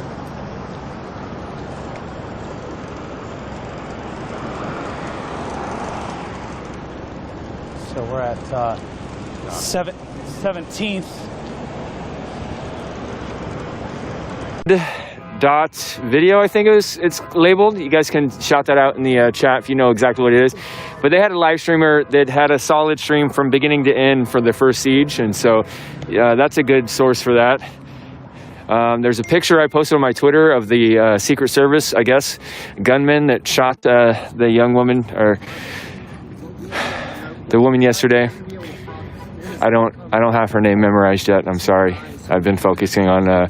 One of us is center left, one of us is center right, and I've been focusing on Roseanne Boylan, the one that I interacted with. But anyways, they've got footage of that. I've been watching all the different streams and videos today, and something I noticed that stood out to me was that there were clearly groups of police officers that were helping the citizens in what they were doing yesterday and protecting them, and there were other groups of officers and officials that were attacking the group yesterday. I found that very striking while I was watching the videos. It just seemed very obvious to me that there were several different factions of law enforcement. You guys can take that for what it is. That's just my impression. But when that woman was shot, I'm gonna pull up her picture real fast, not for the stream, but I need to. I just took a picture. They're posting flyers all around DC. I'm gonna look at her name. I need to know her name.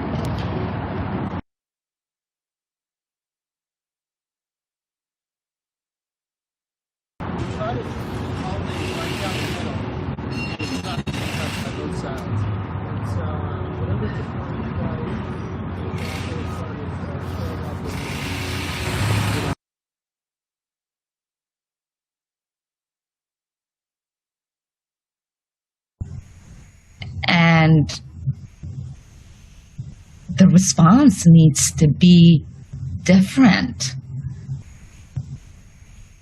I can't really express how torturous it is for me as someone who was not only born in another country, but who spends a significant time in other countries and pays attention to what's happening internationally, to now know that there are members of Congress whose lives have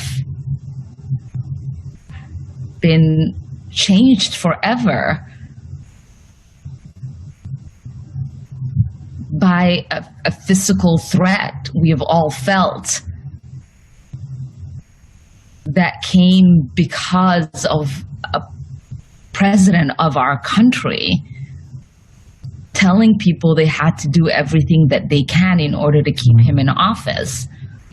It's not only intolerable, it's shameful, and we should all be embarrassed and angry as a nation that this could ever take place here.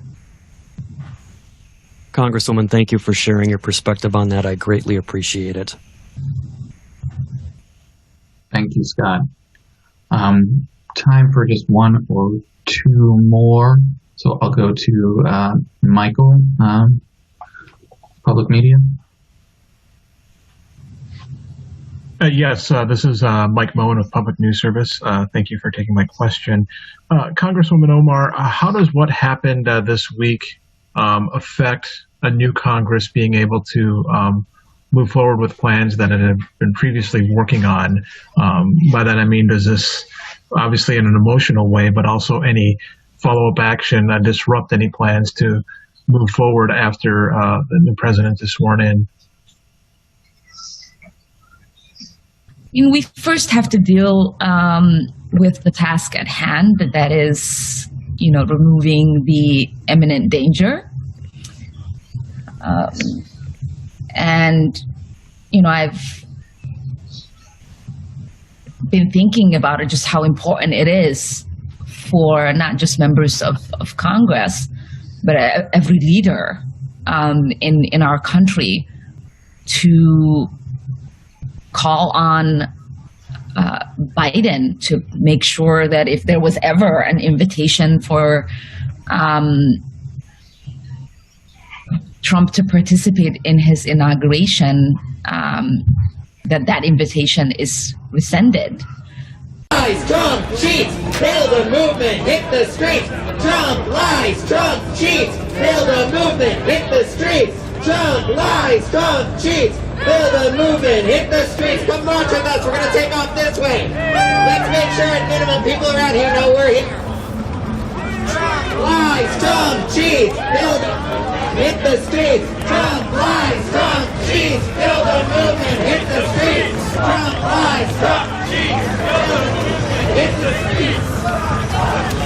Cheats, build a movement, hit the streets.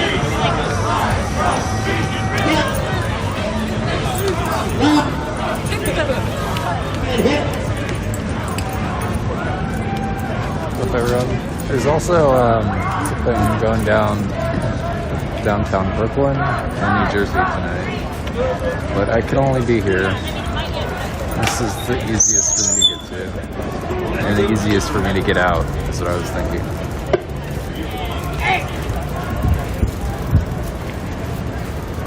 But Brooklyn would be easy for me to get out to. I live in Brooklyn, so it's either of those two.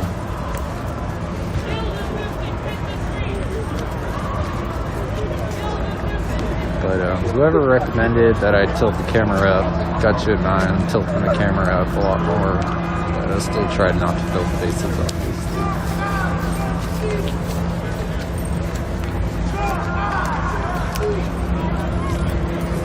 But yeah, we're out here in Union Square, 14th Street.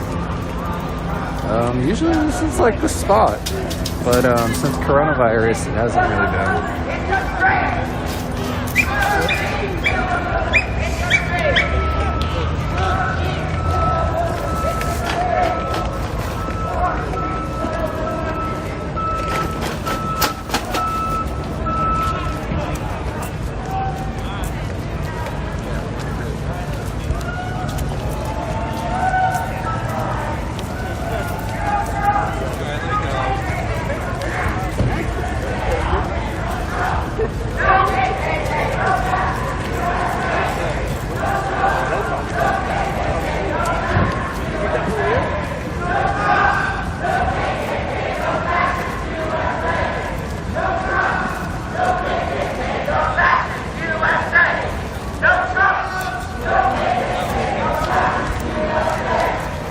It's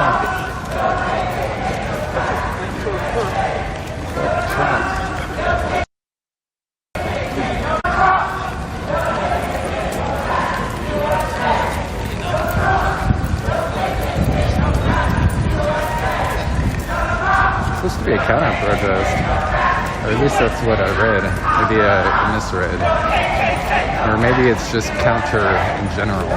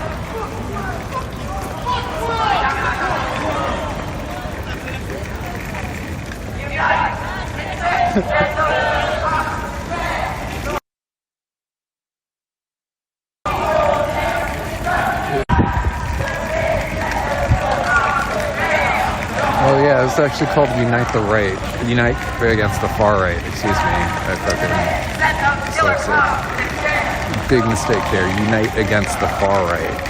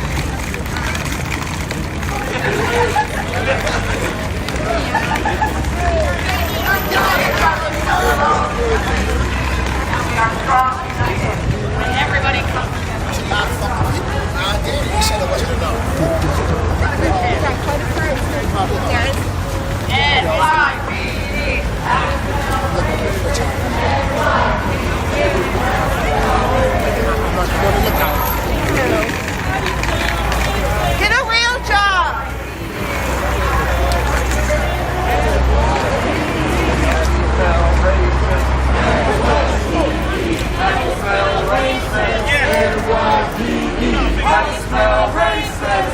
NYPD. How do you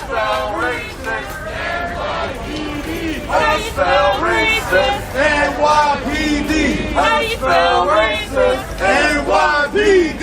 How do you spell racist? NYPD. How do you spell racist? Bitch ass police. I'm back. No, that was great.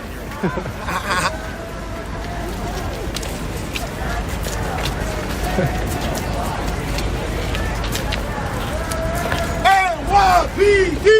Come on, guys. You're fired up, right? The neo-Nazis stormed the Capitol building yesterday, right? Did we forget about that? Yeah. Isn't that why we're here? Yeah. We're really here because they threatened democratic rights and we're NYPD. All smell racist. NYPD. All smell racist. NYPD. All smell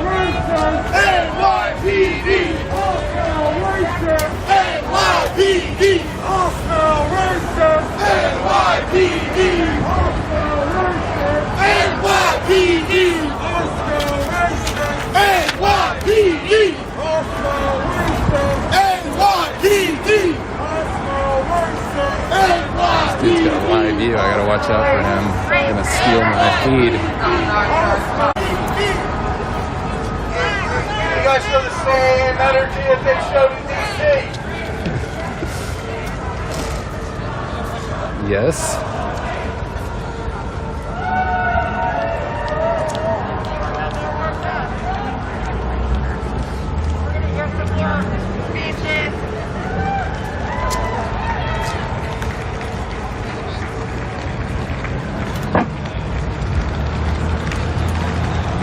I was not there destroying things. I did cut my hand. My blood is on, one of the couches. But the First Amendment protects the freedom of the press to document what's going on. You don't want what went down yesterday to go down in darkness. Yeah, you don't want only the closed circuit video of the building showing that. You want people in there showing it for unedited what it was. And that's why we have the First Amendment, so that the people can exchange information and not just have it controlled by the government. And not be controlled by the corporate media as well, because you're getting... Now, the New York Times has done a good job. I encourage you, if you have one opinion or the other, for a dry breakdown of how the Trump supporters moved on the Capitol. The New York Times did publish a piece with diagrams and photos that's very accurate about what we saw, which was, we saw a populist movement. A lot of people want to point fingers to certain people, and I get it. Like the Viking guy that you interviewed was just wild. That guy was like, he considers himself a shaman. What was the deal with that guy? By the way, this is @Villain Report on Twitter, @Villain Report, and he interviewed was that at the Ellipse, the shaman guy with a big Viking? Yeah. I did a really quick interview with him. I'm not going to pass judgment. I don't, because I don't know him. Not because I don't feel like I should, but I just don't know what to think about him. He was able to have some very good verbal linguistic dialect with me, but some people pointed out when he claimed to be a Trump supporter, but when he spoke about Trump supporters, he spoke of them as they and not we or us. Really? And so it seems like there may have been a couple Freudian slips there. And I've met people that, I don't know if he's one of them, but like Trumpet Man in Portland was able to spit BS out like crazy, and just he had linguistic skills. But if you just listen to him long enough, he sounded like he was full of nonsense. But Viking hat guy, I don't know. I didn't talk to him long enough to have it fill up. Well, one thing I noticed is he identified as a shaman. The anti-fascist bloc, and one thing I'm going to do is I'm going to make a distinction between anti-fascists and anarchists, and it's an important distinction which plays into some of the propaganda you guys will be seeing, so make sure I address that. But the anti-fascists, who are the social justice black bloc warriors, who are have a very heavy presence, obviously they're known generally as Antifa groups, and they're decentralized groups. Those groups took Viking Man and started analyzing his tattoos, and they called him an Odinist because there were Norse markings that he had. He was bare-chested, very eccentric. I think one word you can agree on for that dude was eccentric, and you get these eccentric types, especially at the front of the line, that don't represent the tens of thousands behind, because you also had like grandmothers. And one of the first people in were a Grandmothers for Trump group. I interviewed them on my live stream yesterday. You had a populist, the tens of thousands were populist, but of course it's the most eccentric people that make the headlines. And I'm talking about even people who are problematic in their views and bigotry, possibly. They're the ones that the Antifa activists focus on and make sure everybody sees the picture of, so you can outrage on your keyboard and react emotionally in the first 40 minutes before this thing was even over. Already my friends were going off about white supremacists. Yeah, and I think those people that are doing that kind of thing are bigots. There's nothing wrong with having value for your heritage or for your historical religion of your ancestors, or for a religion that you found valuable. That doesn't necessarily mean that just because he respects Odinism, if that's true. He did have North European symbols tattooed on him. But that doesn't mean he's going to go hold the views that he should go pillaging through communities. It's bigotry to look at somebody on the surface and just describe them as horrible, hateful people, supremacists, just because they hold a different view than you. They treat people according to their actions. Through their actions, exactly. And you have to really burrow into that territory before you come to a conclusion. You can't just look at a guy and because you want to tell the story that there's white supremacists, you're going to say this guy has Odinist tattoos, therefore he's a white supremacist. That doesn't make sense because there's a difference between homogenous biker gangs that might use that tattoo and a guy like him who he said he was a shaman. That's a pretty spiritual, paganist term. And you have a lot of paganism that crosses with anarchism. There's anarcho-paganism. Because basically what's going on in anarchism is there is a dissatisfaction with mass society. And that corresponds with anti-globalist ideas. And so people are they're connected to the indigenous movement. They're trying to connect to sort of roots. And so that's where you get paganism. But it doesn't mean that every single pagan is some sort of extremist. They may be eccentric, but there's a difference between eccentricities and extremism, and it's important that each person is judged by the basis of the content of their character, in my opinion, than taking somebody's tattoo and just running with it and say, well, we found a problematic tattoo, therefore this is all white supremacy. And that's the problem, is the internet runs with that, especially Twitter. And these tweets by activists make their way into mainstream news that then finds its way into mainstream political parties. So here's an interesting little thing, and I haven't verified this. I like to give you guys the information that I find and let you think for yourself, because I don't think you need to have your information curated and always proven before I give my ideas. But somebody sent me this. It's a website called Backstage, and it lists actors and performers' abilities. And Viking Hat Guy has a profile on there called Jake Angeli, and it says that he is known for singing, acting techniques, writing, voiceover, public speaking, writing, songwriter, and voiceover acting. And it does say that he's from Phoenix, Arizona, which he said he was from. And so I'm going to show you guys that. You're not be able to see it very well, but you can find it. It is in the comments of my Twitter post of the interview that I did with him. So if you want to go to Twitter and look at the comments there, that's down at the bottom, and you can check that out and think about it yourself. It's just kind of strange. Yeah, so that's Viking. You won't be able to see it when it's probably a little too bright. But that's Backstage.com. That's a website. I know this because I come from like a theater arts background. That's a website in Los Angeles and New York. They use it to put on their profiles where they look for acting jobs. So if you're looking for castings and stuff, you would put a profile on with your resume. So that doesn't surprise me. That guy was super performative. You know what I mean? He was performing the whole time. And you have to ask yourself, some of these guys know how to get on camera and they love it, Yeah. And people are asking for my Twitter link, so it's not the clearest thing in the world, but it's all Villain Report. So Twitter is @Villain Report. So you're not gonna be. Oh, I see it a little bit, but Villain Report, yeah. @Villain Report for Twitter and Villain Report for most platforms. And let's see, is this too deep into conspiracy territory for you? If only me.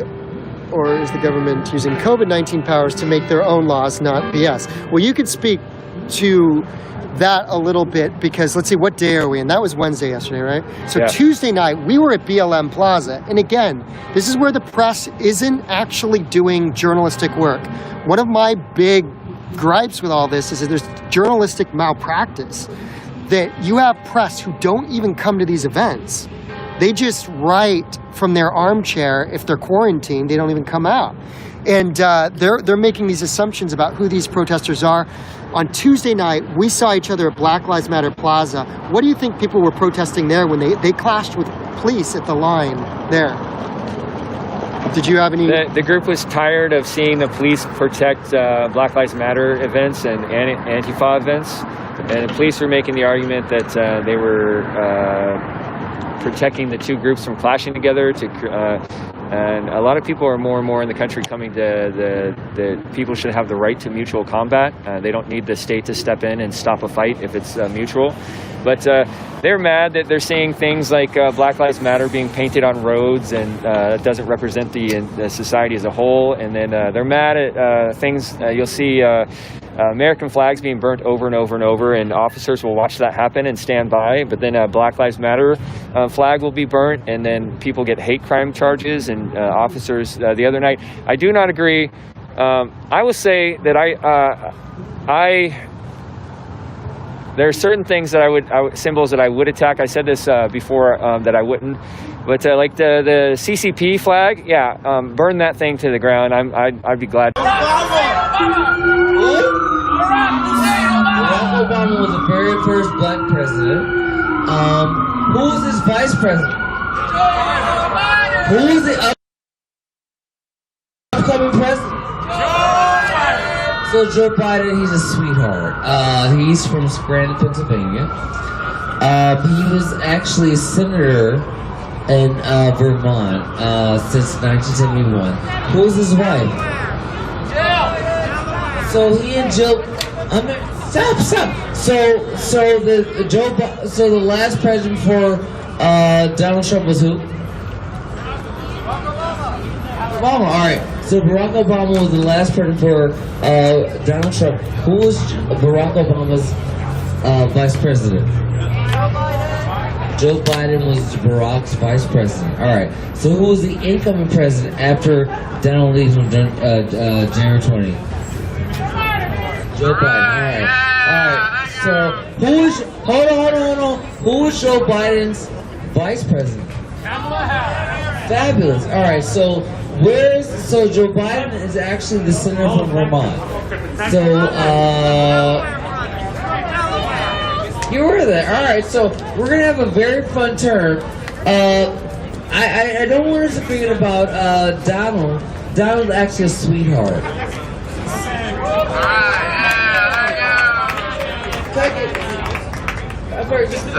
30 more seconds. Fabulous. All right. So Joe's actually very much a sweetheart.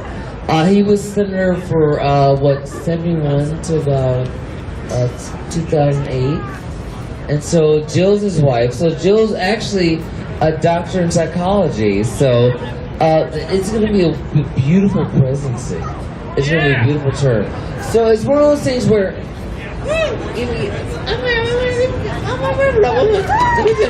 Alright, so Joe's actually, you know, we kind of had a deficit problem to where, you know, when we had the September 11th attacks, they kind of the president at the time was George W. Bush. Give me 1 second. Give me 1 second. Time is out. Thank you, Tony. Joe Biden is a sweetheart. I wish we had a president from Vermont, don't you?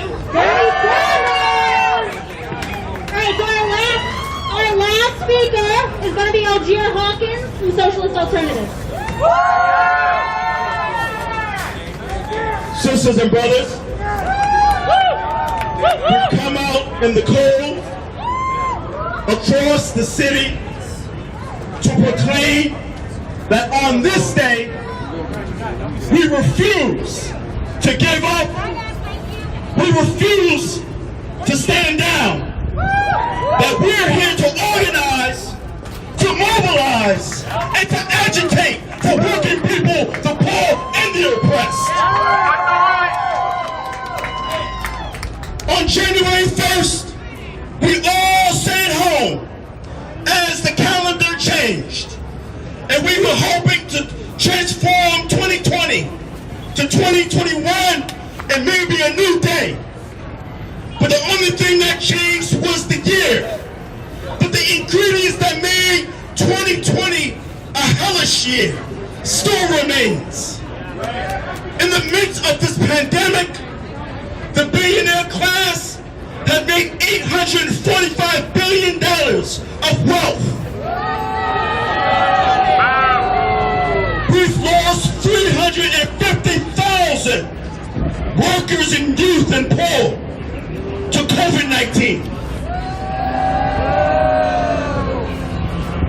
We rebelled in the name of George Floyd and Breonna Taylor. We said enough is enough. And yesterday what we saw, that the police and the security forces opened the gates to the Capitol. That's right. There was so much refrain that they allowed the rioting and the vandalism to take place. And not one shot fired. But the lives of black folks are dispensable in a racist capitalist nation built on slavery, built on stolen land, built on the exploitation of working people. So we say today that we have had enough, that we will build a political, economic, and social alternative that is unique to us as workers, as youth, as queer people, as the poor and the oppressed. We will build a party of the working class for the working class and not for the billionaires. The Proud Boys are preparing to come to New York on Sunday to Columbus Circle. And I think that we should give them a proper welcoming. Keely raised the 40,000 in Boston that shut down the fascists and the hard rape in Boston. 40,000. The Democratic Party in Boston said, stay home. That was their way of fighting back. We say, hell no, we will fight back by out-mobilizing them. I have to say, unite against the far right. Against. We will treat them the way they should be treated, as a minority in the society where the majority wants freedom, wants true democracy. The guy to unite it, I don't see Joe Biden as more than a placeholder, honestly. I don't see him as more than a placeholder for 4 years to try to get the country to stabilize, start talking to each other, and maybe, in my hope, I've voted third party candidate before, is that we have a better option for a third party candidate in 2024. So that's where my frame of thinking is. I don't think it's perfect. It's kind of one of those, hold your nose and vote kind of things, and I acknowledge that. So do you think that Biden will last if he is put into office? Do you think that he will last very long in that position? I think so. I listened to him at some of the debates, and sure, you lose your train of thought, but you got to think that the President of the United States is surrounding himself with a support team. He'll do gaffes, and then right-wing media will go crazy for who knows long about how he's losing his mind. But he is. There's plenty of evidence. Cognitive decline is what everybody likes to say, right? Cognitive decline. Serious cognitive decline. Anyway. Did you see the video? I just saw it today. I don't know if it came out today or last night, but he was talking about some of the rhetoric you were talking about earlier. Biden got on there and said that if it would have been black people storming the Capitol yesterday, it would have had a very different outcome. What do you think about that? As I told you, I got back to my car and I saw my friends on that talking point, and I started to piss them off because I was like, no, I was there. You're getting this news from people who are activists. You're getting activist news, and you got to learn to filter out activist news. You got to learn to filter out activist news, no matter which side you're on. And that comes to folks on the right too, that go too deep down like a rabbit hole on some conspiracies. The same thing. Our problem on the left is we have too much activist, driven content. And so if already I've just come down from the Capitol and already people are telling me, they haven't taken the time to ask, well, who was there? They're not even interested. What were their concerns? What were their issue? What did you recognize? What's that? People. Do you have to have a ticket on your car here? It looks like you might be checking. Oh, is people? It looks like he was doing something else. I don't know what he was doing. Oh, I forget. Where am I right now? Because you were talking about parking earlier. Oh yeah, I'm all the way on the other side. So what did you think about Joe Biden's statements? Did you see that he made those statements, and what did you think about those if you did? I just read it in a headline and I shook my head. I shook my head like, people have, I see it as a media problem too. In other words, our media is compromised to activist content in that sense, that so many people can start, that I could get back from the Capitol and already my friends have these talking points.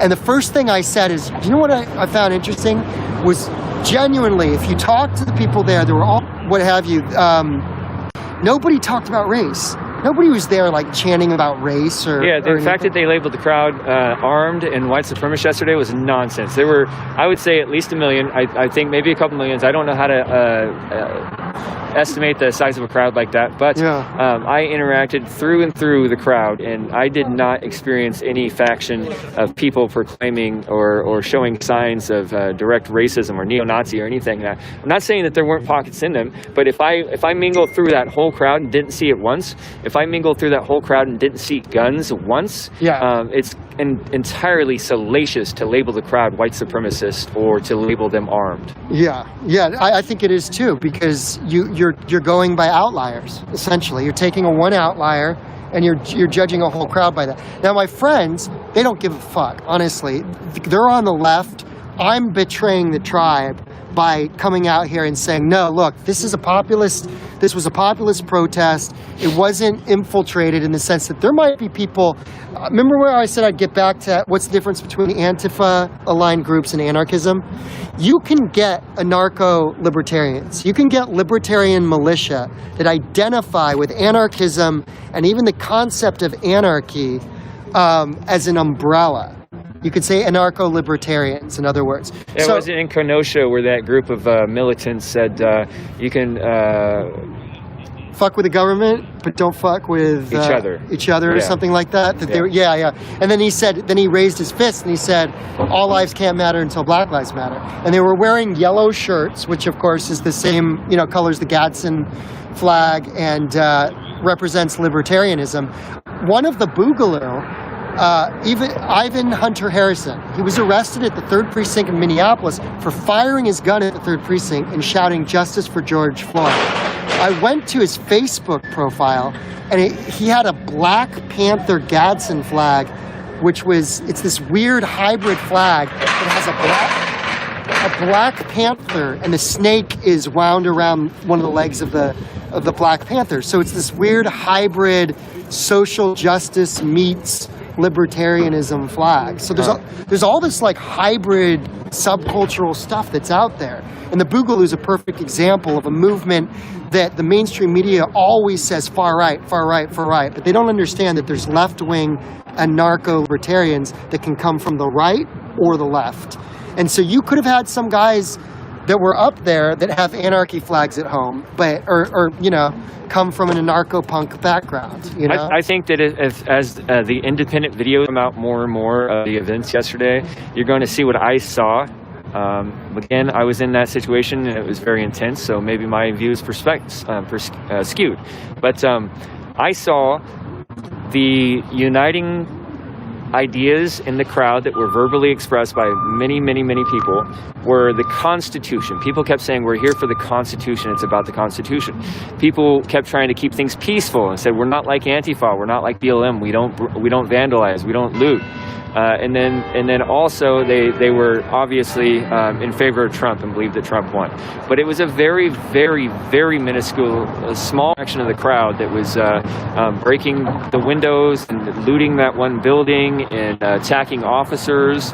But one thing I want to point out is they reached critical mass, and the rhetoric of the crowd was saying 1776, will commence again and stuff like that. The attitude of that sort of constitutionalist revolutionary attitude was very much in the crowd. And I think that they came straight from the president's speech. You can't deny a connection of how the crowd was motivated, and they went, so if you're going to, I look at the president and his followers differently. I understand them. I am not a supporter of the president, and so I'm more critical of him. But I see that connection, and it's one of those things. You've asked me a couple questions. Do you put the responsibility of what happened on the president of the United States, Donald Trump, if we're at each other pointing questions?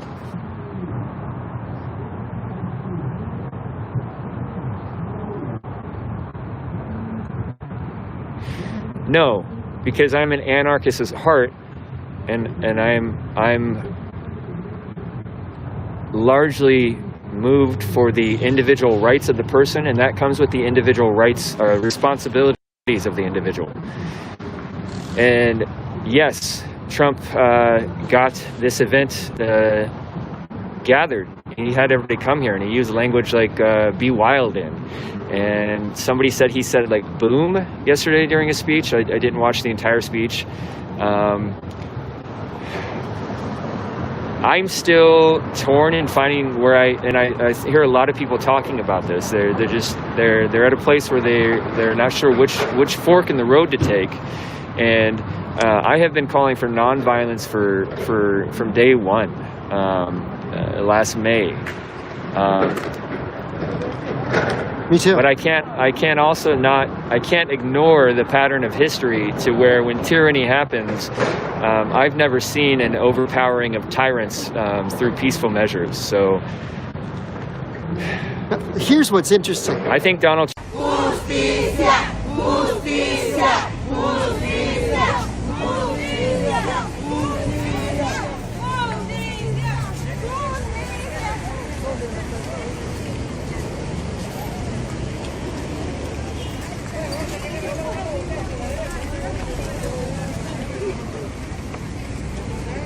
who is clearly embedded in Antifa-aligned groups in the Pacific Northwest, in the Portland scene. I said to him, they took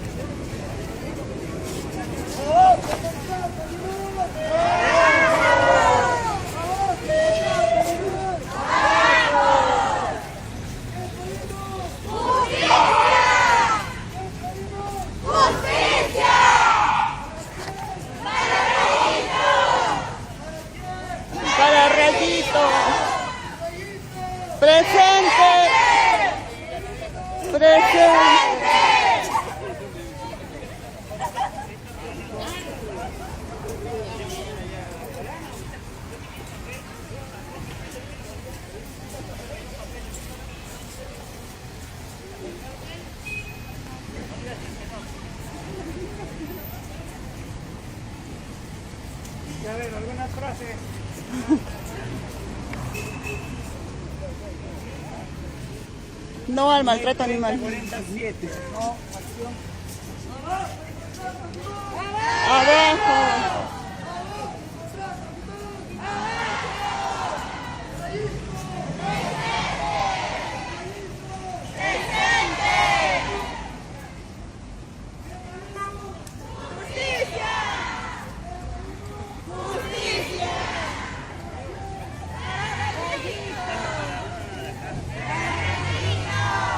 Estoy para ver una productora. Estoy haciendo perfecto. Te voy a pasar el video. ¿Tienes una tarjeta algo? Papás para hacerlo en el futuro. Yo te llamo de frente para que vengas. Para todo el tipo de eventos. Para todo. Pero esto justamente estamos haciéndolo por...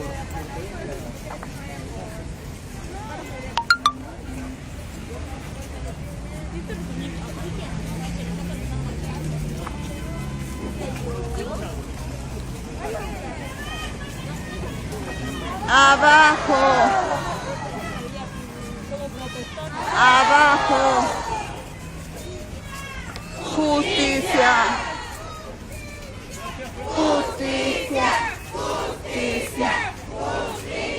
Pasamos rápido, chicos. Pasamos rápido.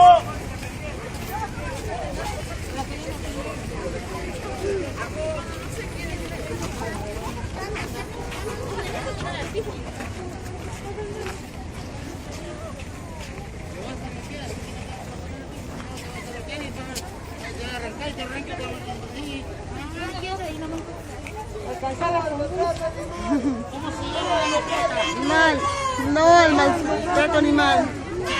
Maltrato animal, no al maltrato animal. No al maltrato animal. No al maltrato animal.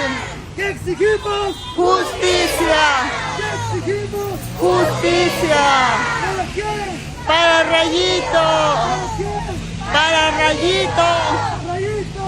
Presente. Rayito. Presente. Abajo el maltrato animal. Abajo. Abajo el maltrato animal. Abajo. Justicia. Justicia. Justicia. Justicia. Justicia.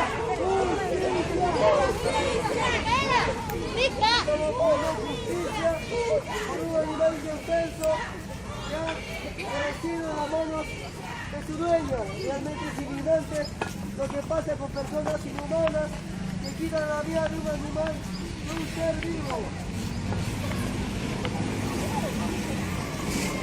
¡Abajo el maltrato animal! ¡Abajo! ¡Abajo el maltrato animal! ¡Abajo! ¿Qué pedimos? ¡Justicia! ¿Qué pedimos? ¡Justicia! ¡Arraíto! ¡Arraíto!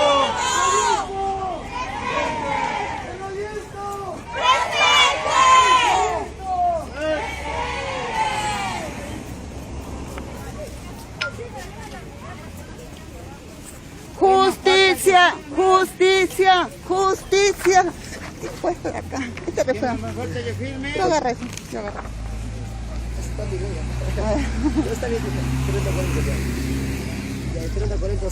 Ya, eso hablemos de lo de la ley.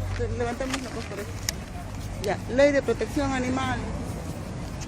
Ley de protección animal. 3047.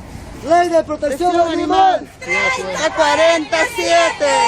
Ley de protección animal. 3047. Vamos, firmemos. Ley de protección animal. 3047. Ley de protección animal. 3047. Ley de protección animal. 3047. Ley de protección animal 3047. No al maltrato animal. No al maltrato animal. No al maltrato animal. No al maltrato animal.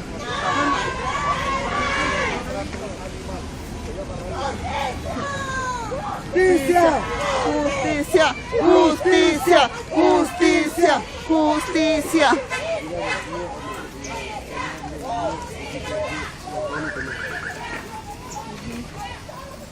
Digamos, no. Deberíamos formar un grupo WhatsApp acá. No tiene. Nunca tenemos grupos. ¿Ya tiene un grupo WhatsApp? Sí. Ya pagamos todos entonces. Sí, vamos a ver.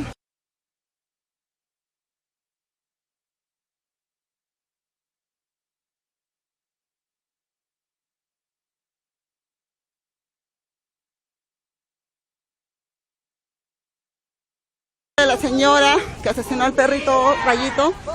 Vamos a estar a 4 cuadras de la avenida Grau con Bazar y Forero. Dentro de un... It is something that literally fuels me each and every day.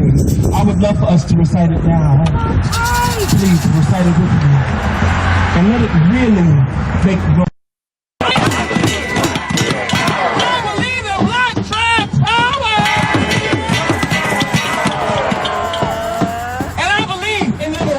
For our families.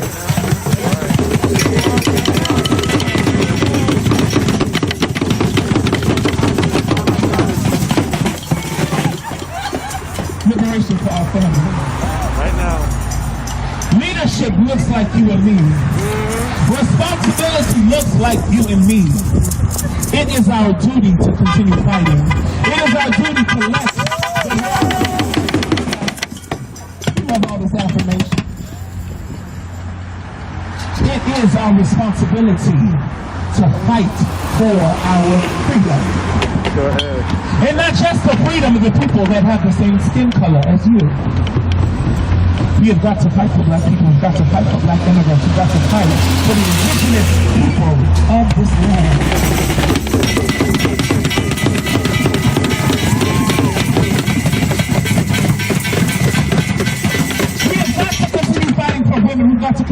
fighting for equitable equality across the board.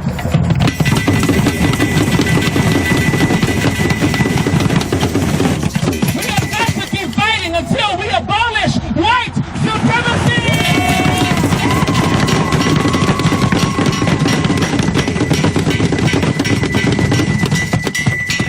We will keep fighting until this very fucking institution is made obsolete.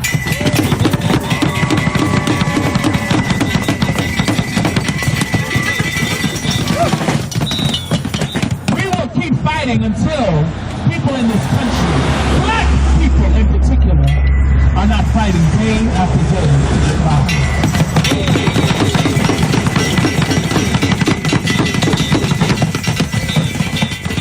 We are going to keep fighting until we stop hearing black trans people dead on the street.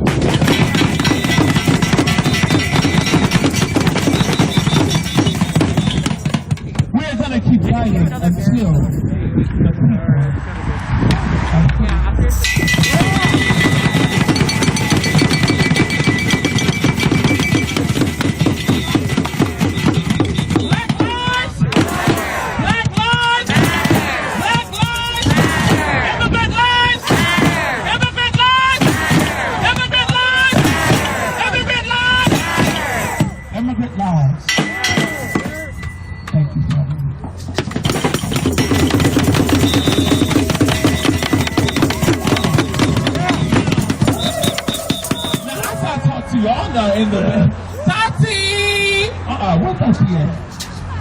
okay, well, she's saying hello. She's saying hi. Family, I just really want to say thank you. Thank you to the brotherhood. Thank y'all so much for inviting me. Thank you for having us. We love y'all.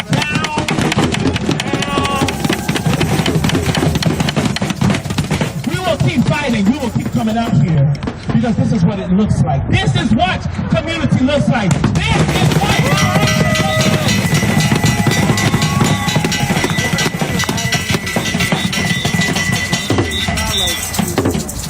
we will keep fighting alongside each other because that is our right.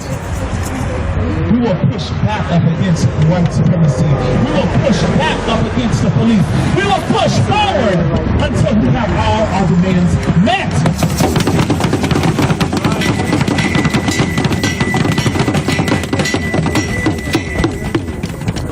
We need all the charges dropped.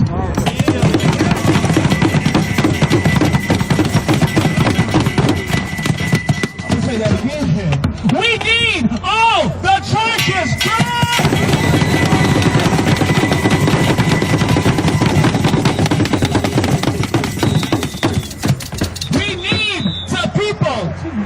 We need people to be released.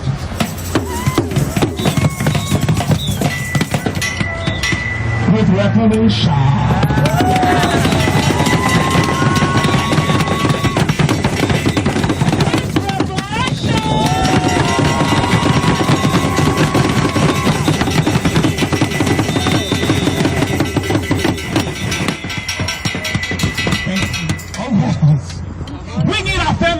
Reparations, because when they come out, they will not be coming out with zero. They will not be coming out in a deficit. They will be coming out with equal opportunity.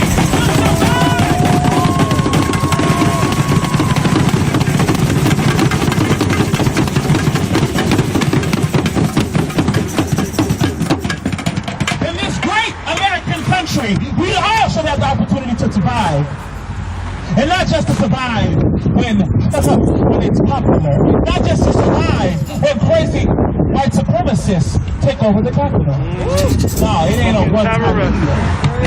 We need to ensure that people are being taken care of. We need to ensure that people are surviving.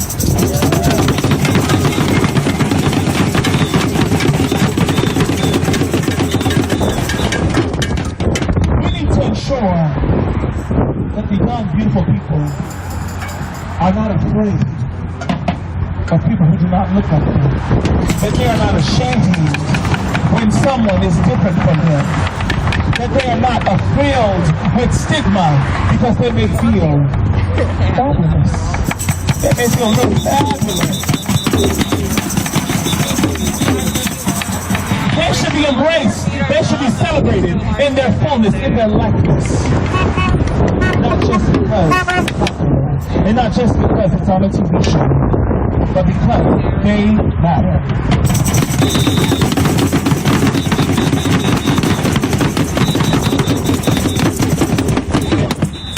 Make some noise, everybody.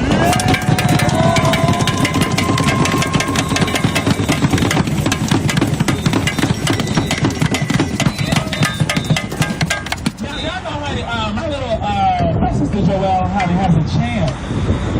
Now, how I'm not going to get as right as she does. But you know, just a little.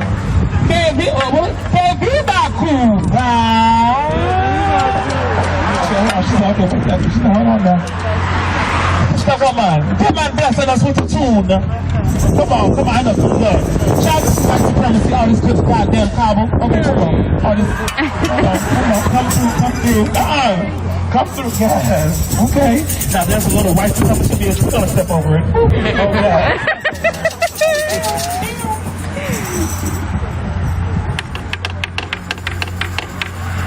Que viva México. Que viva México. Que viva México. Que viva México. Que viva México. Que viva México.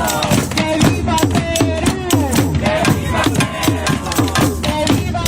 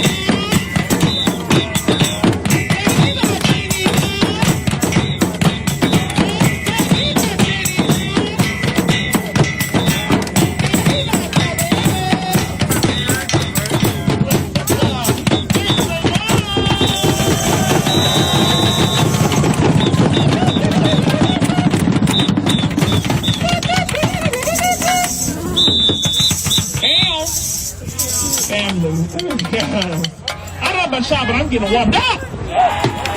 He's getting warmed up. And we would love at this moment to open it up to our sister Tatiana. Tatiana.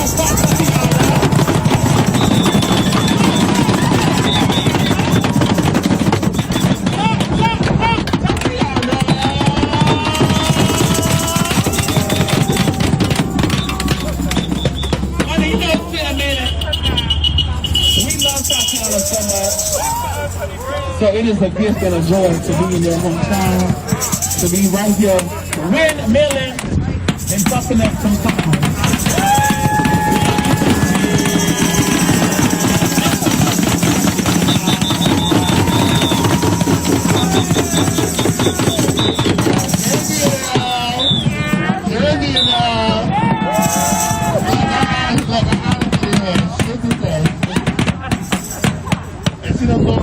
I was trying to hide. They're up here trying to get this mic away, huh?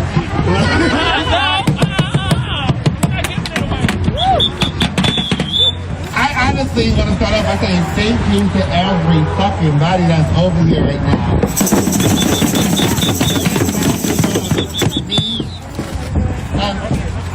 To be out here screaming, Vernon County needs to hear us. Paulie has been out here all summer.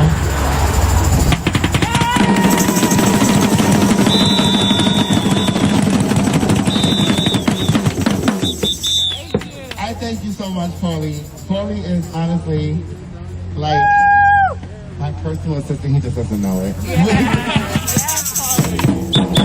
Paulie has been an inspiration to me and a help in everything that I do, so thank you so much, Paulie. And I wanted to highlight him because I thank all of you guys out here for being here. But when Paulie starts coming out here in the summer, I need you guys to come out here and support. Yeah.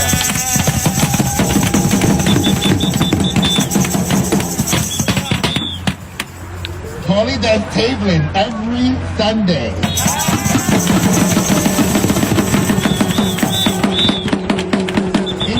In the rain, in the snow, and donates everything that he collects over to me and Bridges for Life.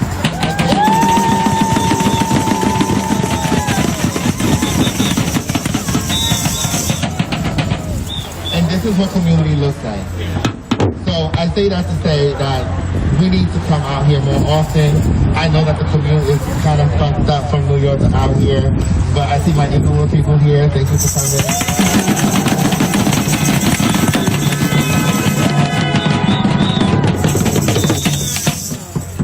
That's about it. That's all I have to say. I do want us to hear something. So hold on, let me just get my other speaker. Hold on. Oh, okay. A little intuition.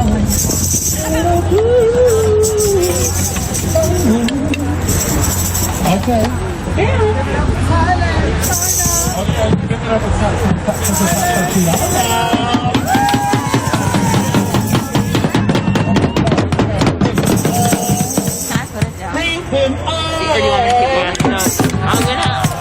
I'll be right back. Right back.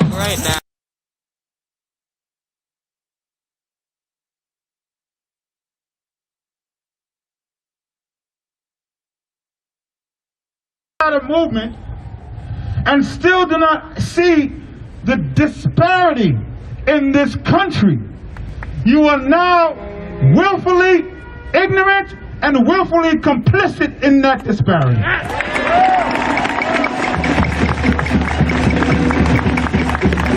That's it. There is no more excuses. If you do not see it and do not call it out, you are complicit in what happened and what continues to happen. There's no way around this. And all the Republican leaders, don't walk away now. Don't try to walk away now. You spent 4 years building this up. Fox News and the media, Pat Lynch, Ed Mullins, the police unions. I saw their paraphernalia with the Confederate flags, with Pence destroying the Capitol. All of y'all are complicit here. All of y'all. And for all the people who are saying this is un-American, that's a lie. This is as American as apple pie. This has been and always has been here in this country. But I always like to say, just as American are the people who are here tonight. And that's the part of America that I want to be a part of. Forcing this country to be who she said she is, not who she continues to show she actually is. So we're going to continue to fight for civil rights and liberties, no matter what. And I have to remember one moment, because it was important. Because I speak out against this government, I speak out a lot, but it was important to remember. They did whatever this country elected, a bigoted, racist, tyrant, wannabe dictator. Right.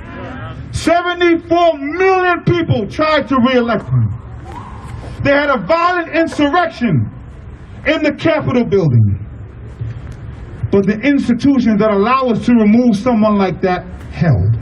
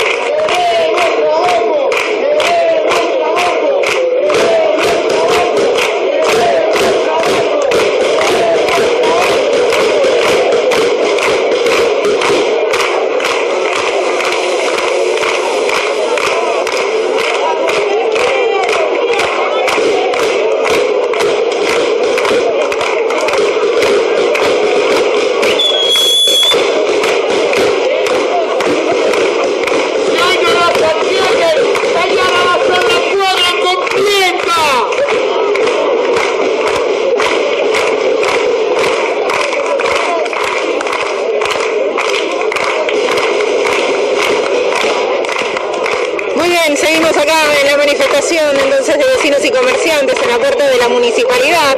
Nos escuchábamos recién, queremos trabajo, no cerramos. Bueno, es el pedido que hacen estos comerciantes, es la rebelión de estos comerciantes. Así está sucediendo también en otras localidades donde el comercio local no quiere cerrar sus puertas, no quiere acatar el toque de queda.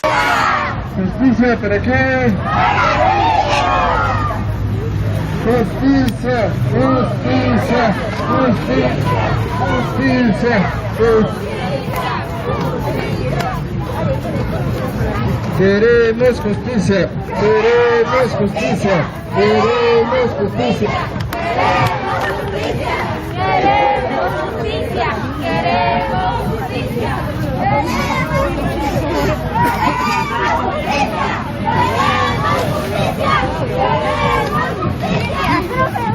Ojalá es así cuando te muerde un perro. ¿Por qué están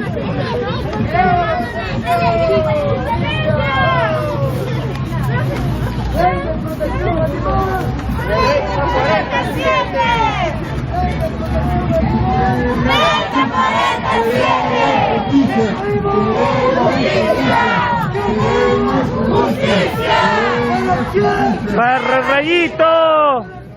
¡Para Rayito!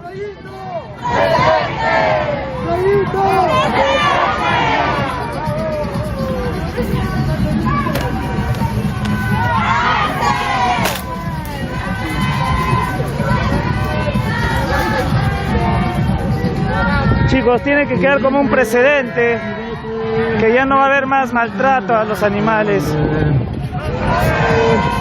Hay una ley del no maltrato al animal.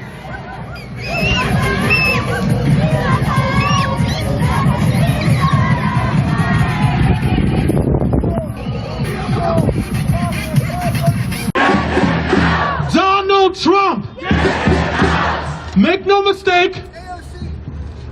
mistake, yesterday was not just an attack on our nation's capital, it was an attack on every American city. And when those white fascists, those terrorists, stormed the building, they were not just doing it to enter the Capitol building, they were doing it to get into your homes, into your TVs, onto your phones, into your streams, onto your social media, because that is what terrorists do. They seek to penetrate your psyche. You heard Nalini saying they want to impose their minority rule, their minority white nationalist rule. And I think we say, hell no. Hell no. If there are any parents here, my heart goes out to you. I know you spent yesterday, you spent today explaining to your child why white terrorists were storming our capital. We're trying to demolish the democracy that the President Trump has been trying to destroy for the past 4 years. But he was in that building for 4 years too long. And you heard my brother Jamali saying, listen, Democrats now control the House, the Senate, and the presidency. So to our Democratic leadership, the Honorable Speaker Pelosi, the Honorable Majority Leader Chuck Schumer, do not mess this one up.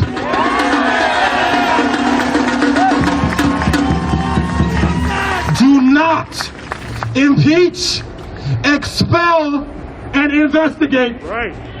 Because the whole world is watching. I'm not asking y'all, I'm telling y'all, nationalists, right-wing nationalists around the world are watching to see if they can get away with it too. Are we going to let them? No! Are we going to let them? No! Are we going to let them? No! Hell no! Thank you all for coming out tonight.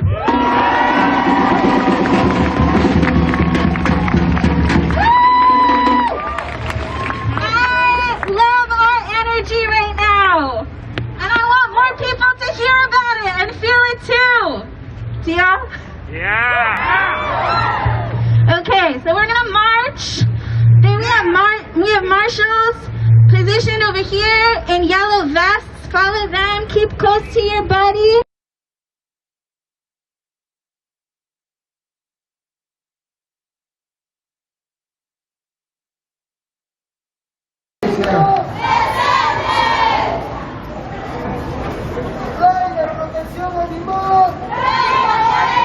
De verdad esto de Rayito va a quedar como un pequeño,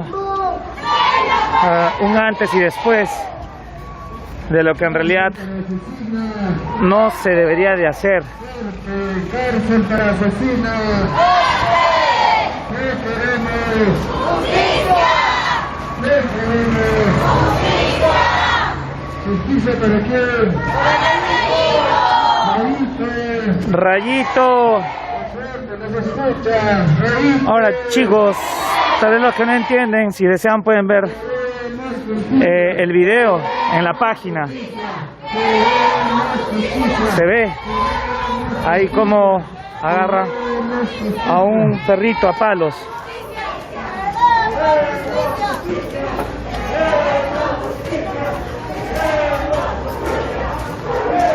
Rayito, todo Tacna te apoya. Gracias, Beatriz. Bueno, en realidad no creo que sea todo Tacna, pero estoy seguro que hay un gran porcentaje alto que sí debe estar de acuerdo con la ley de la protección del animal, con la ley de protección al animal.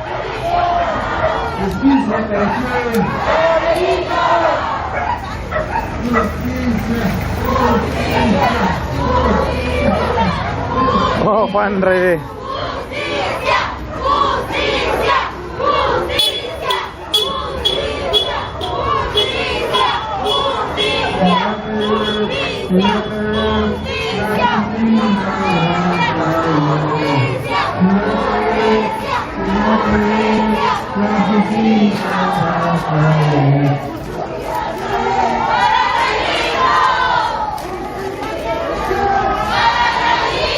Oh, Luba, ¿cómo así?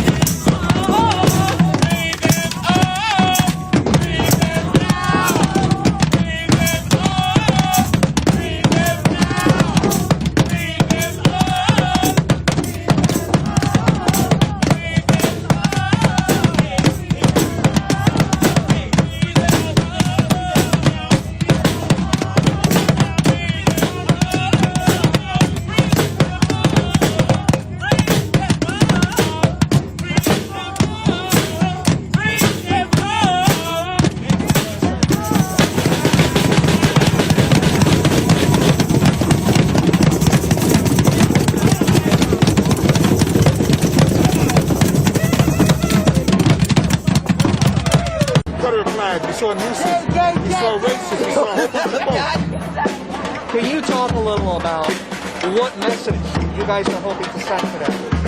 The message for me is we have to be honest about the disparity in this country. And people who saw what happened yesterday and saw what happened in the summer, if they're still being dishonest about the disparity, then it is willful ignorance and right now willful complicity. We also have to send a message that if people on the other side, quote unquote, who helped enable this and now want to call for unity, they want to do something to prove that, they need to either put articles of impeachment for this president or invoke the 25th Amendment. Monty, thanks a lot for talking to us. I know that you're marching along with some of the protesters. So thank you so much. So it looks like just about now either a march or some sort of a drum circle is happening over here. This has been a peaceful gathering, of course, in stark contrast to what we saw happen in the Capitol yesterday, many calling it an insurrection. As you take a look at what's happening out here, this started with just about 40 people, and it has grown to well over 200 people that have gathered here in front of the Barclays Center. Look on this side, you can see that steel barricades have been set up. You can see that NYPD is also here. Pretty much they're standing back. They're just standing back and looking at the protest that's currently taking place.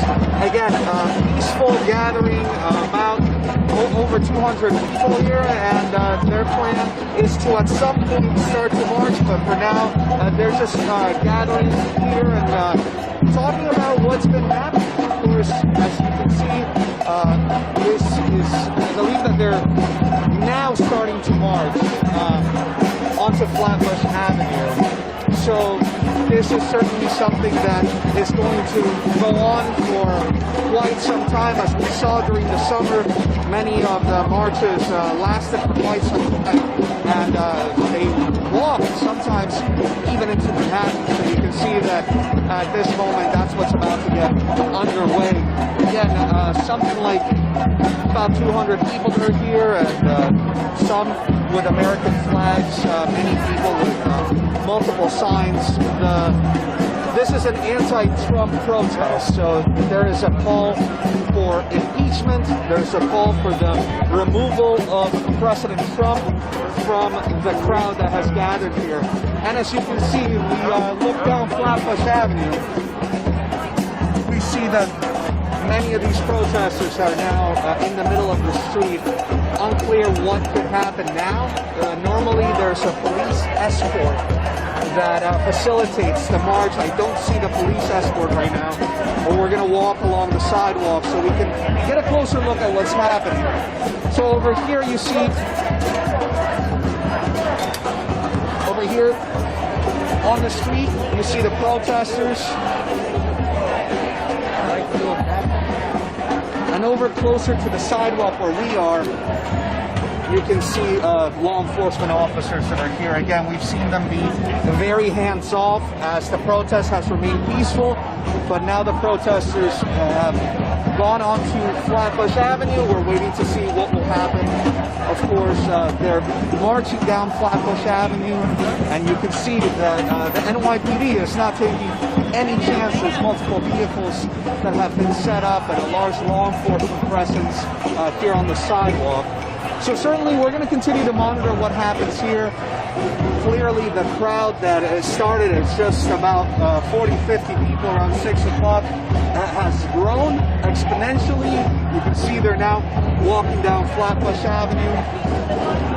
They're heading towards Grand Army Plaza, or at least in that direction. It's unclear what their final destination is, but if you're familiar with the area, if you walk down Flatbush Avenue, right down there is where Grand Army Plaza is. So we'll have the very latest on our 10 o'clock newscast. Thank you for watching, and of course we'll let you know what ends up happening following the protest here in Brooklyn. Cristian Benavides, Pixel.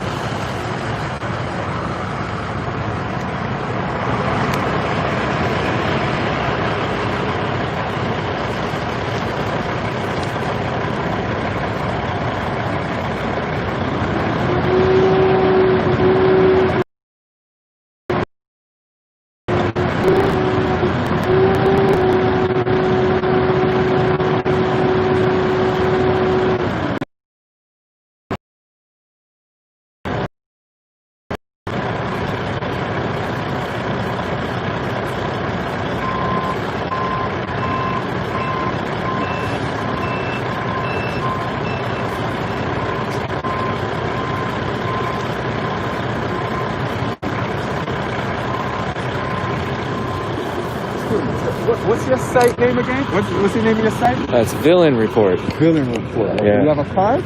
Yeah. So get my phone number out? No. Thank you. Keep it up. Keep it up.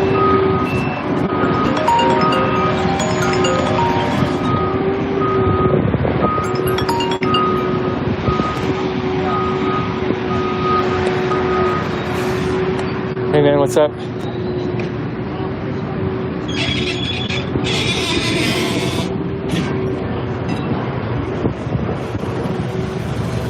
All right, I'm gonna go to the convenience store and get like a torch lighter. They've got a memorial for the 4 people that died yesterday, but the candles keep going out. So I'm gonna go see if I can get a better candle, or if I can just get a torch lighter to melt the snot out of the wax so they'll keep burning. It's right, there's that little like roundabout in the front, I guess it's the back of the Capitol building.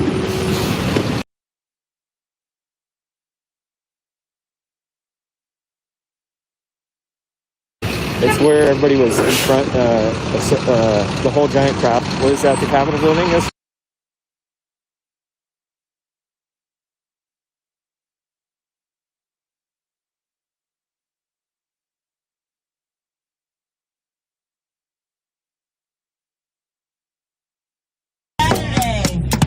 Wednesdays are 4:30 to 6. Saturdays 1:30 to 3, but that will probably go much longer. Please, next time when you come here, bring a drum. You do not need to be a drummer to go like that.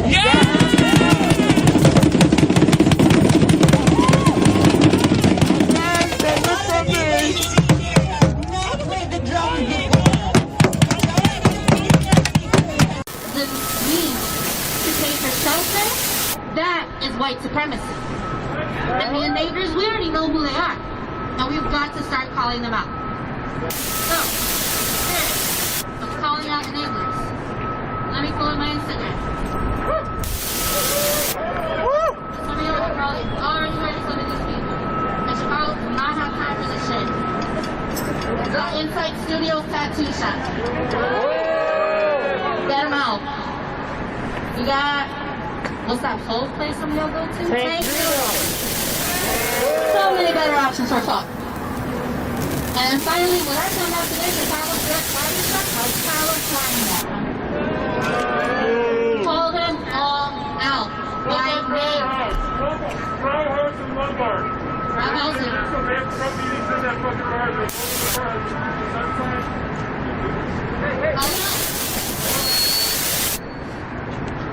Rouse and Lombard, they pretty much, the advertisements, they have the 3% sign, and they've had white. That's a special shout out to our incredible sound team. We love you guys.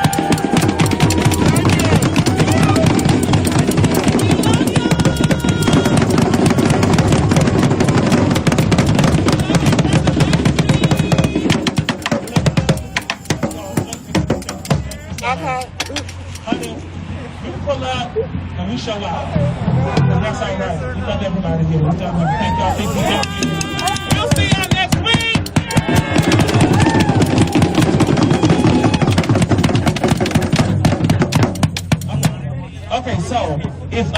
Okay, so real quick, if you're trying to take the bus, meet us over here.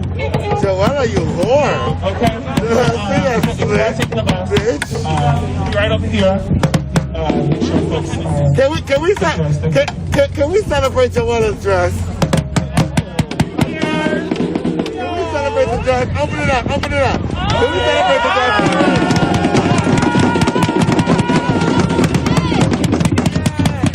Okay, she's not fashionable, but she can give you what you want. Okay.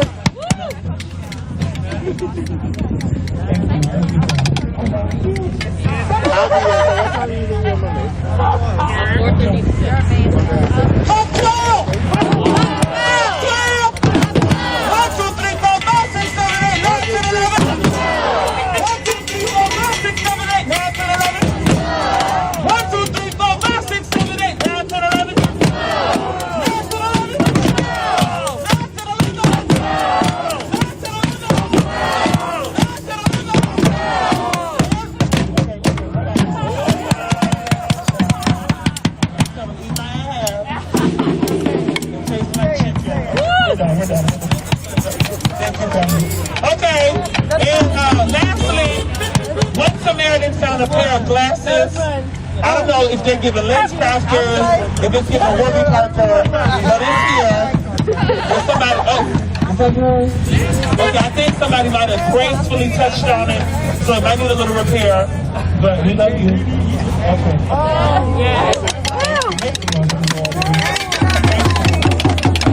So again, if you are getting a ride with the Samaritan, please make sure that you find them. If you're taking the bus, find us. Get home safe. We love y'all. Much love.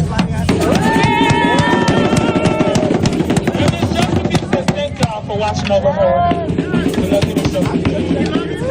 We love you, Josephine.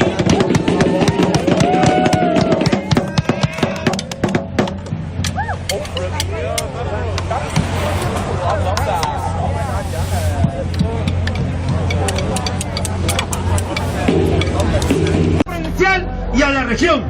Claro, este es el momento importante porque le damos a entender a la población de Tacna que no al maltrato animal, que no se va a permitir un caso más de maltrato animal, porque una persona que maltrata a un animal, maltrata a un ser humano, maltrata a un niño.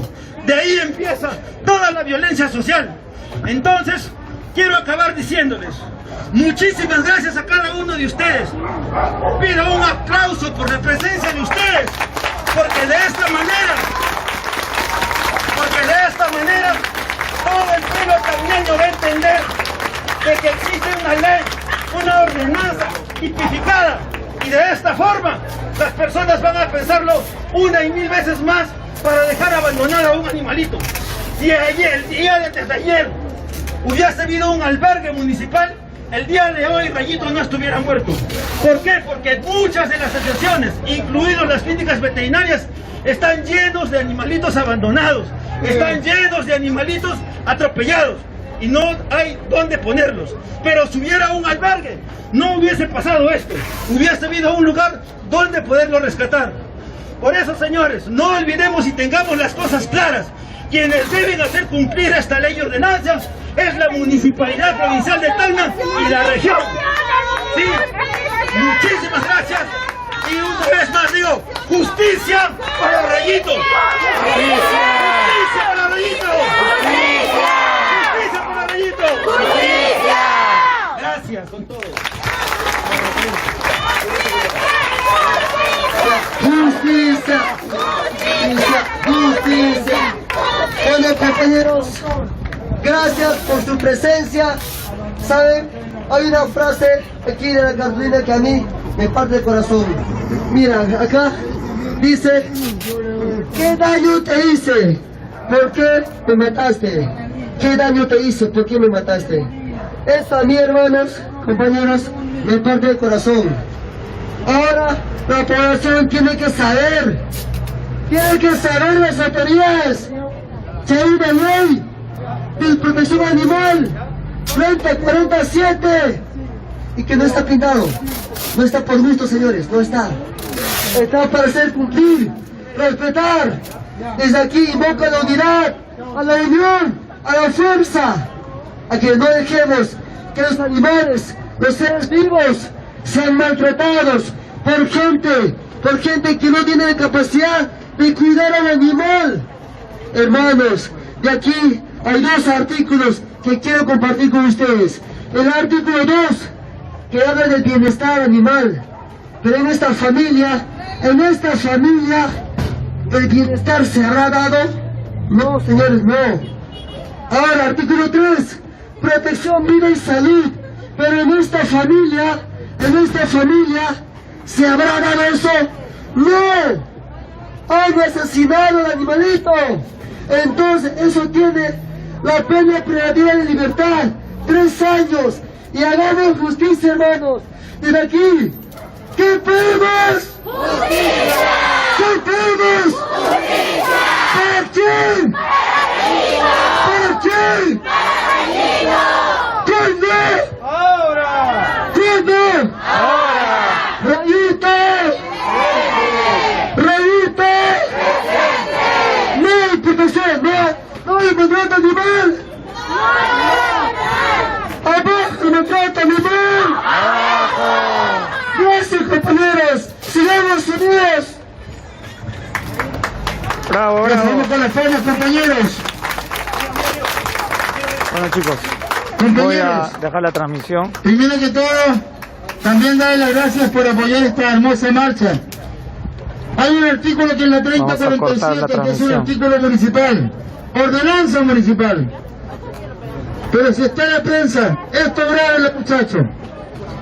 Como le estaba diciendo yo en la plaza, por ejemplo, policía municipal, serenazgo, hacen cumplir leyes que de repente no tendrían que hacer cumplir.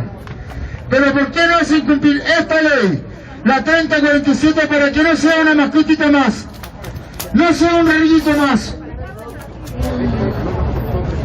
Y se lo digo de corazón. ¿Por qué le digo esto? Porque hay muchas que de repente, hay gente que vive del comercio, gente que vivimos del turismo, y de repente estamos en el...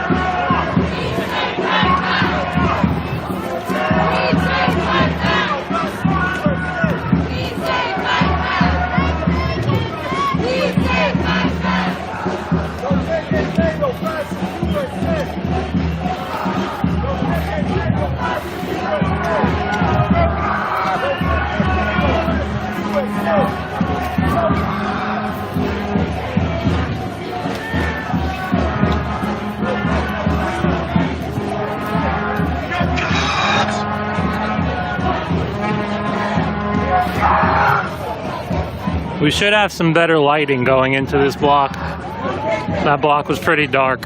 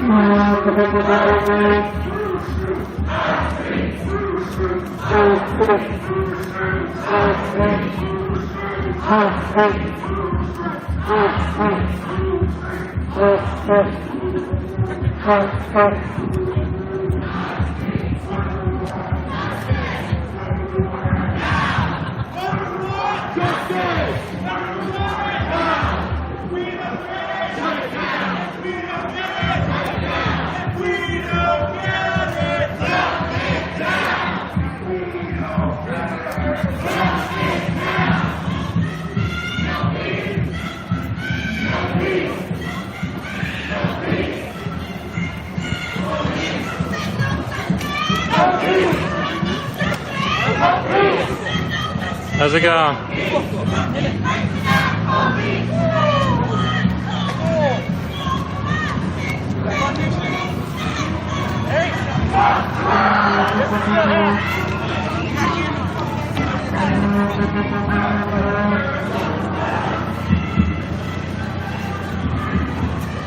I'm gonna try to keep the camera as steady as possible. Kind of difficult because I'm on the mountain bike.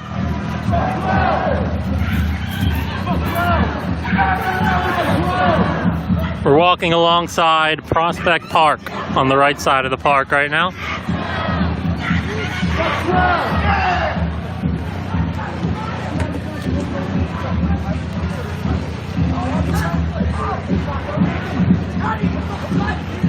We are paused at Park West and Carroll Street.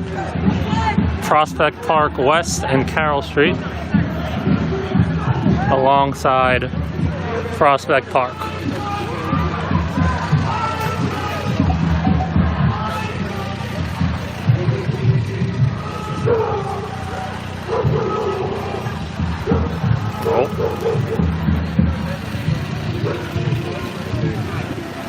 The dog is not so supportive of the protest.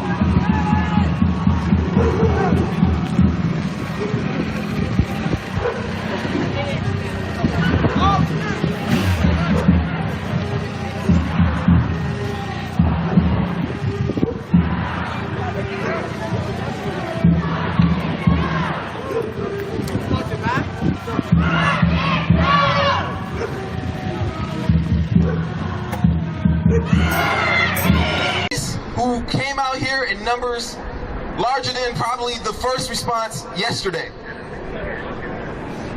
We must rely on each other as working class people and on our solidarity. Peaceful counter-protests like this one are being called by working people and socialists all over the country as part of an immediate fight back against these far-right actions, and they need to be continued. We also need to defend not only against fascism, but against ICE and against police repression. We need to build the capacity of organizing mass strikes. We need to fight the billionaire class. Just found out today that 2 people are now worth the total of $360.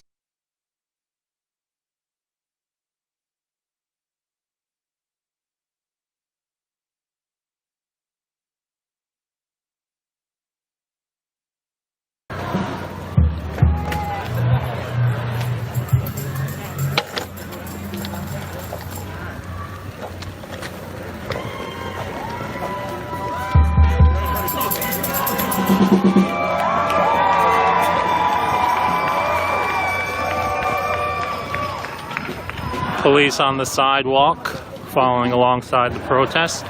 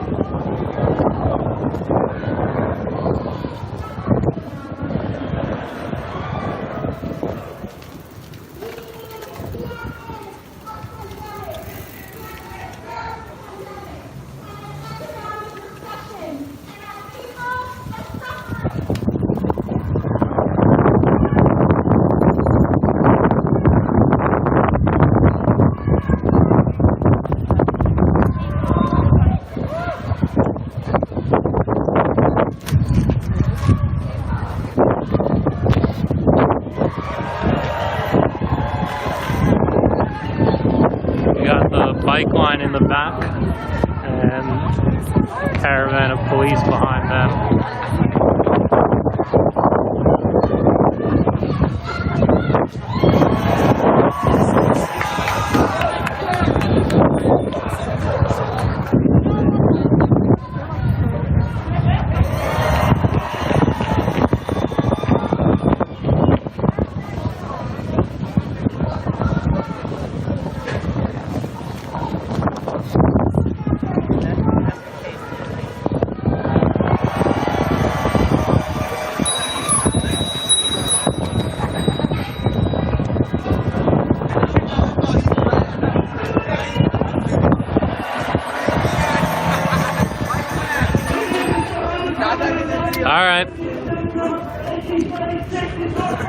Enjoy yourself and your fan dueling, Joey. Appreciate you being here.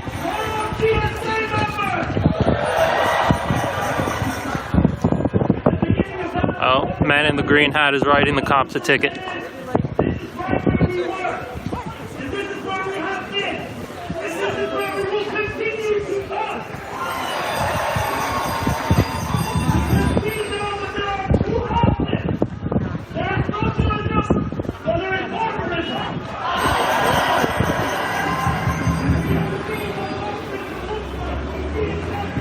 Protest spans about 1 block. It's around 300 people.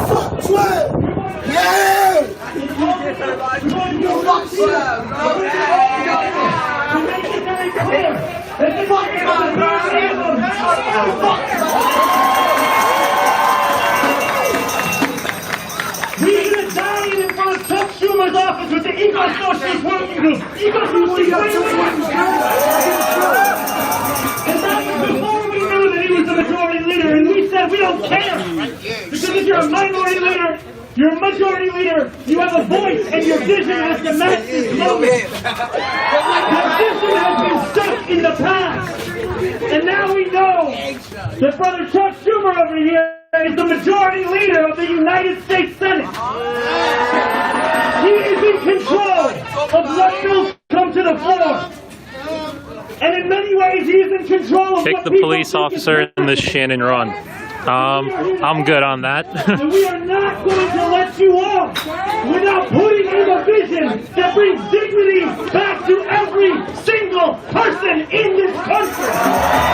I'll be running with this. I want to thank each and every one of you for I'll be running trying to hold one camera in one hand and my bike in the other. Would not be the best scene. Don't be a chicken. I'm gonna be a chicken today. Maybe if I had a GoPro on, maybe. Probably not, but maybe.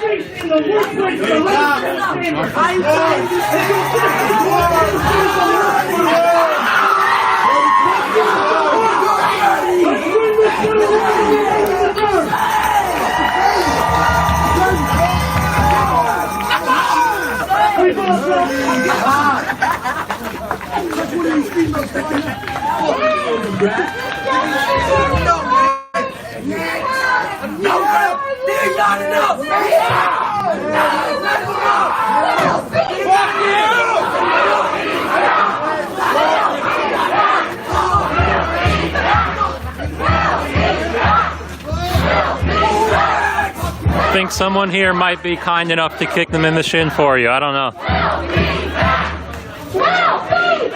What's the point of this? It's a protest to impeach Donald Trump. That's the point of it.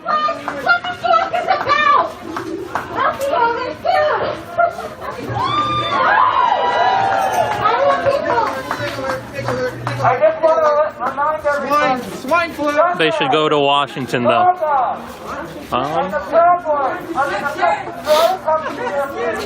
Some of them are in Washington, actually, I believe. Many have gone to Washington in the past week. Many remain here. These are the ones that remain in New York. I love dirty cops. They the dirtiest of the dirtiest. Everything they do is under the table. Under the table.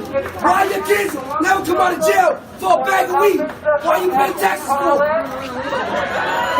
For shiny badges and bullshit guns? Damn, bro. They do it better than the poor. Justice and Black Lives Matter. It's embarrassing how they got inside the White House.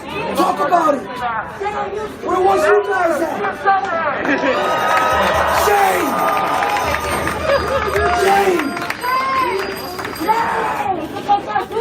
I'm sorry. I'm glad to be friends. I wish y'all niggas would. Buildings are child supporters. Oh my shot in his child. We picking up the allegations today, not tomorrow. Today, we want to see all those allegations.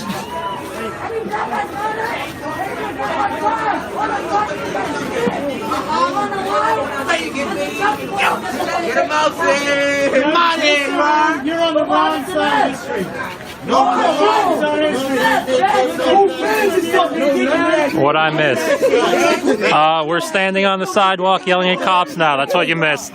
You came back at a good moment. Fuck the police! Fuck the nigga! And the most only man out here! You pop off! Recording? Yeah, I got it. I see you. God bless you.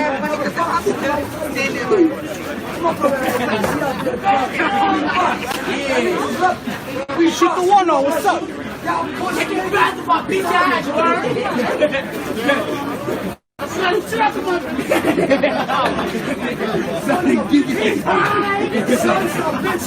I wish you didn't grab me. I'll show you. And you guys are my first time only 60. 6 I'm fucking playing the word. Take a walk. Move back. Move back. Move back. Move back. Move back. Move back. Fucking move back. Get him in.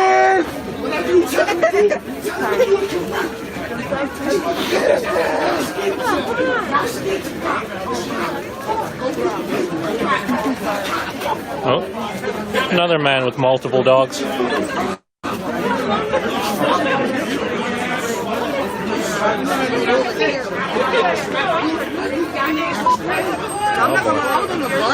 Oh boy. Gimbal just bugged out for a second. We're back.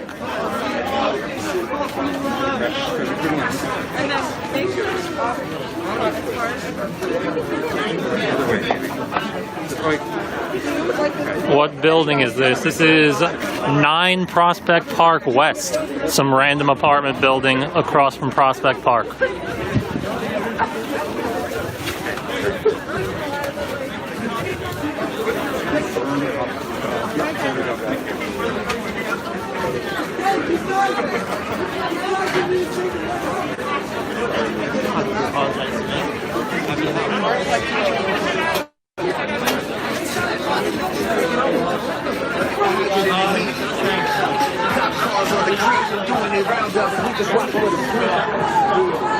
No, it's not Trump Tower. We're in Brooklyn, across the street from Prospect Park, near the Barclays Center. We started at Barclays Center today. The protests start at different places each time.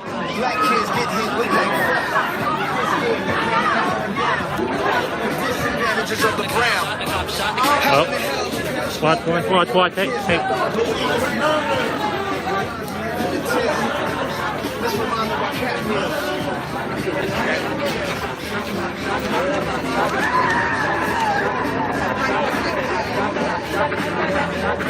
Fuck the police! Fuck the police! Fuck the police! Fuck the police! Fuck the police! Fuck the police! Yo, Alex, they're antagonizing the police. Yeah, that's the point. That's the point of the protest.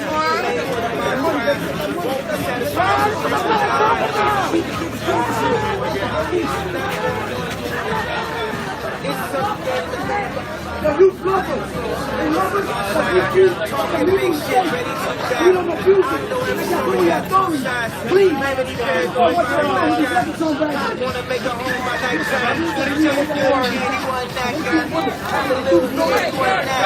Apologies for the poor lighting in this area. Quit your job! Quit your job! Quit your job!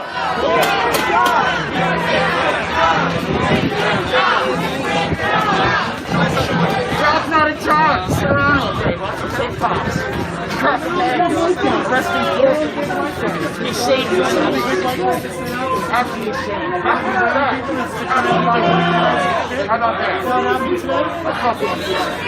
Majority of the protest is still paused in the middle of the street. How long did that take?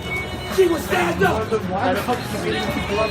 A good amount are here, right in the cops' faces.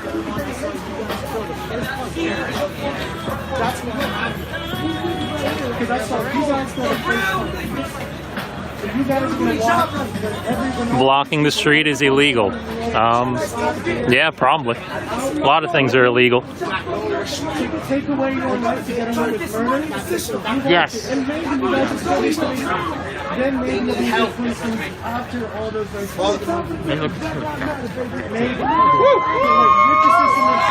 Yeah, yeah, yeah! You know that shit! Black lives matter! Yeah!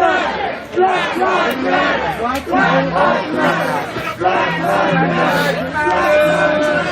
Black lives matter! Black lives matter!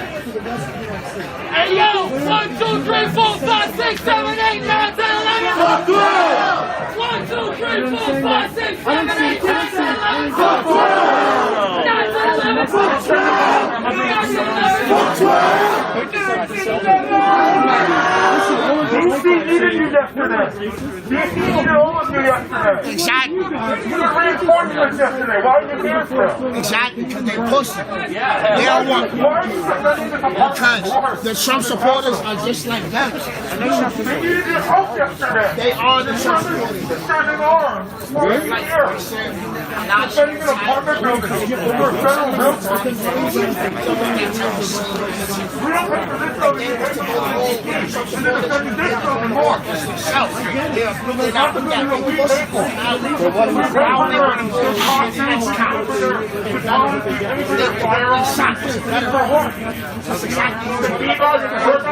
Damn, I'm kind of itching to go. Come meet up. We are on the right side of Prospect Park. Give us some fucking guns. Right near Grand Army Plaza. 6, 7, 8, 9, 10, 11, 12, 12. After yesterday, dude. No, you guys haven't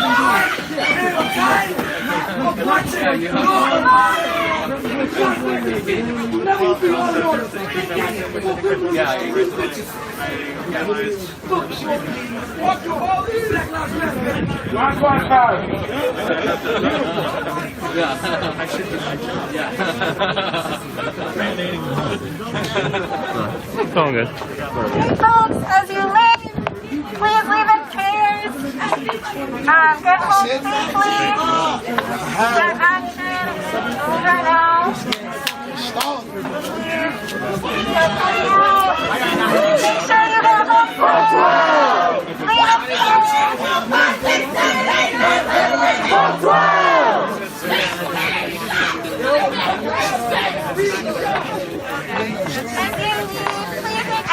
You can't stop the revolution! You can't stop the revolution! You can't stop the revolution! You can't stop the revolution! You can't stop the revolution! You can't stop the revolution!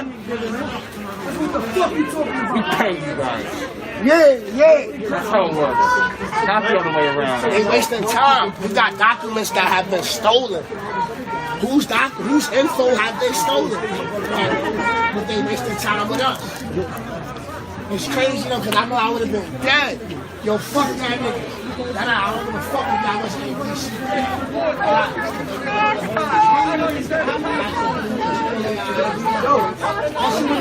Me and you in the warehouse? Man, never stood a chance. I got lit. One time to find it. One time to find it.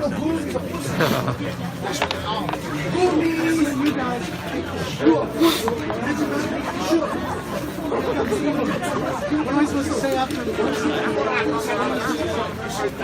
Like, okay, yeah, sure. Like, fuck law and order. You guys are we're all Americans. We got documents that have been stolen. They think they're the victim. How about that? They think they're the victim. That's a fact. They think they're the oppressed ones with the badge and the gun and power. And they think they're oppressed. And they think they are the ones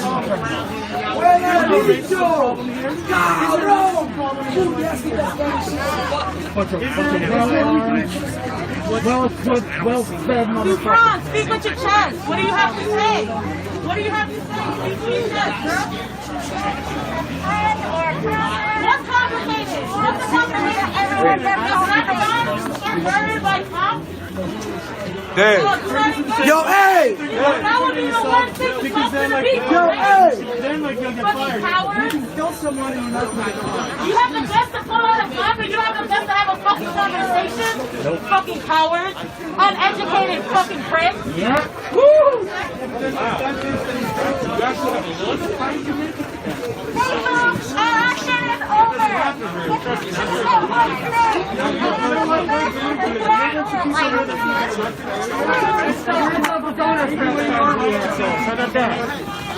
See you out there next year, fat boy. Yeah, you like that. All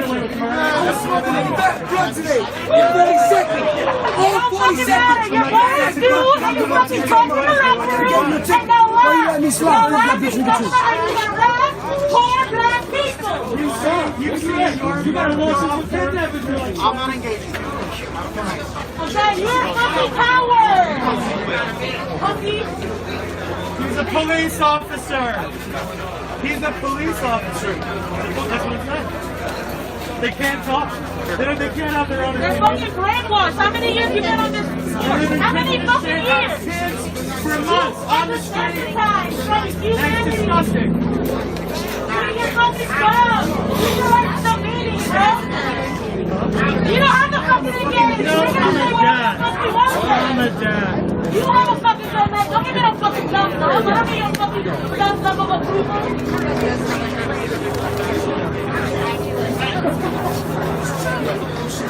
Our community affairs? Shut the fuck up, community affairs. What's it wrong? You come out to fucking Black Party once a year? That makes you feel good, right? You come out once a year, you have some hot dogs in the hood. Believe it or not, no one gets COVID at these things for the past 7 months. I don't know of anyone that's gotten COVID at these protests. People are very good with the masks and the sanitizer.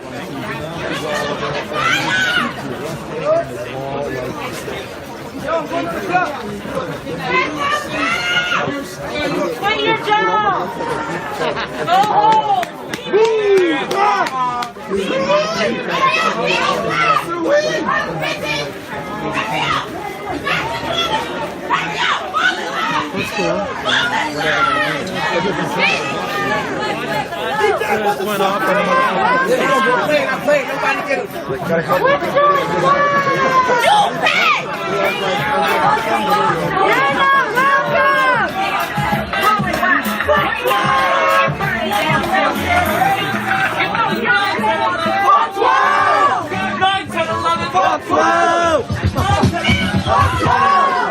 When I got back, police.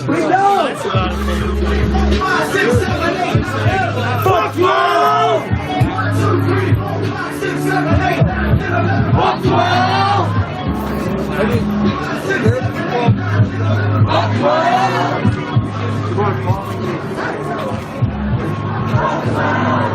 All right, we are now marching back towards Grand Army Plaza.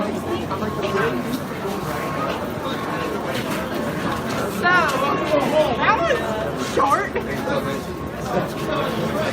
So what are you guys gonna do? I don't know. Yeah,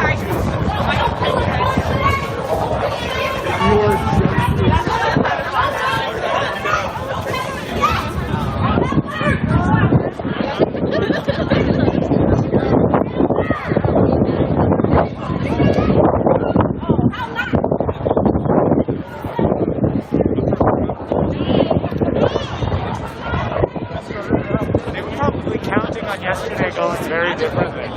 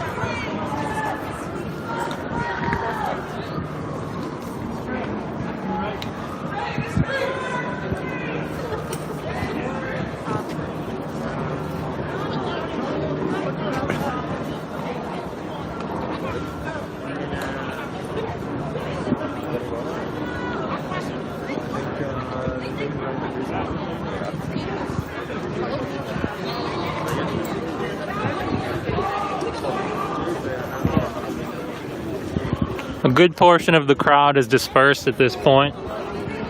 There's less than 100 people remaining from the original 300 plus. But the ones that are remaining are the most impassioned bunch.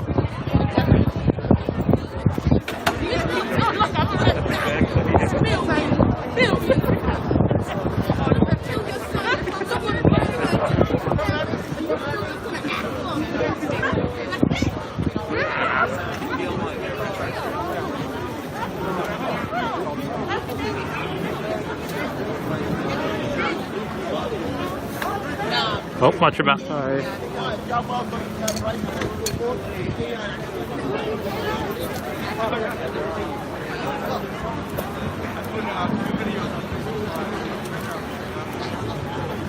Where's Shannon? Hey Shannon, I got the DJ for like whatever you want to do. Okay, I have phones right now, and I already told them this transmission. Oh, Just to not confuse Oh, them. great, great.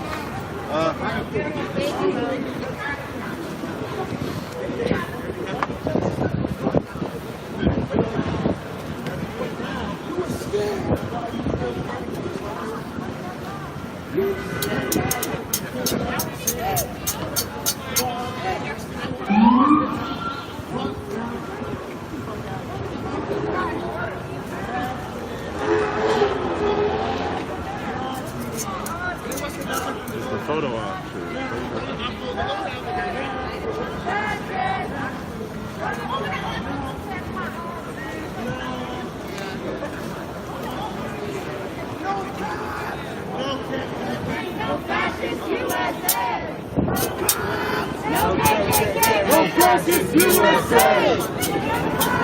No KKK, no fascist USA! No KKK, no fascist USA. No KKK, no fascist USA. No KKK, no fascist USA.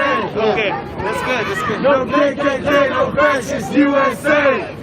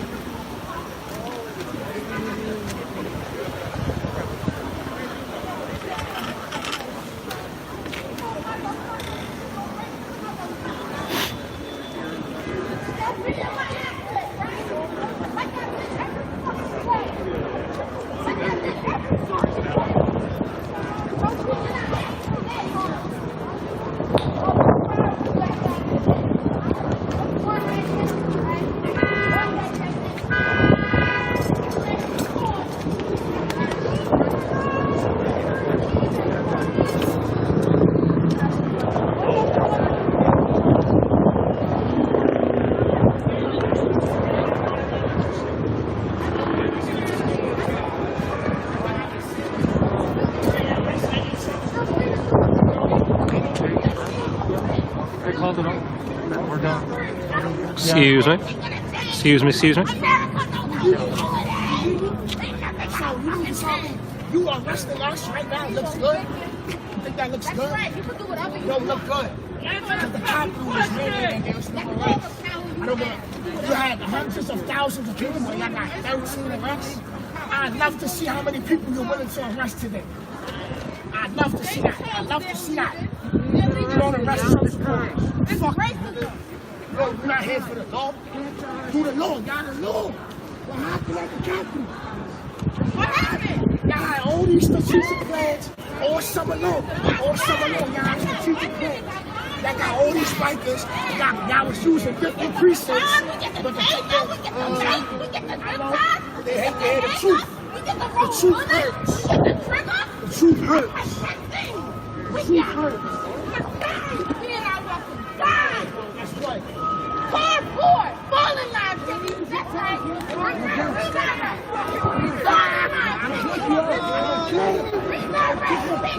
I don't care. I'm ready to die for this. It's either we're gonna get put in a cage and then what? Black people can't sleep at night. You can't sleep at fucking night. Wow. Tell me. I'm not the animal. I saw the animal. Everybody saw the animal. No beating of the asses today. None of that. So no batons today. No cracking of the whip from Master. Not today, I guess. That's but y'all be back at it in the morning. They backing up though, right? Pressure. Cops are huddling over here, plotting something. They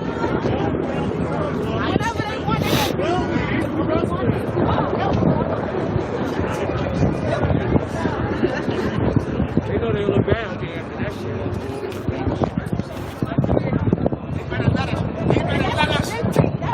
They gotta let us stand here.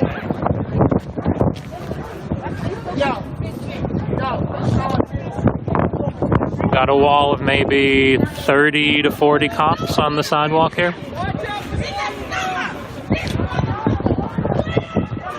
Maybe 40 to 50 protesters remaining.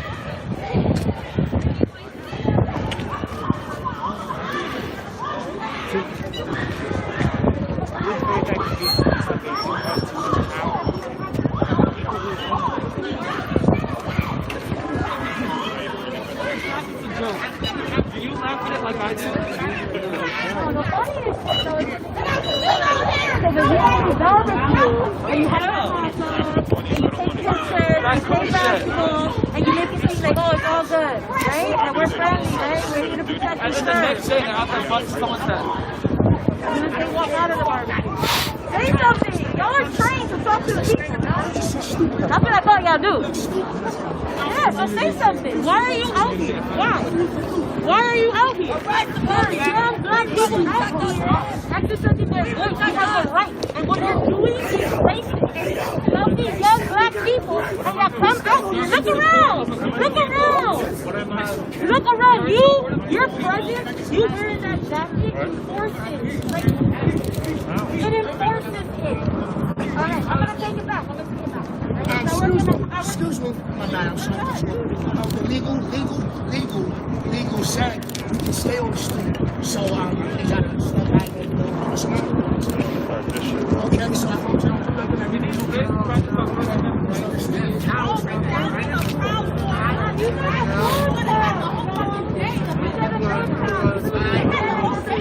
I heard that, right?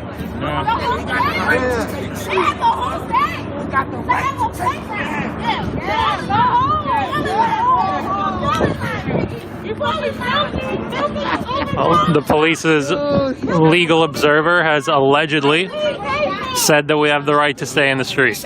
Allegedly, supposedly. Anybody gets arrested, that's going to be violent. So it don't even matter. Just sit back and think about that sugar fight tape. You know what I'm saying?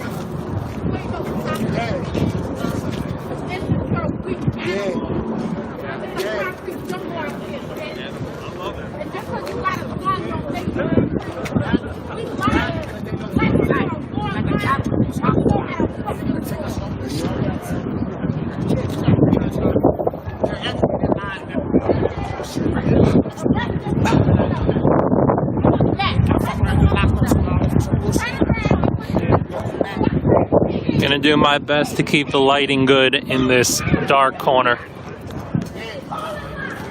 They're doing what they want us to do. They want us off the street. Place that has control of everything. Place that control us.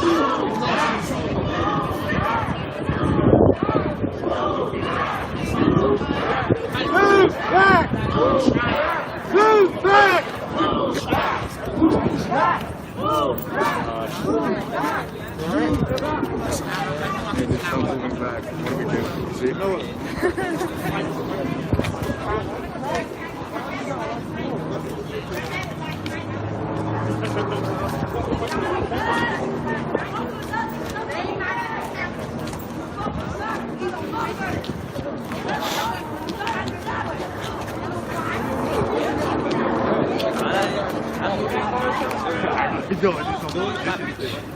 To where?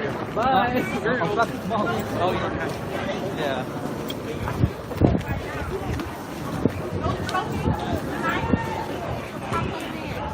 You don't deserve me. White people have never done anything.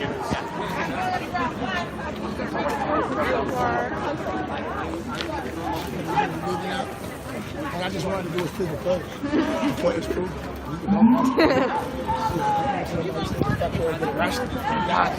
The point was this shit. They said it's ours. We out. And they let us take it.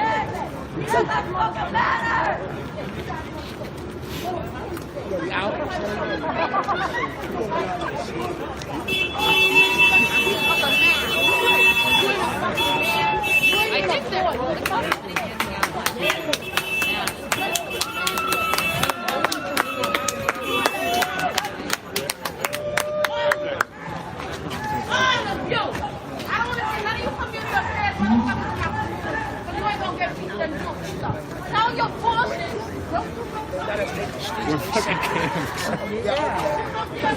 What's happening? A large portion of the original protest is dispersed at this point.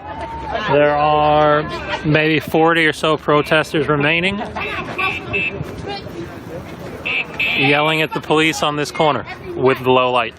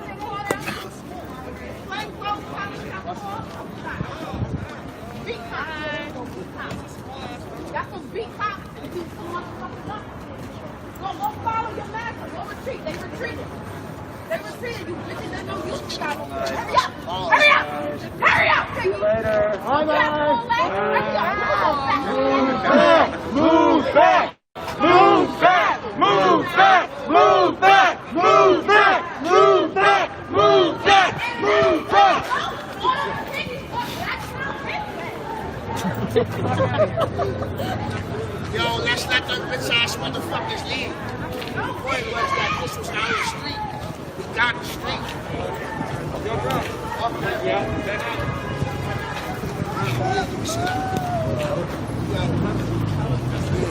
Let me get the cops in the background.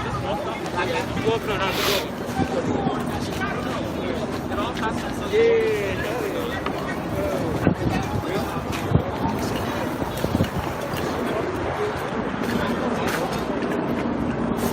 Cause we got documentation that's lost, nigga. I'm scared. What's gonna happen next? They let them go to the White House. They used to say they won't let them come to the city.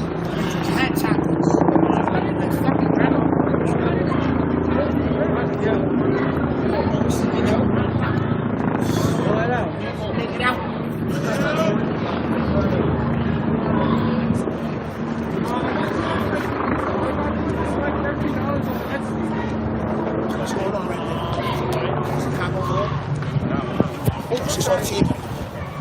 Yo,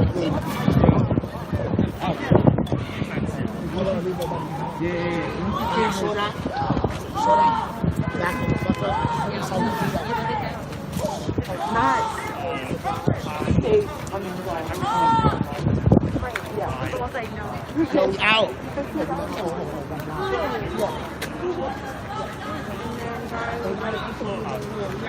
If anybody's leaving, now's the time. Let's hurry up. Get a friend. I don't know. Get somebody you can trust. Hey, let's get the fuck out of here. We took the street. They said it was ours. Point proven. We out of here. Yeah, I don't know. Word, so everybody get on shit. You know, shit.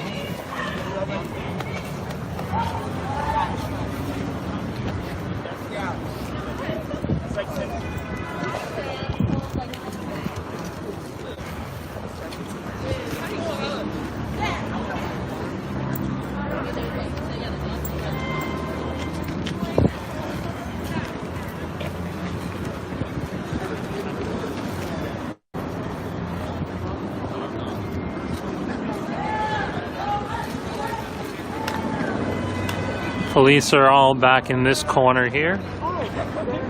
Maybe 30 or so, 30 to 40 remaining protesters are retreating down the block this way. If you guys enjoy the content, make sure to subscribe. I'll be live streaming every day.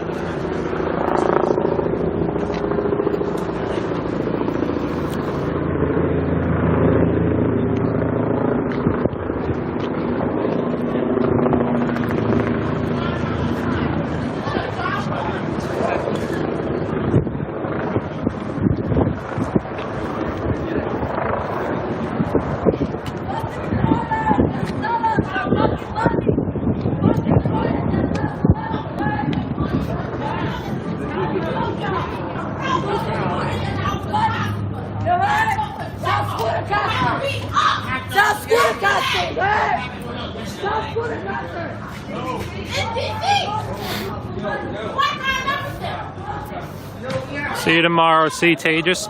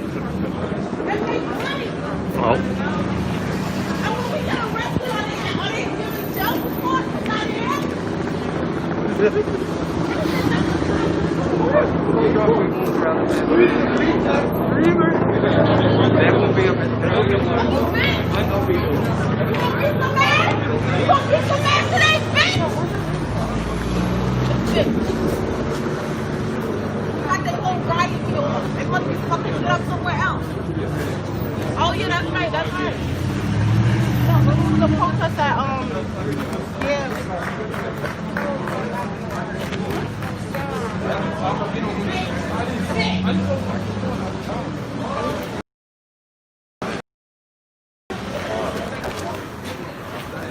Listen, I don't want to be recorded. This is over. The protest is over. All right.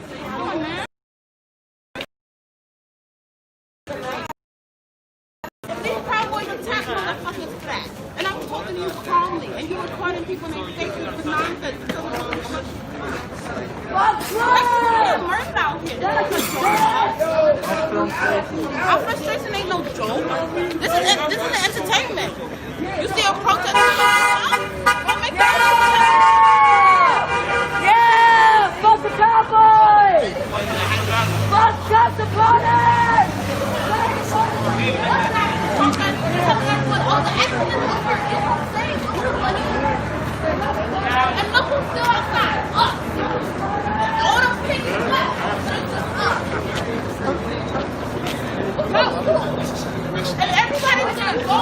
Yeah, people are impassioned. Just turned her anger towards the reporters for whatever reason.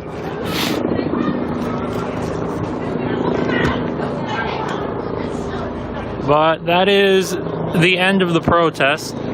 So I'm probably gonna check out now. I'll be streaming again tomorrow. Make sure you guys subscribe. If there are any protests going on, then I'll stream a protest. If not, then I'll stream something else. But thank you all for tuning in. And good night.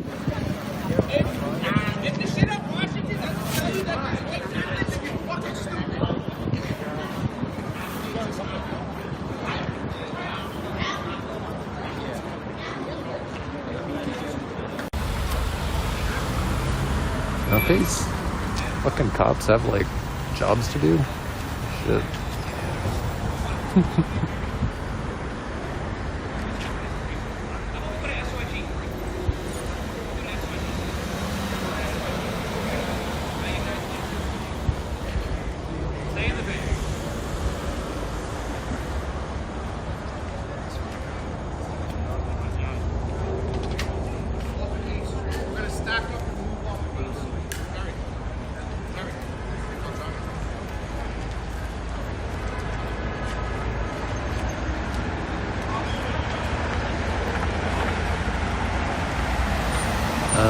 One time I actually called the ambulance and the police came anyways, and they fucking robbed me.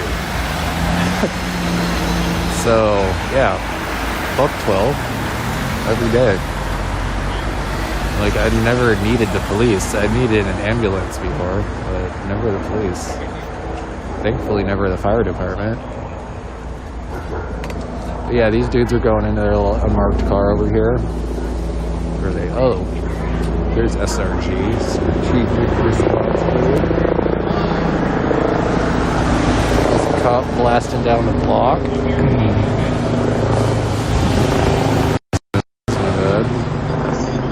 Happy New Year, bro. You're a good person.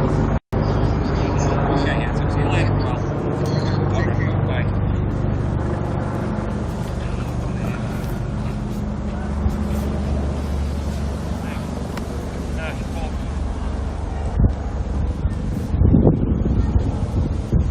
First. You're going 90. Sounds upset. Let's go inside, Judge. Pull the boat. Go ahead, I'll stand up. I don't like transparency. Let's hide. Let's hide from the camera. Ooh, this fucking thin blue line face mask. Still ripping that shit, Proud Boy Cop. What a fucking loser. Fuck you.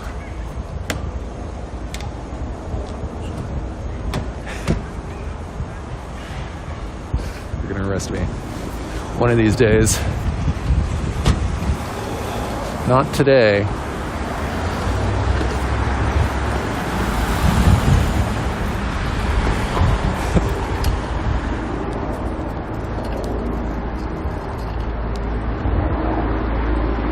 Yeah, so what was that? I counted like 17, 18 cop cars, and I guess those two like undercovers, so that's almost 19 cars. These like, let's say 10, 15 cops standing in front of this fucking random address, whatever this is. Like, what the fuck? Taxpayer money.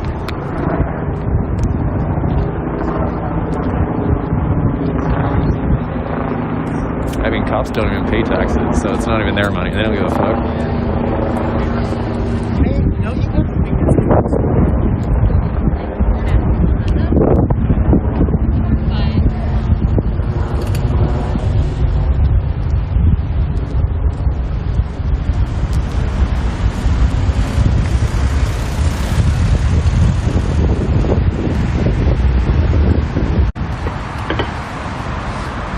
Hopefully everyone else is leaving and get out of here.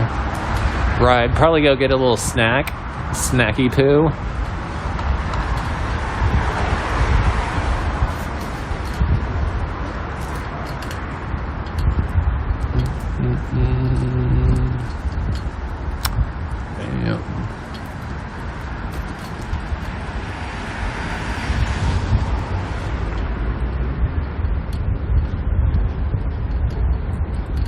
mean, I don't mind streaming. I can keep on riding around, but I gotta fucking switch out my gloves though.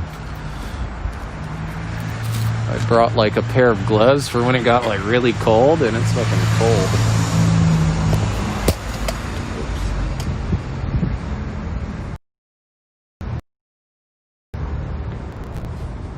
California.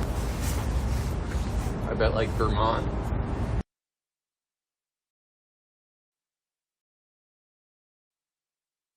Vermont people. Face palming. Oh.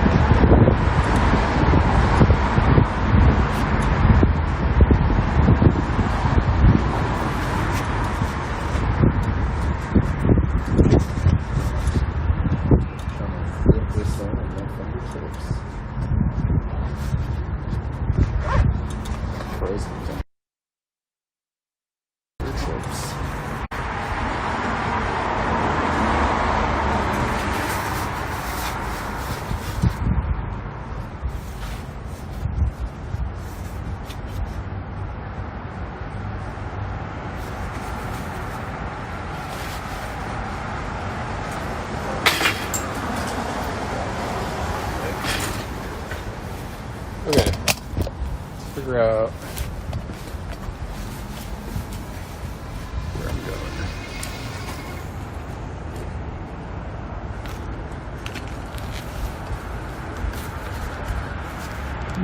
These gloves, honestly, I could fucking ride all the way back. But yeah, anyone, all the action's over. Small action. And the title is misleading too. I just started the stream. Couldn't think of proper title. But I saw it was sponsored or whatever, started by the DSA. So yeah, I mean, I guess they were justified in calling it like actually like a legit organization. They don't want any negative publicity. So makes sense.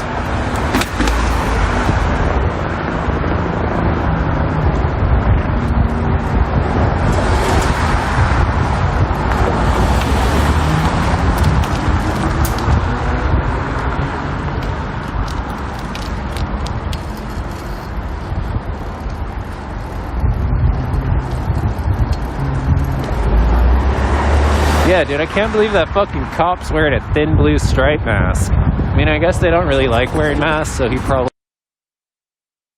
hasn't gotten a replacement. But still, like, fuck. Of all the masks, you choose that one. Fucking bumpy ass dark road. Bust my face. I can't even see because, like, people's brake lights are so bright.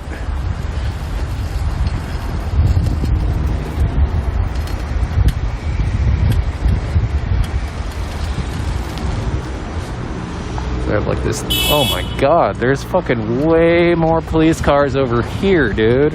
Holy shit. So what, 20 on that side of the park, and then I see like 4 or 5 right here, 2 vans. It's like 25 fucking cop cars. Holy, they really have nothing to do.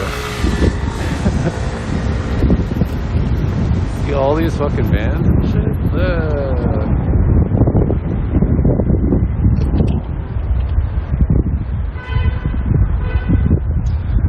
Yikes.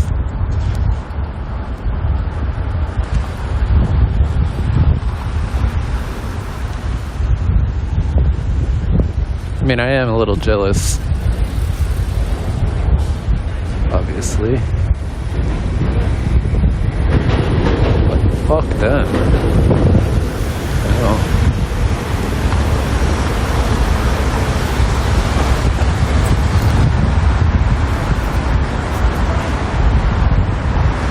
So now we're in cruising downtown Brooklyn. Park Slope. Guess this is the slope.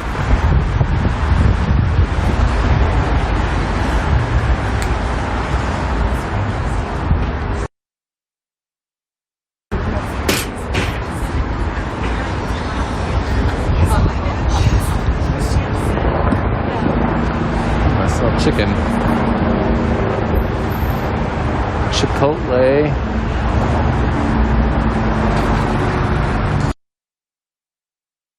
Oh, I always see hella people in there.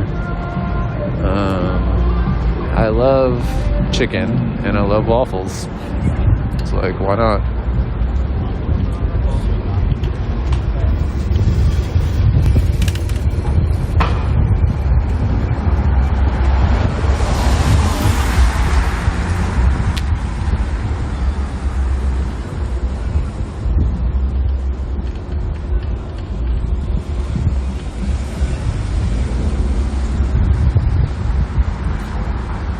P.O. chicken. It's going down. Stay tuned.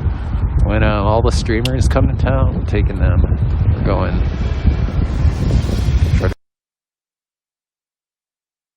I think there might even be a P.O. near. Close enough. Near where they're staying. Still hear that fucking police helicopter.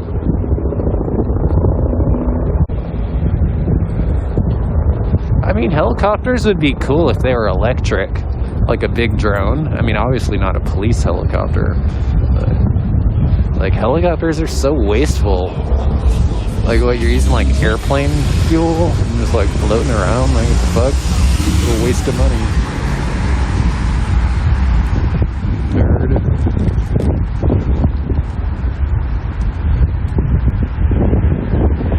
What is actually happening now coincides with years and years of history.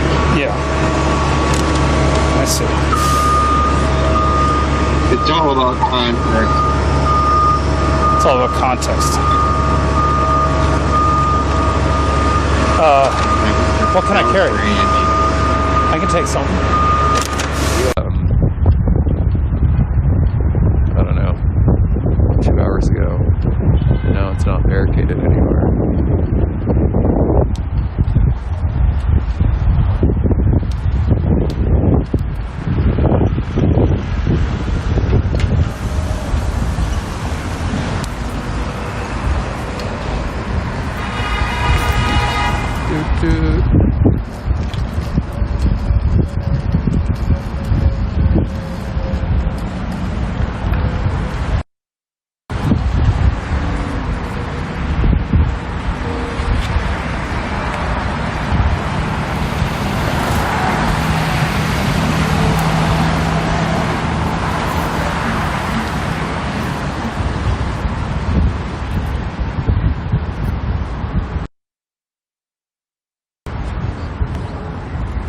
Okay, well there's Barclays 2 blocks to my left. Also, I was gonna take the train, which would be nice. But I don't know. This is kind of nice too, riding the bike. Got a bunch of fucking anxiety or some shit from watching all that crazy white terrorism on the fucking news.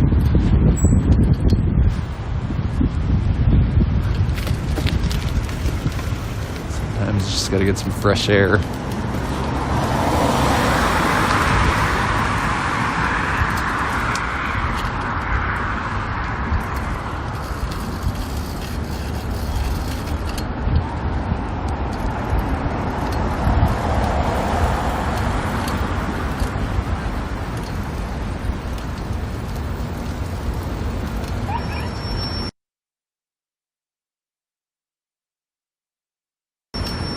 Whoopsies.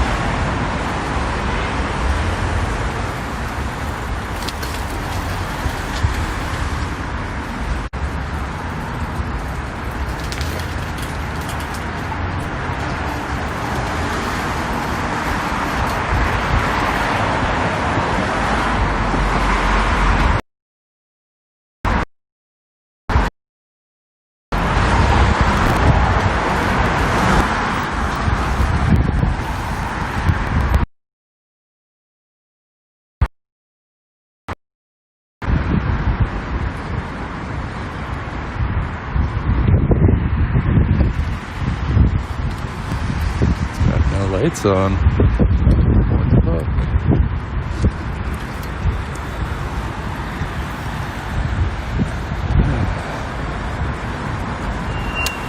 Nice. This building over here.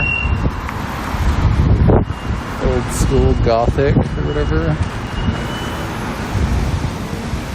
Not my shit, but it's nice.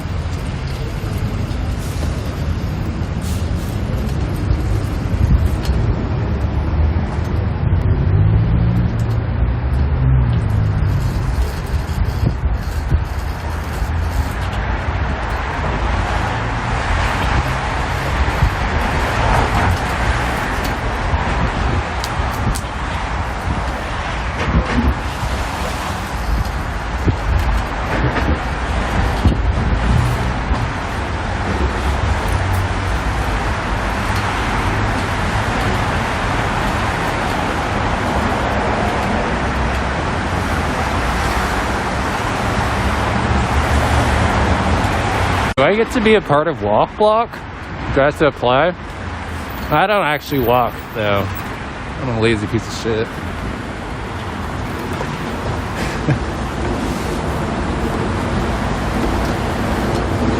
And I did say Bike Block was superior at one point. Definitely Walk Block vibes.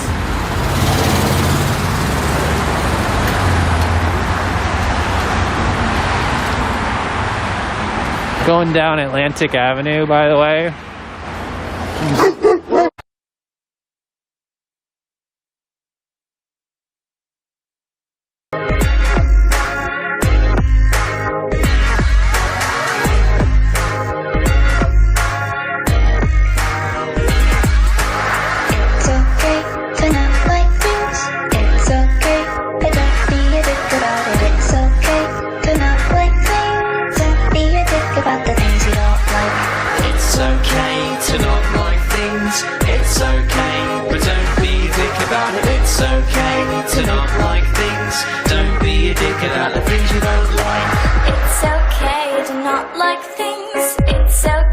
But don't be a dick about it. It's okay to not like things. Don't be a dick about the things you don't like. It's okay to not like things. It's okay, but don't be a dick about it. It's okay to not like things. Don't be a dick about the things you don't like. It's okay to not like things. It's okay, but don't be a dick about it. It's okay to not like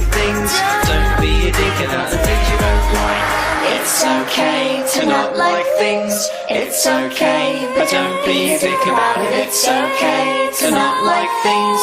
Don't be a dick about the things you don't like.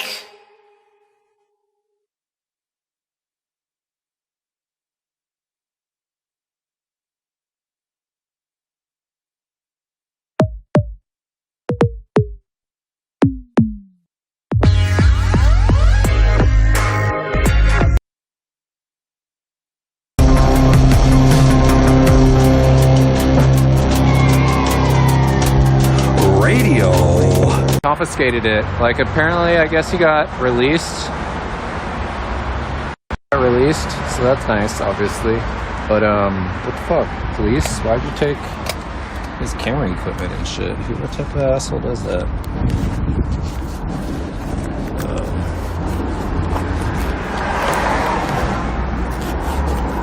That's like fascism. Like, suppression of the media, straight up. Like... And it's just like you're fucking... I don't think that like Ninja does it for a living, but if he did do it for a living, like you would be cutting off his like income stream. Like, why would you want to do that to a person? Fucking pigs, bro. Fuck them.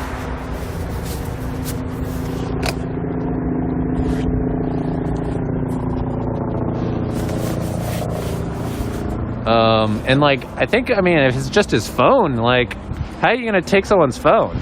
You know? So like, if like the police were just holding on to my phone, I would be super upset, even more upset than I am. Like, people over property, obviously, but yeah, like that's the one piece of property I actually have. Fucking asshole.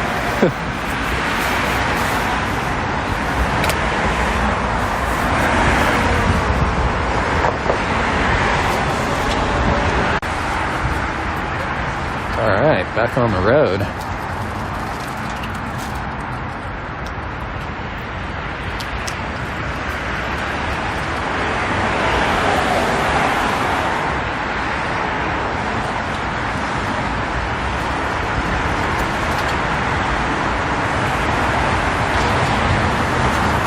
Yeah, there's definitely no Brooklyn streamers.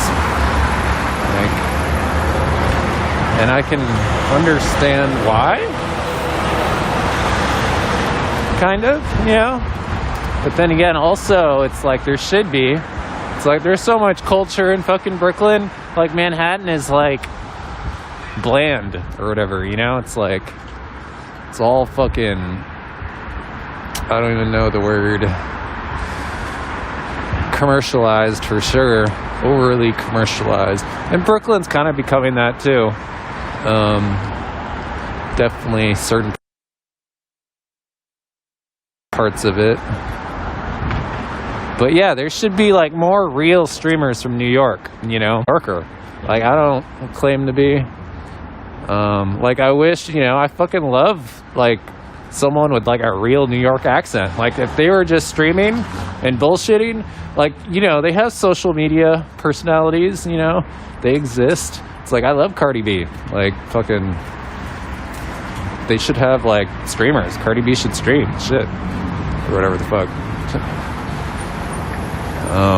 You know, people from the Bronx, not Staten Island, because they're probably gonna be a chud, fucking Proud Boy. But there's cool people from Staten Island. Like, I mean, Wu-Tang Clan's from Staten Island. I mean, they're kind of cool, some of them. So, but I mean, yeah, rare.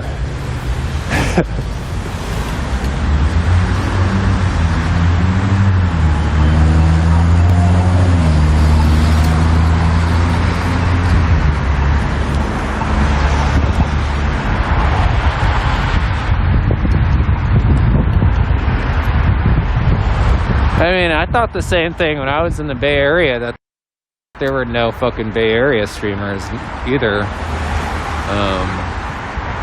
At least live streamers. That was when like Andy Milonakis and like Ice Poseidon were like the only people that streamed in real life. Like, at least that I knew about.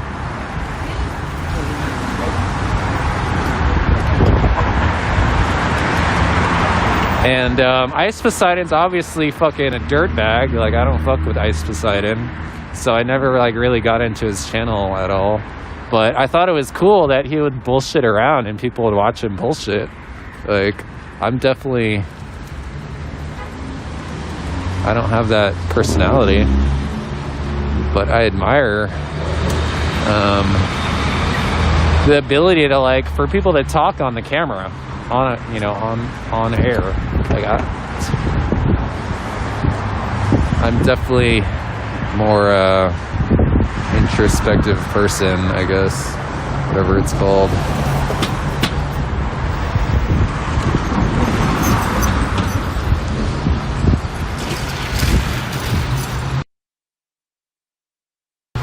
What are these lights? Okay.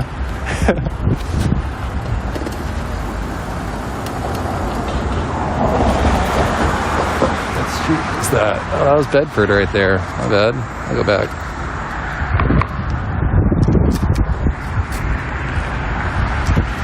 Those fucking flashing lights tripped me out. I didn't even know where I was. It's like some mind control thing.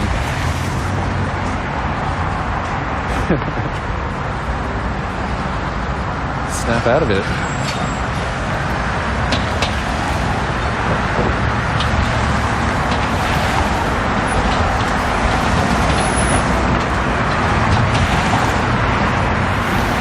There's another streamer in NY. You forgot his name? Yeah, I mean, there's a couple. Like Daily Dasher, he's cool. And who else? Mikey? He spells his name with an E, I think. Like, they're cool streamers that I've seen in New York, but they, I don't know. They're like legit streamers too. If like you're ever bored and you want like to watch a legit streamer, like definitely check them out. You know, so that's why I've been on the sidewalk. Just because it's like, fuck, they get away with a hit and run. Not as easy in Manhattan. Like, even though they got that fucking guy, that girl right in front of me on camera, and he got off. So I'm fucking not trying to get hit by random people, you know? It's like proof. It's fucking dangerous out here for a bike, pedestrian, anyone.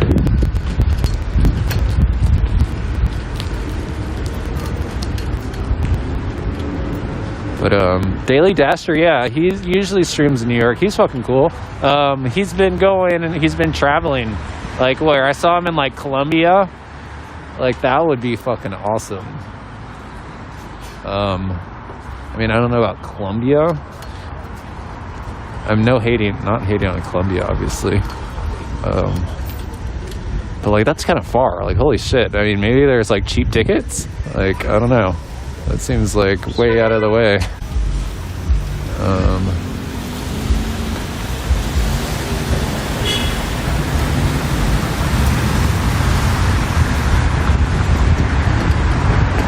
I don't know, but that's crazy. Like,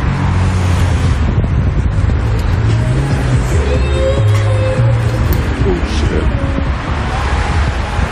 I got distracted by the fucking Breonna Taylor thing on the wall. That's cool.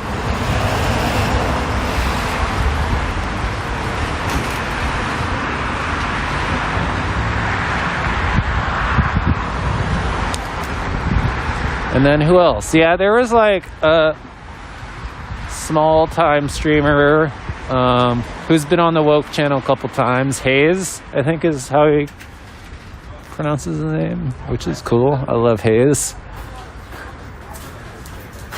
Super Silver Haze, Purple Haze. Oh, I got like the drum squad out here. Cool. What's wrong? It's Darcel. Darcel's in the front with Rob. You cannot see Ooh, Thai food? Oh yeah.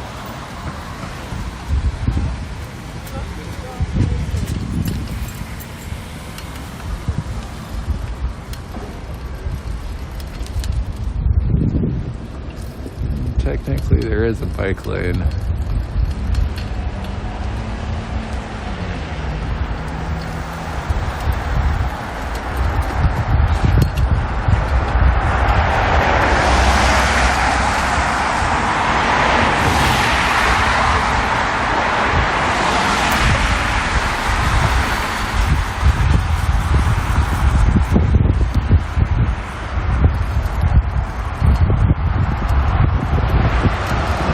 Yeah, I'm about to go through fucking anti-mask Hasidic neighborhood. This is where they fucking had the riot, where they burned all the masks and shit. Yeah, that's my neighborhood.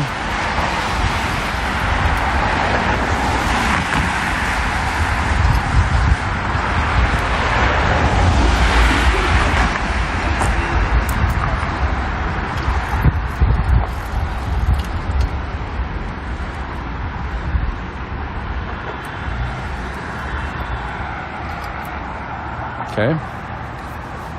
What's up at this intersection? This is like safe for biking. That was all me, and they all knew it, except for me.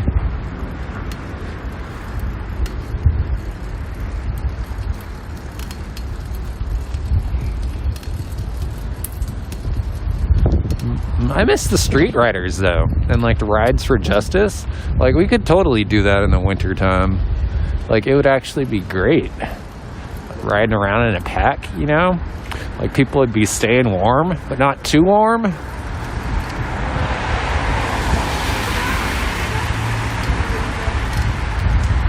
Down.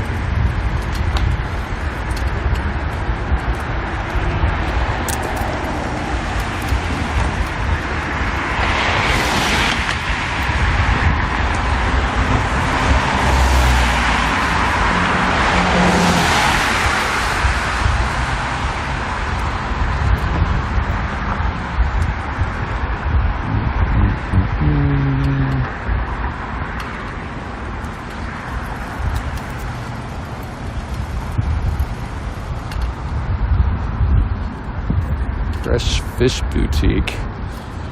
Boutique fish shop.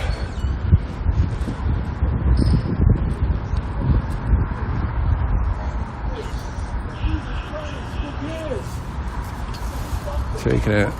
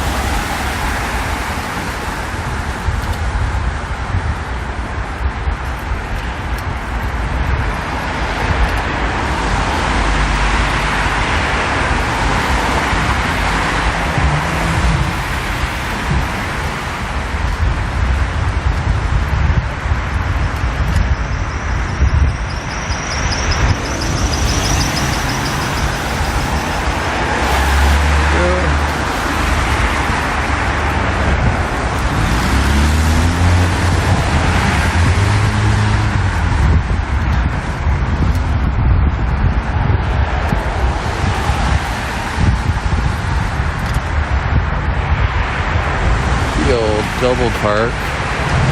Oh, that's a doctor, okay.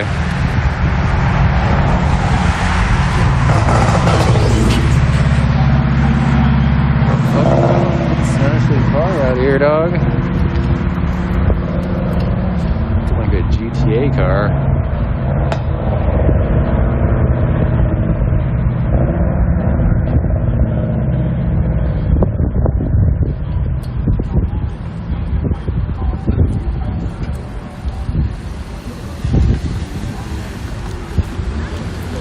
Go Felix! Yay! Thank you so much for everything right now, right here. So, Que chingue su madre la migra y border patrol so these everything the fucking police these are fucking traitors so que chinguen a su madre fucking motherfuckers son of a bitch.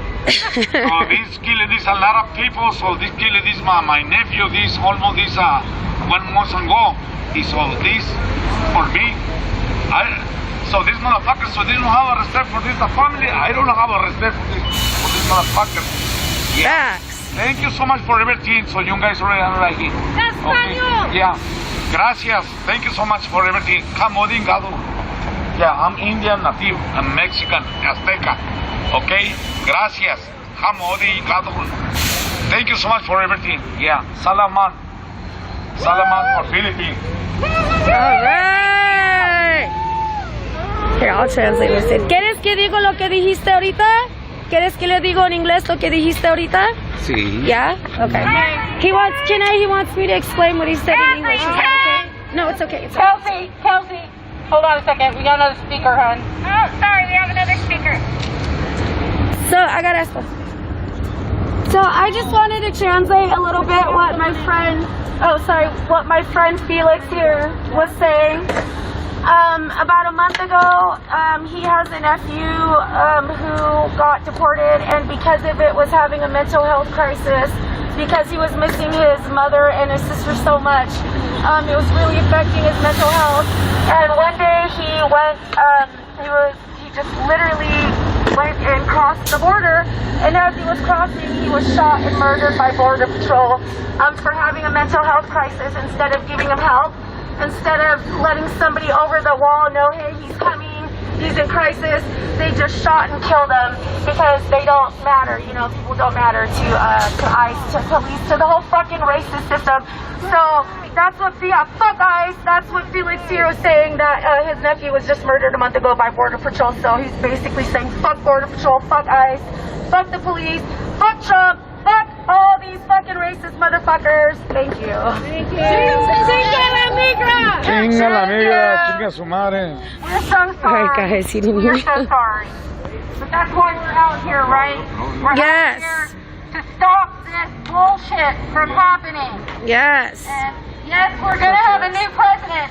That doesn't mean we get to go back home and sit in our little homes and say, woo, we dodged a bullet. Facts. If we want change in this country, we have to continue to come out in the streets. We need to also talk to our legislators.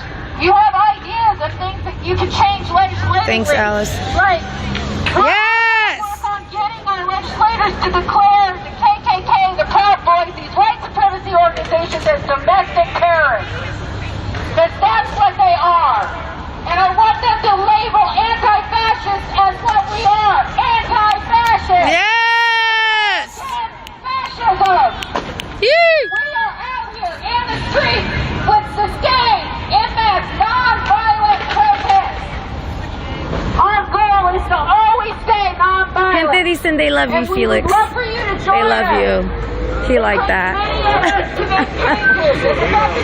Te mando muchos saludos, se llama la María. Te quieren bien. Te queremos bien mucho, más bien. Okay. Eres la morría, la más chiquilla de todos nosotros. Y ahorita. Okay, te quiero también, a ti también, Felix. Hemos andado hasta lo que no, la verdad, nosotros. Trump concealed, yes. Arriba México, a la chingada, órale. Yes. Hamish, what's that? Every city. Every town. Trump out now. Every city. Every town. Trump out now. Oh, this guy just passed by and he's got a sign now too. I love it.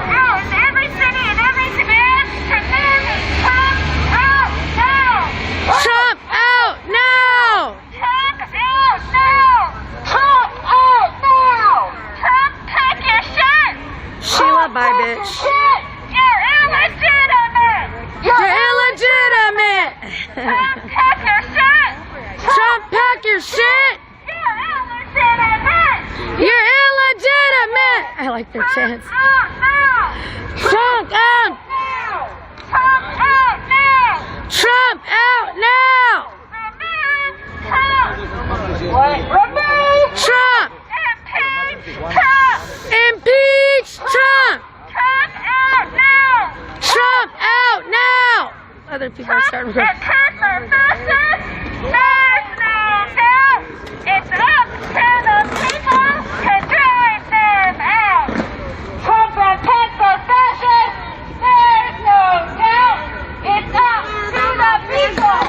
Get him out!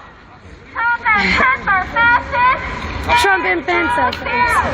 And the hand of hip-hop Thank you. and drive them out. Trump and Pence are fascists. Trump and Pence are fascists. Yes, no, no. Yes, no, no. Up to the people. And up To the people. drive them out. To drive them out. Trump and Pence are fascists. Trump and Pence are fascists. No, no. They don't out. It's up to the people. It's up to the people To drive them out. to drive them out. Out now. Trump Pence out now. Out now. Trump Pence out now. Yee! Oh, I think she speaks Spanish too. How many people do we have here? 1, 2, 3, 4, 5, 6, 7. Do you want to walk around the intersection? Sure. Yeah, let's do it. Yes. You gotta stay 6 feet apart, so a few could go. We could stay 6 feet apart. Yeah, go if you want to go. Let's march. Yes. Let's Okay, march. what are we gonna chant, Kelsey? Let's do it together. Hell yeah, I love marching. Let's fucking march.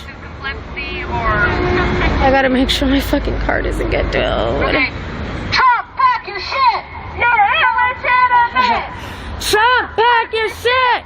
You're illegitimate. Trump, pack your shit. You're illegitimate. Trump, pack your shit. You're illegitimate. Trump, Pack your shit. You're illegitimate.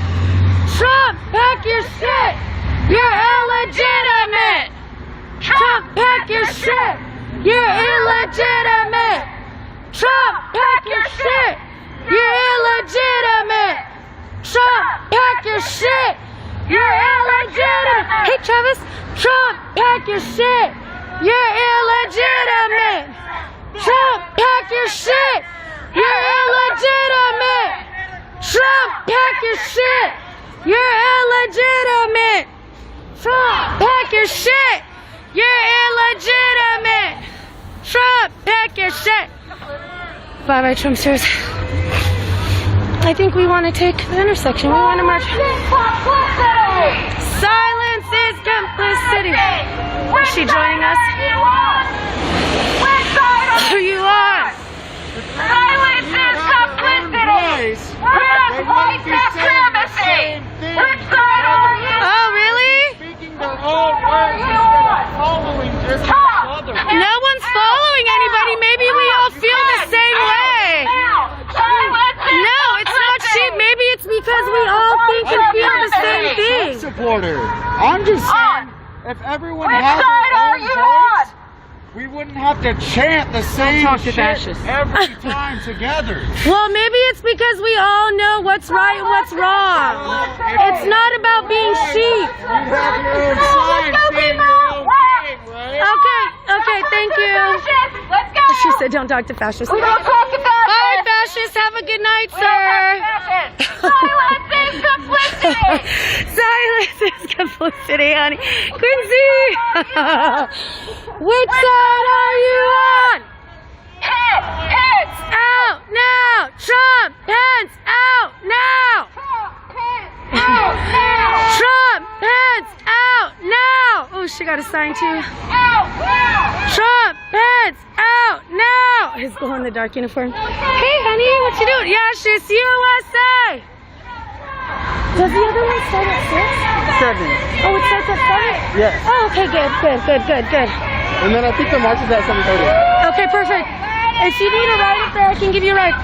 I keep keeping an eye on my car because it's in the 3-minute section. Okay, I got you. I can stay here. Okay. No, you don't have to, honey, but yeah, if you, are you hanging out here? I can, yeah. Okay, cool. If you need a ride up there, I can give you a ride up there when we're done.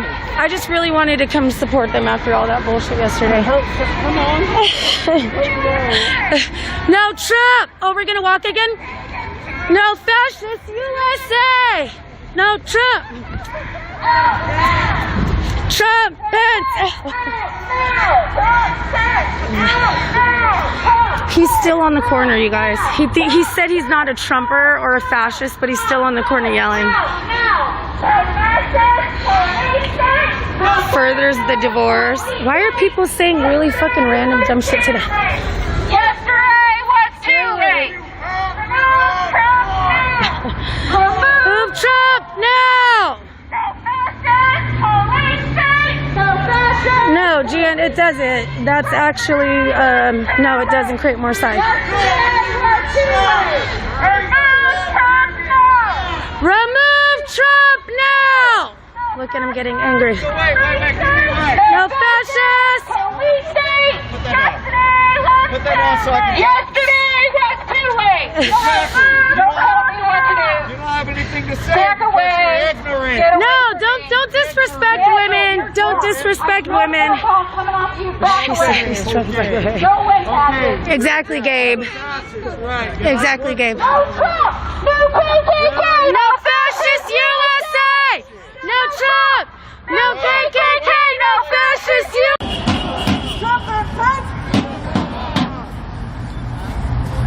Right now! Right now! Right now! Right now! Right now! Right now! Right now! Right now! No Trump! No KKK! No fascist USA! No Trump!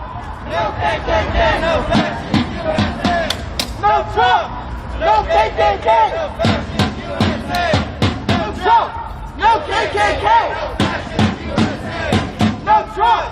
No KKK! No Trump! No KKK!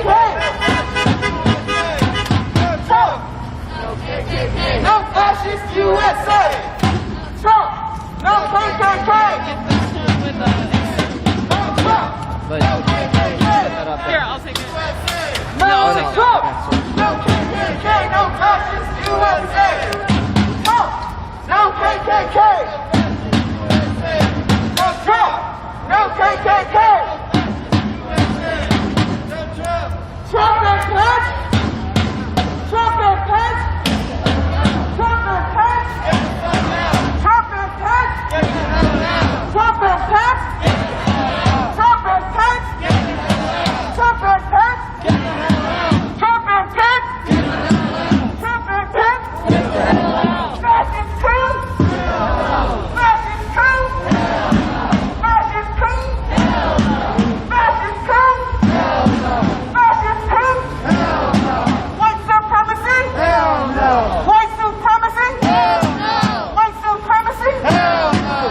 Trump and Pence? Get the hell out. Trump and Pence? Get the hell out. Trump and Pence? Get the hell out. Trump and Pence? Get the hell out. Trump and Pence? Get the hell out. Trump and Pence? Get the hell out. Fascist coup? Hell no. Fascist coup?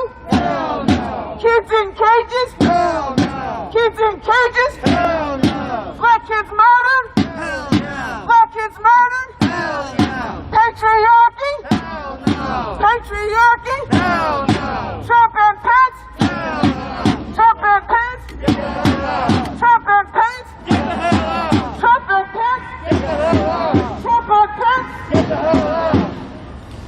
No Trump! No KKK! No fascist USA! No Trump! No KKK! No Trump! No KKK! No Trump! No KKK! No Trump!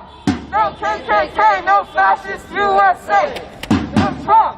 No KKK! No fascist USA! No Trump! No KKK! No Trump! No KKK! No fascist USA! Trump! You lost! Get the hell out! Trump! You lost! Get the hell out! Trump! You lost! Get the hell out! Trump! You lost! Get the hell out! Trump! You lost! Trump! You lost! Trump and Pence? Trump and Pence? Trump and Pence?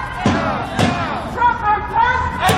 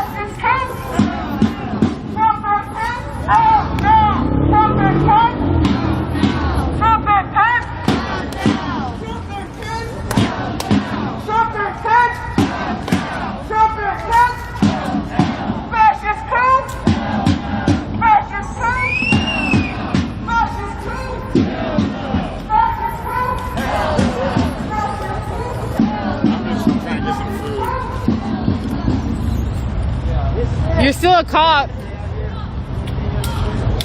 Where's the sweater? Up there.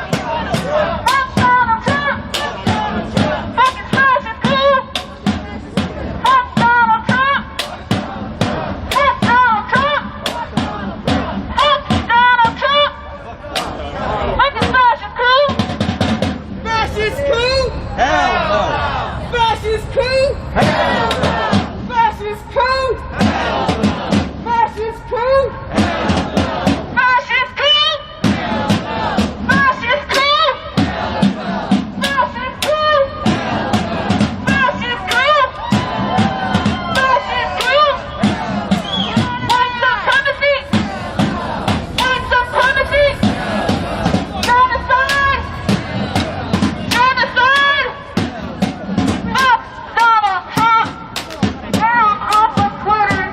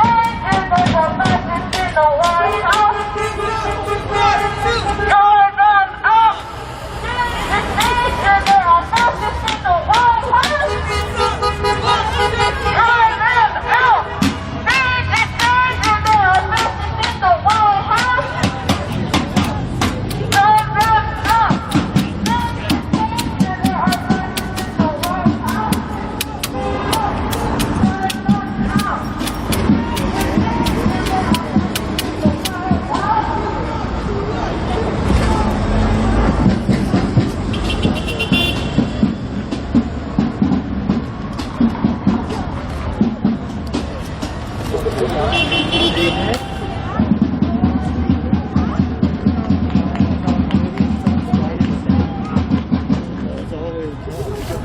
planet is a place of music and good feedback.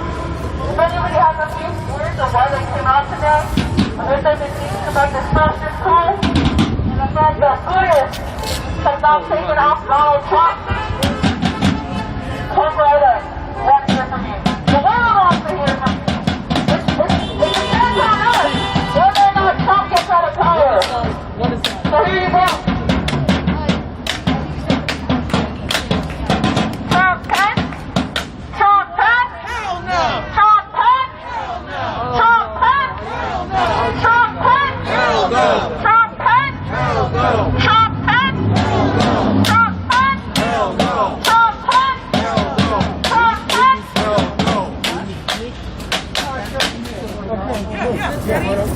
Alright, you guys, so the sound system's ready, so you can come on up and... The big dance.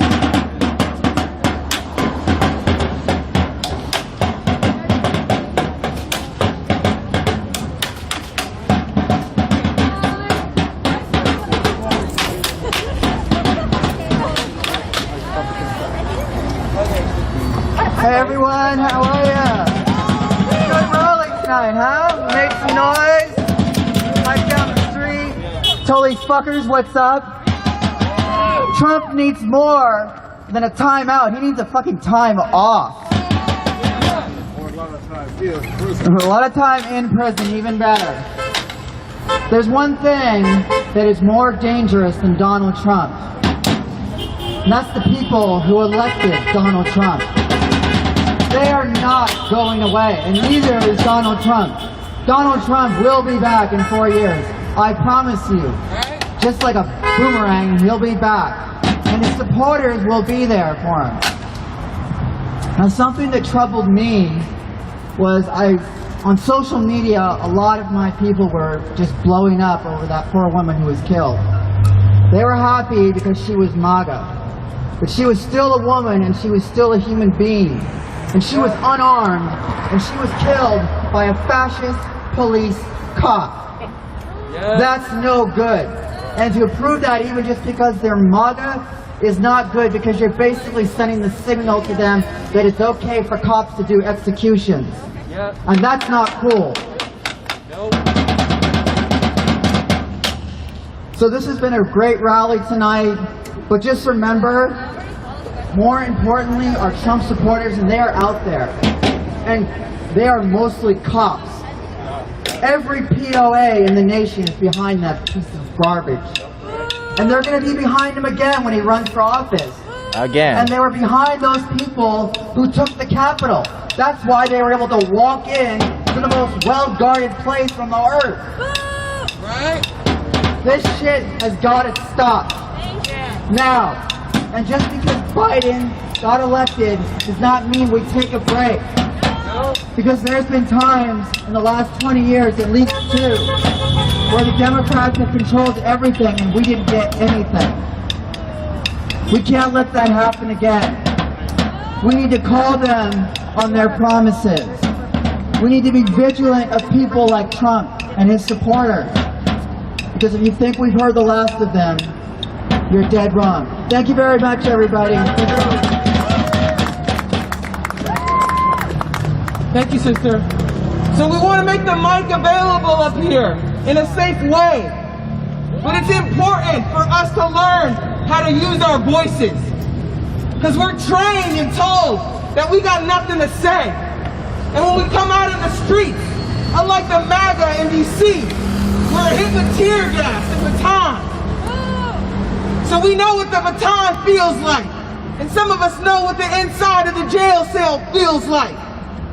But it's important for us to learn how to integrate and understand what's deeper and behind what's happening. I'm a revolutionary communist. And I say that proudly. I'm a follower of Bobavanki, the architect of the new communism. And if you don't know what that is, then you need to find out. Because if we want to get at the root of why this fascism is happening, then we have to understand the root of this system, which is capitalism, imperialism. And the people, those MAGA people, what they want is they want America to be strong again. Well, a strong America means poor and impoverished and suffering people in the rest of the world. And even in this country, you see the tents everywhere. And like the sister said, the difference between our morality and that capitalist fascist morality is we care about humanity. Not just for ourselves, but for the world. And so I want to call on people who are grappling with how can it possibly happen that in this country, which we are told is the greatest nation, the beacon of democracy, the captain of the free world, how can this be one of the centers of fascism? Well, if you want to understand that, you got to understand the history of the development of human society. And if you understand that, then you will learn about the potential for revolution to unleash and liberate all of society. Because no matter what, no matter how many body cams they put on the police, no matter how many laws they pass about not murdering black people, no matter if they decide, well, today it's okay not to round up immigrants and treat Latino people like so much commodity and garbage. If one day they say, well, okay, we'll back off the attacks on women and queer people. The reality is that these people are part of a fundamental movement that is against science, that is against understanding the world the way it is, truth. We are in a battle right now to uncover truth. And if you want to get into that battle, if you want to get into understanding why it's possible and necessary to make an actual revolution and overthrow capitalism, not a fucked up fascist coup, but a liberating, revolutionary overthrow of this system, then check out Baba Vinkin, go to revcom.us, or come talk to me, and I'll tell you why the history of my experience in this country, and the history that I found out about my generation from the slave plantation today, they cry out for actual revolution. They won't be betrayed like they betrayed the Reconstruction. It won't be betrayed like they betrayed the Civil Rights era. It won't be betrayed like time after time and promise after promise. They tell us they're going to change, but they can't because of the underlying drives and motions of their system. So I wanted to come out here and speak some real truth, because all of us need to look at our frameworks and challenge the frameworks of everybody around us and ask everybody if what you're saying is true, and if you can back it up with science. And if you can't, then you need to get right, and you need to learn how to think about the world that's actually the way it is. That way we can solve pandemics, we can solve hunger, we can stop wars, we can save the planet. But that means people gotta get down and get busy. Right on.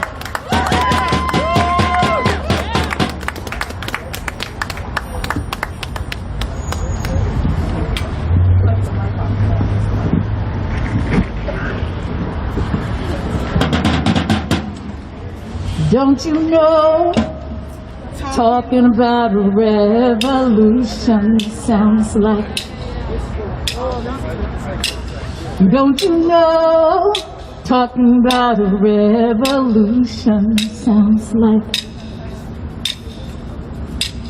Don't you know, talking about a revolution sounds like. That's what we're talking about. We are talking about a revolution. We are talking about taking our power back. 4 years of pain is enough.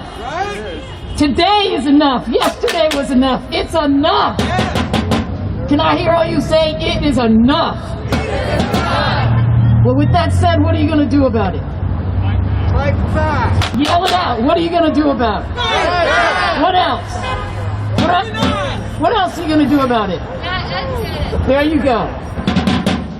That's the answers. Everybody should have an answer of what we're going to do about it. Because one person, two people can't do it together. We have to all do it together. And like my brother was saying just now, we got to look at the disparities that are happening to our brown, black, and indigenous folks in this country, to our Muslims, to our women. Biden can't do it himself, Harris can't do it by themselves, but it's a good start. And I want to appreciate every single one of you and whoever else is behind you or in front of you for being here, for being strong, for getting the changes that we need to happen in this country in order for us to start to heal. Thank you.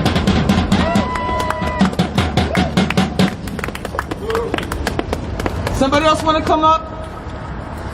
So I want to make a challenge to people who are out here. Because sometimes we think that, oh, we'll just let the person with the loudest voice in the drum speak.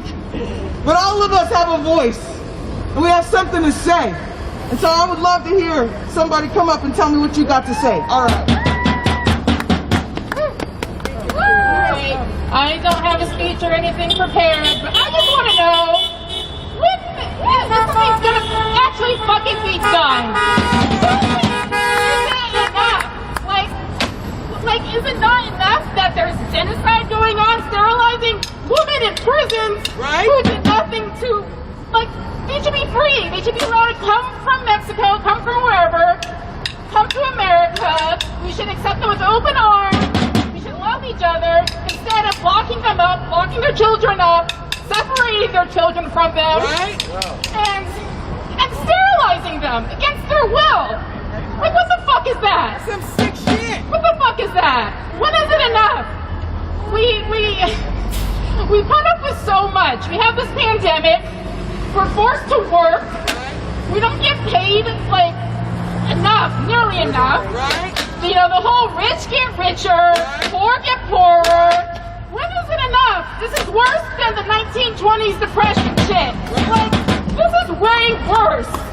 You know, we have technology, and it's all supposed to make our lives better, but instead, it just makes it so that we have more time to work harder, more time to make more money for them, less time for us, less energy for us. Our lives are just consumed with consumerism. It's just shit. And when is it gonna be enough? Just fuck it, you know? Fuck it!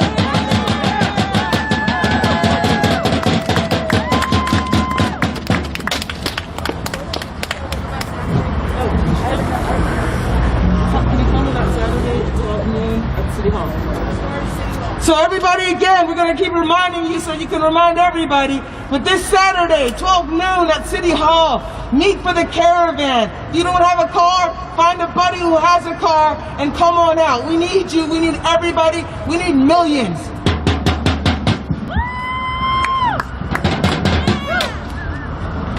I wanted to segue on what these two ladies just said. It's very significant that we're here right in front of Twitter, because 2 years ago, the citizens of this great city passed a law known as Proposition C. And it said all these tech bastards who made a lot of money had to give 10% of it to the people who were the most neediest in this city. And the one guy who led the charge against it is Jack fucking Dorsey, CEO of Twitter. Him and his goddamn garden gnome beard said no to the neediest people of this city. Sometimes human garbage is closer than you see. Thank you very much. Can I get a white bee for this? Come on up. Who is going to speak over here? Come on up. That's right.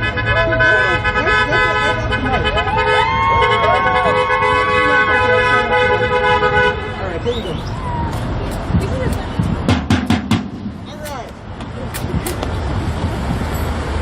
All right, we're all here because we're disgusted about what happened yesterday, right? That shit was awful. But we saw the differences in the way those protesters, whatever you want to call them, white supremacists were treated versus the way domestic terrorists, fascists, whatever you want to call them, the terrible people. But you see the way that they're treated versus the way Black Lives Matter protesters have been treated all year, right? We've seen it, it's consistent. However, we can't further legitimize the police state by calling for them to use the same type of violent actions they've used against us, because that's not us. We rise above. We have been tear gas. We have been shot with rubber bullets. We have been kidnapped. We have been brutalized terribly. But we can't call that for the other side.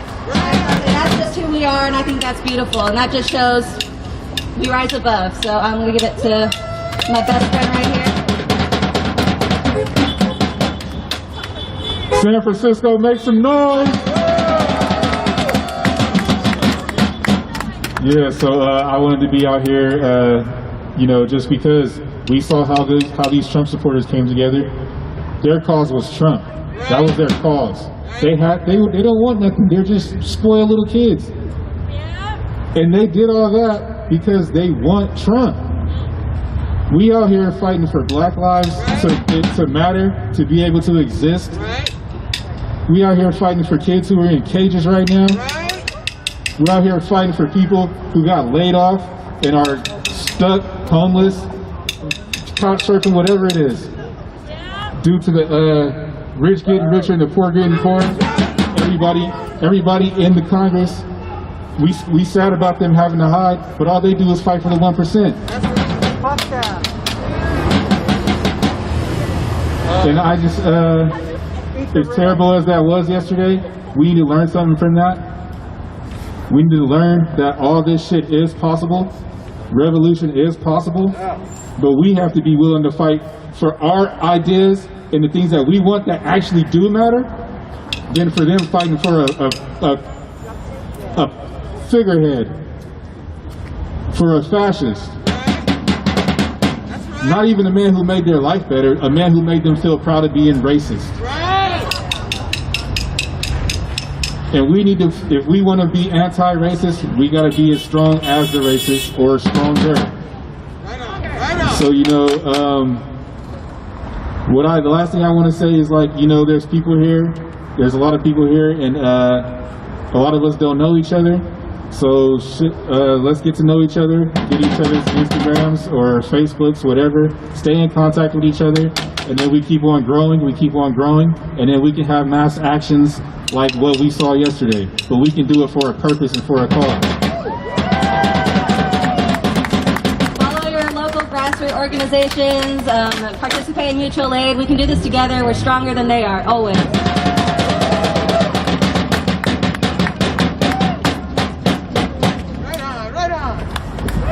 Thank you. Thank you for representing.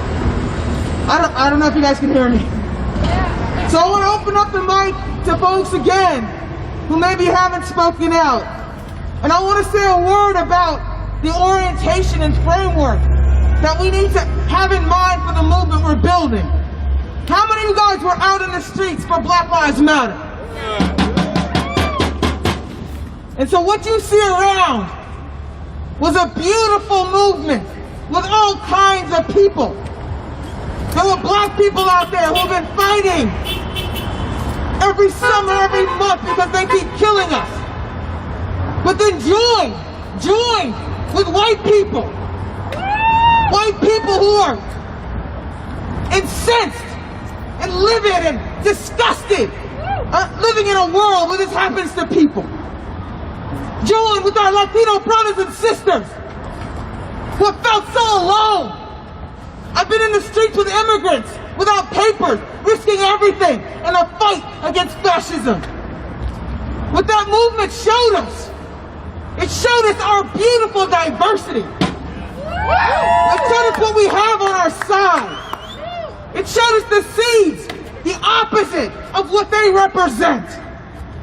Because we represent the people and humanity, and they represent capitalism, a system of inequality and exploitation and white supremacy.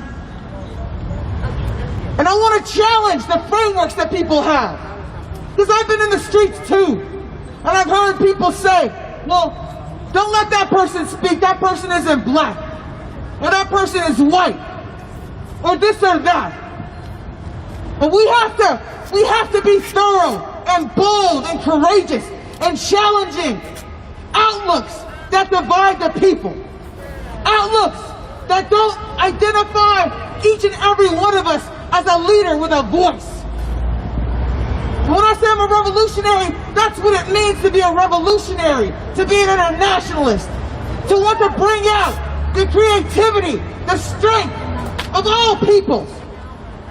And yes, some of us have different experiences, and it leads us into battle in different ways, but we can all learn what it is to be oppressed, and we can all rise up and be leaders, and that's what each and every one of us is now.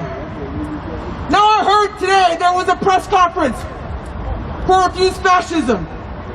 And Lily Wachowski was on it. Do you guys know who Lily Wachowski is? The Matrix! Yeah! She and her sister made the Matrix movies. And Rosanna Arquette was on it. Do you guys know who that is? You have to be from the 80s. And there was the preacher from one of the black churches in D.C. who had his Black Lives Matter burned. And there was an immigrant sister from India talking about the birth and evolution of fascism in India. And there were revolutionary comrades there, followers of Babavakian. And there were leaders of Refuse Fascism in Cornell West. And what that is a movement, a strong, diverse movement, fighting for the voice and conscience of all peoples, but rooting itself in a materialist understanding of what is wrong in this world. We can't just look at the surface of what's happening. We gotta dig beneath. And all of you are out here because on some level you have dug beneath. You have not fallen for the lies, for the placating, for all the appeasement and conciliation that they have been making year after year with these fascists and these Republicans. You can see that something is dangerously wrong. And if we don't act now, we may not in the future be able to act. And so this brother on the call, he talked about a movement called the White Rose Movement. Do you guys know about this movement? Germany. Talk about it, bro. Who said that? Who said it? Who said Germany?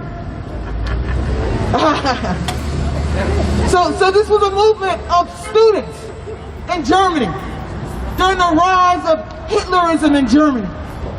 And they looked around and they saw the Nazi youth, and they saw the Sieg Heil, and they saw the growing fascist movement, and they saw the attacks, the Kristallnachts against the Jews.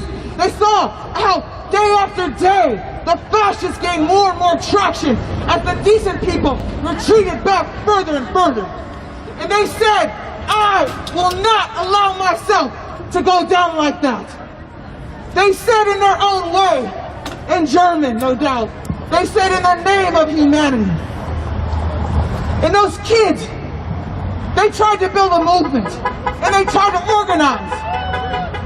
And they were rounded up, and they were hung.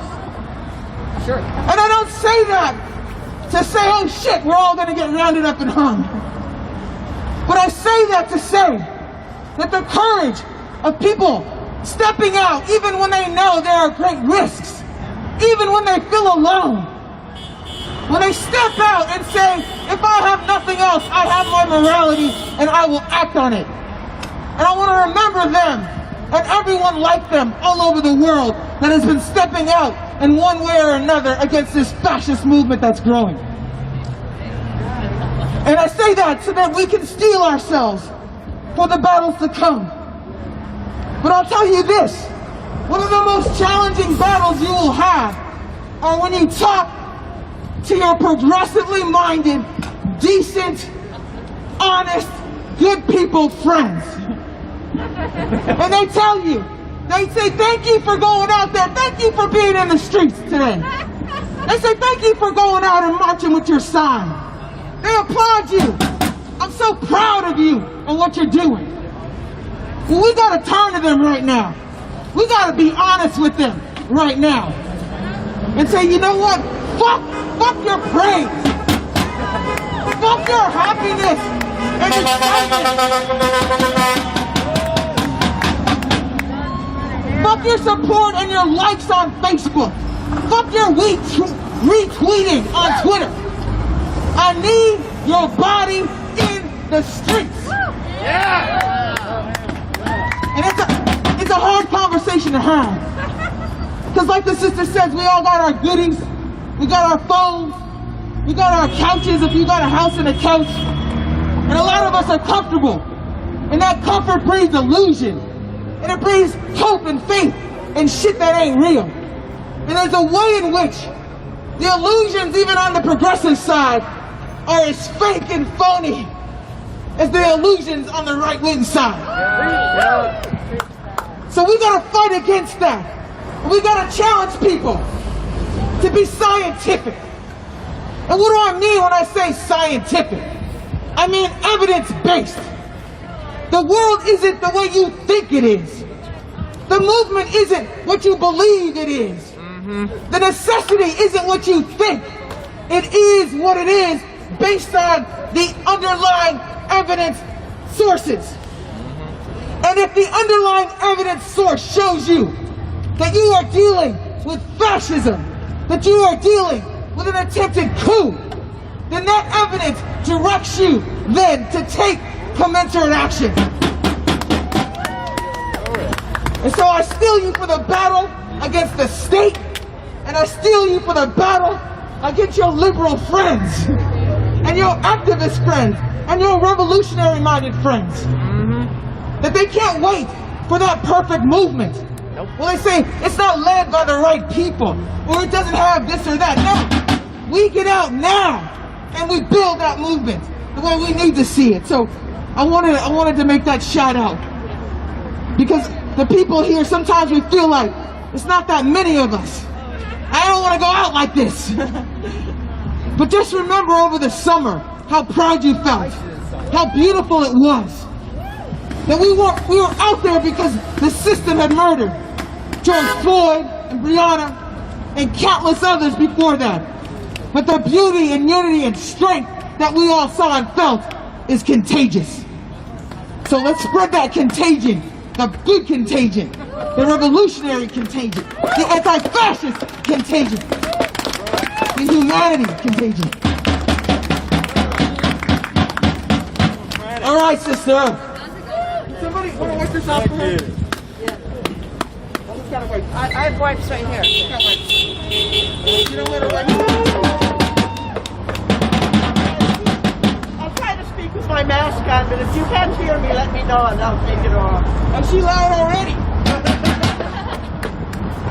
Okay, well, I want to say, it's kind of been traumatic for me seeing this.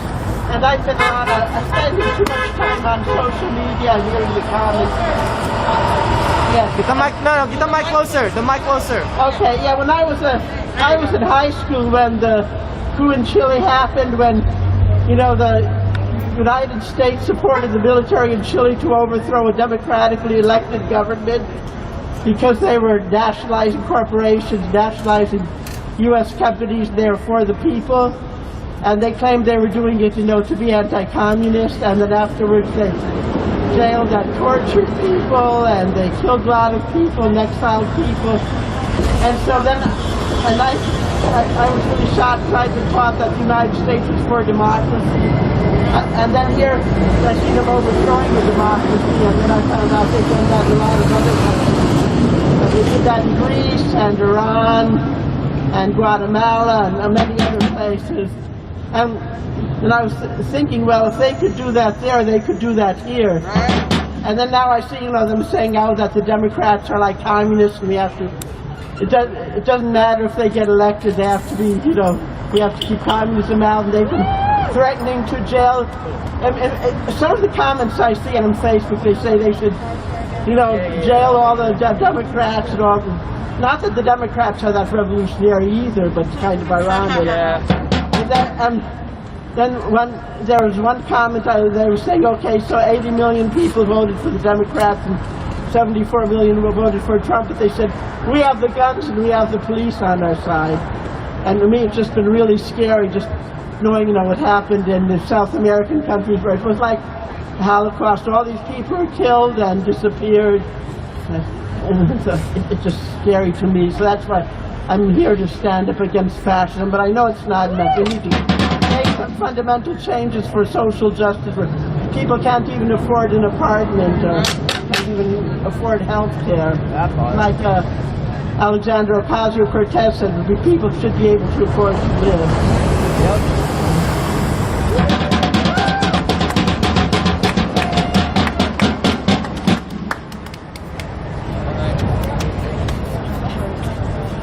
Anybody else want to get up here?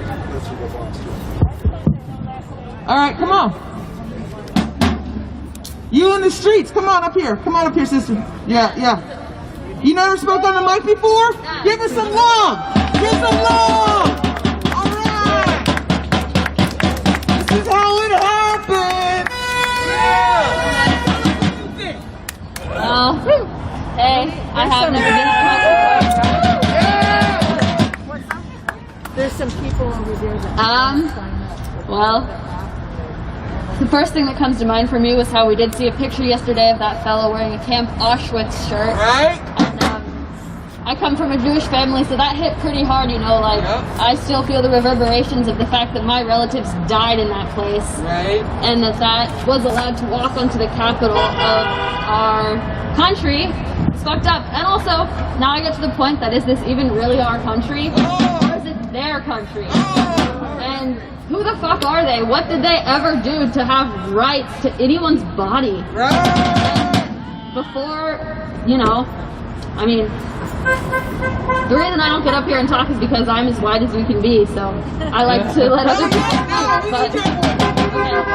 but yeah, this was obviously indigenous people's land before anybody else ever got here, and so the fact that anybody feels entitled to this place is just a lie. And it's time that everybody steps the fuck back.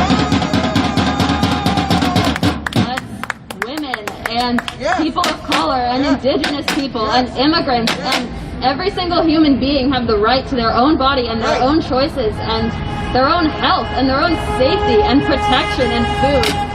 And the fact that these aren't our number one priorities, that's the problem here.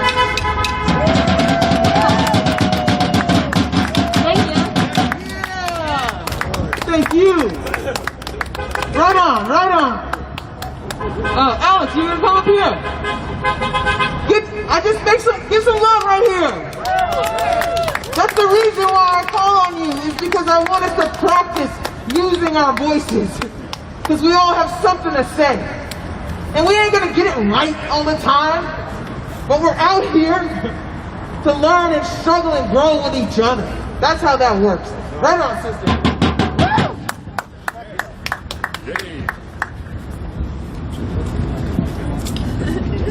I know you heard my voice before, but I really want to tell you that when you live with a rat, you become a rat, and the rats are leaving the ship.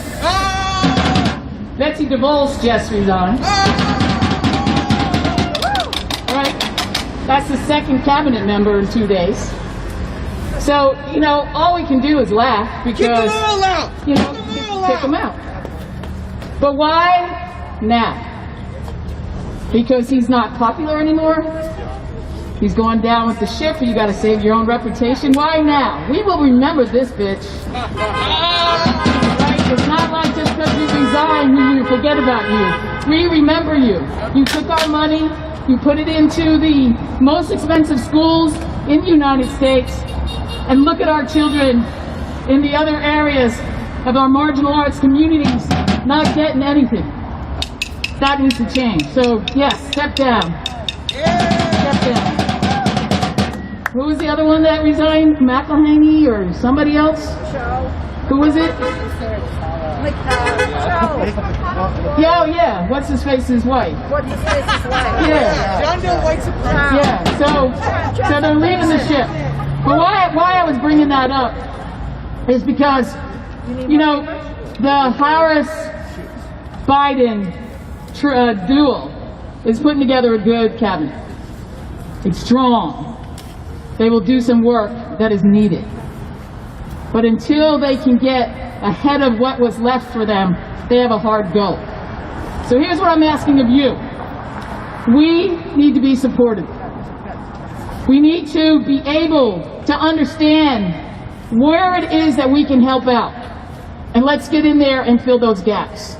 We need to understand who's not being fed in this country and go and volunteer or give food or look for the food banks. And if you are hungry and you are in this crowd tonight, there is nothing about shame. You should not be shameful at all to feed your belly. Let us all know we're one community. We're standing here. We are standing here as comrades, and we can help each other. That's all I wanted to say. Thank you. So I'm going to take maybe one more person up here. Somebody maybe who hasn't spoken on the mic before. I'm looking around. I know everybody's looking away at me now. People are scared. Brother with the bike, get over here. That's right. All right.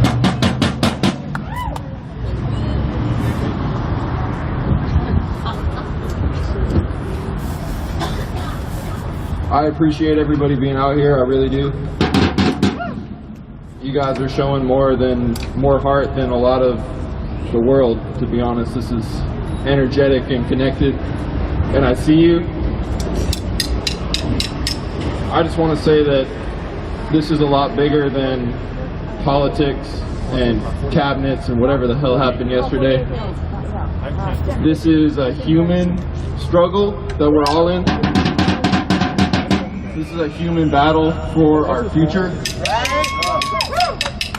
This is a battle for our ancestors. For some of us, it's a battle to right the wrongs of our ancestors, and for others, it's a battle to live up to what our ancestors fought for. And I have all the respect in this universe for that struggle that we're all in together. And it's togetherness that is going to get us through this, see us through, and build a better future, because right now the path we're on, this is not sustainable. And we're not going to make it very far if we keep playing the same games.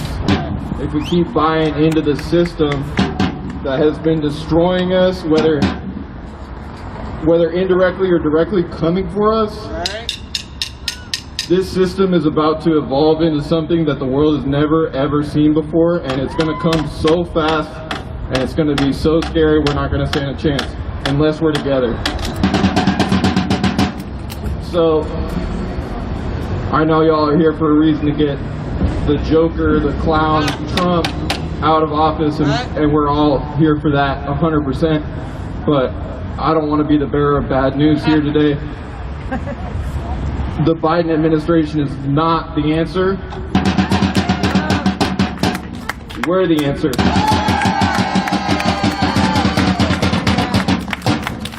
We're the answer because it's criminal, militarized, financial technology institutions like Twitter right here in front of us that are going to control reality, use artificial intelligence, data analytics to predict everything that we do from this movement right here to when we go home at night. All this is being extracted from us.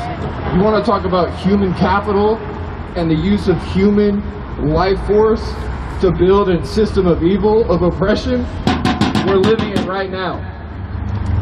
This is a science fiction movie, but for a good science fiction movie, the good guys have to win, and the good guys have to realize what the fuck is going on, because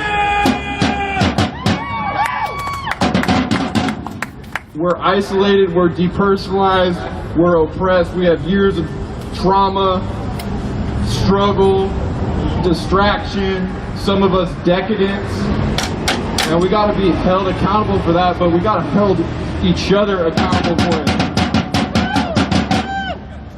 Because if we don't hold each other accountable and we don't step up to the plate for each other, and we're not here for this, for the community, for the city, for the world, for humanity, for the future, especially vulnerable populations, mothers, children, all these people struggling out here, we need to show up and we need to be here for each other. We need to stop with this left-right paradigm, honestly. Throw that shit in the trash. Like, we're better than all of this. We're better than all of this shit. How are you gonna tell me that? How are you gonna tell me that protesters stormed the Capitol and went in? Domestic terrorists. It's domestic. At this point, it doesn't even fucking matter what you call them, because this shit happens, and then you got the military out front for Black Lives Matter protests, and then they get escorted in with what the ropes and shit, like a concert venue, and then let out of there like, come on, we're better than this. Stop playing this fucking game, y'all. Like, it's so like the fact that we're in front of Twitter is just too perfect from here right now. These are all privatized military institutions. Like, this Twitter is military technology used against population. We need to stop. Like, this is too much to bear. We're better than this. That's my point. Like, we're all just pro-human future or nothing. Human future. That's us. We're doing that. We're doing this. Let's go. Alright, thank you, brother. Alright, I'm gonna have one more person. My Wu-Tang sweatshirt, brother. And then we're gonna move our way out of this motherfucker. I'll be quick. Just as a white male, I think the only way that I can personally do anything is actually put myself in the way of white supremacy, period, at any given time. If we see it, sometimes it's not enough just to be there and witness it and do something. Sometimes when you witness shit like white supremacy, fascism from the fucking police over here, it's not good enough just to sit there and do nothing. Sometimes you actually have to, make sure that you keep other people safe. This is our community, not their community. We need to keep each other safe. They've never once kept anyone fucking safe except for rich-ass white folks. It went from strictly racism now to strict racism, classism. The bullshit that they keep pulling on us is not right. And the only way I think as white people like we can really do something is fucking really step up. Can't just sit there and fucking say, oh yeah, I bought my Black Lives Matter shirt. I wear it on Wednesday. That part. That's fucking great, nice fucking temporary tattoo, asshole. But you need to actually stand up and fucking do something, so. That part. I will say that white people can and must do more than put their bodies in the front. All peoples have to think and understand what's happening and lead. That is all of our responsibility, regardless of our gender or nationality. We're human beings, like the brother said. This is our future. We all gotta step up and join that fight. Alright, I want to thank everybody for coming. Remind you to come on Saturday, 12 p.m. City Hall, and the brother's gonna take us out. Yeah.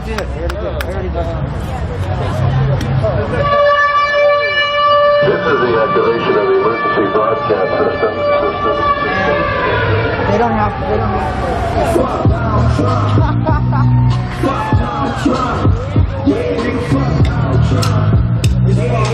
And it's like, imagine how much those fucking places are expensive as fuck.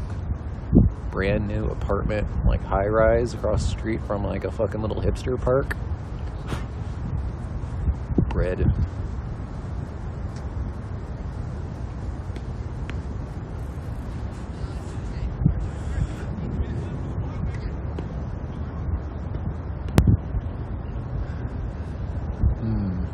Nice to get fresh air though. Recommend. Everyone in chat feeling types of ways, go on a walk block. You don't have to.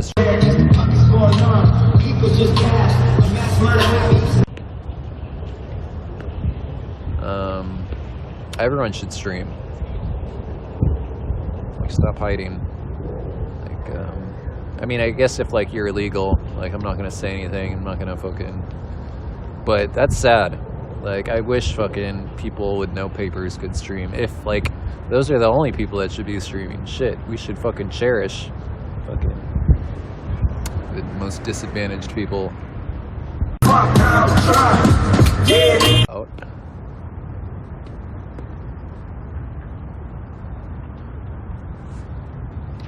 Yeah, sometimes they do like a little fight club out here. Not like a real fight club, but like a boxing club comes out here since they have, I guess the gyms are actually closed. They like bring fucking punching bags and shit out here, like little ladders and stuff, and they do like fucking boxing class out here, which is kind of cool. Like,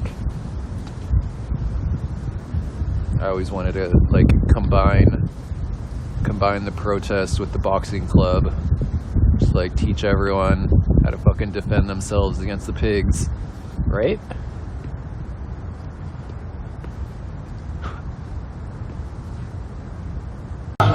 Yeah, fuck Donald Trump.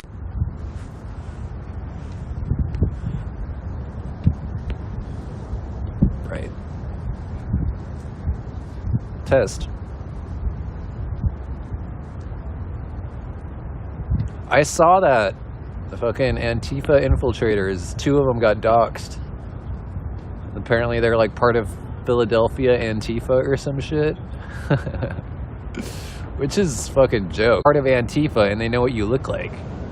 Or whatever. Right? It's like, what the fuck? Did you like post your like high school photo in like the Antifa fucking Facebook page? Fucking stupid. Whatever. Fucking activist John. That's super suspect. Like, especially like he got really good video of that murder. And like, good for him, I guess. But like, super suspicious. Because like you can see like which cop did it, I think, in his video. But he's fucking weird. I don't even really want to get into it. All of that shit. I hope he like got what he needed from CNN and all of that Gorno shit, and he just leaves people alone now. Because like, how do you come back from that? It's like everyone outed you. You're at a fucking Proud Boy event. You storm the Capitol.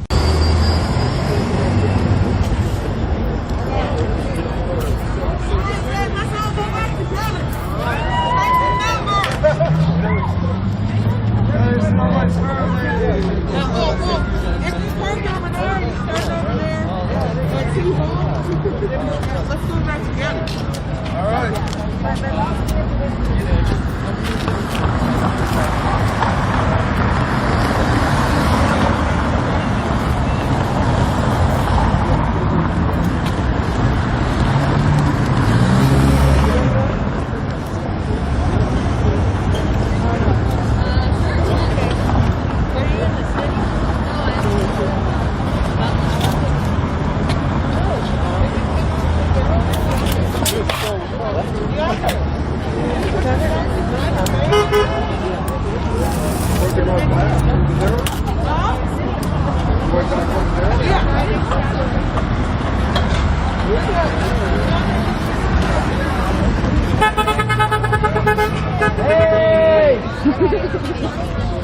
Can you take this?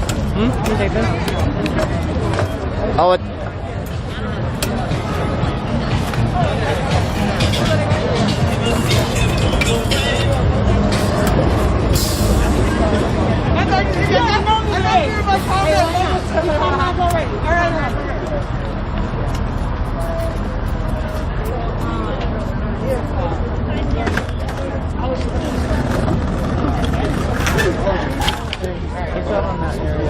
Okay. Now. Okay. Sorry about that.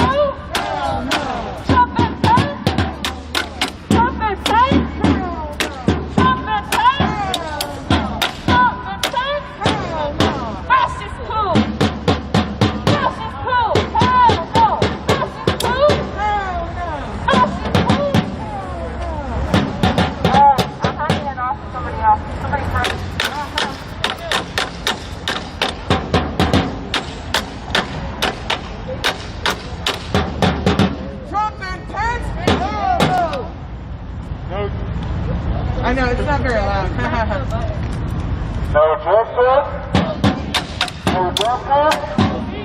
No justice. No justice. No justice. No justice. No justice. No justice.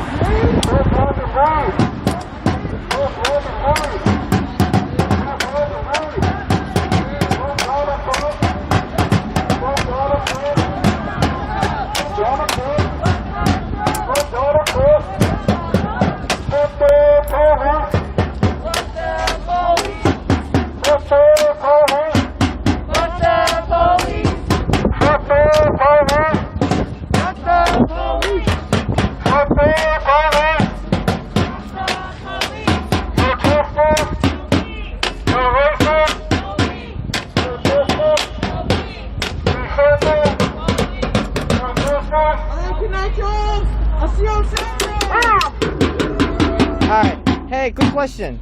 So what's going on Saturday before I end this? Saturday, 12 p.m., City Hall, a car caravan to tell Donald Trump, get the hell out. And to say no fascist coups, fascist white supremacists, get the hell out of the White House. The people around here are taking the streets. Thank you. Please spread that everywhere. Will do.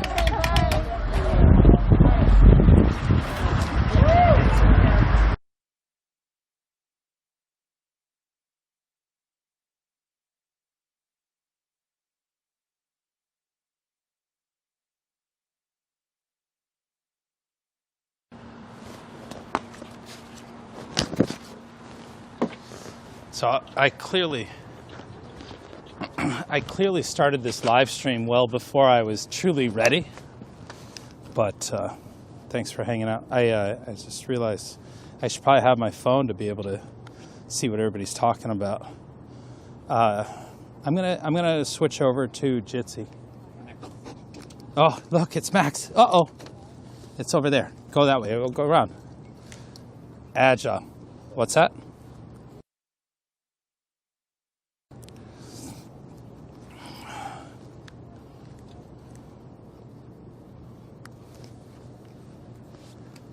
Having a soda pop, hanging out.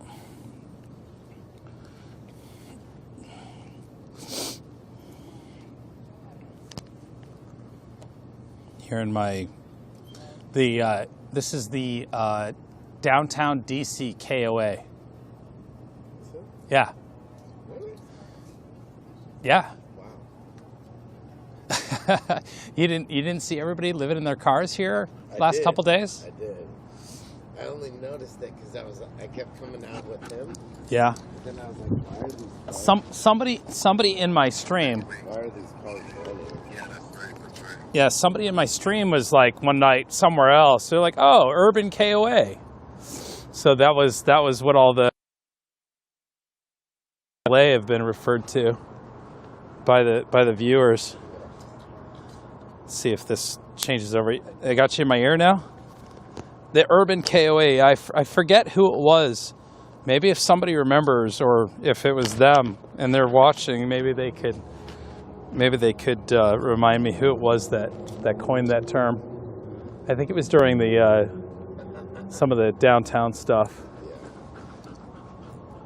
Max is doing his best to play and have fun, but we stopped at a place called Chopped.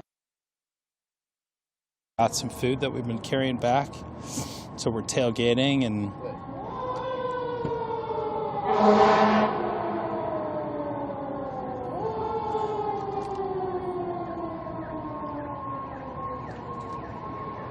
Interesting. Very interesting. Thanks for that reminder too. I appreciate it.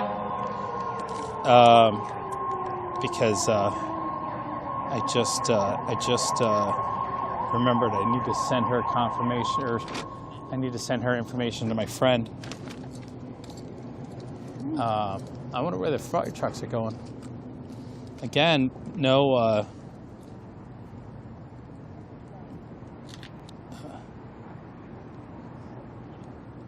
She was something nearby. She was like warning me to just be careful, whatever was going on, and yeah, told me what was going on and where it was at. I said, you know what? I have nothing to worry about. I've got 4 police officers standing by. Leave it here.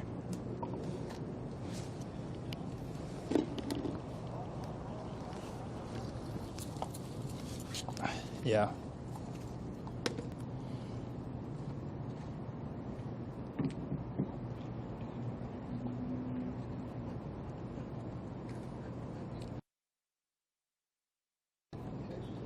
How do you what? I don't know. I don't know how they were hanging out at the parking garage here, or the parking area here, and Kevin made friends with them because of Max, and they're just hanging out. So I was like, I wonder if they're going to give me a hard time about the fire. But no, he seemed to think that we were all good with the police. So,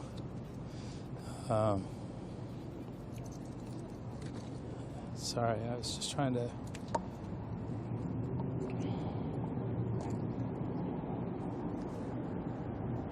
I keep hearing.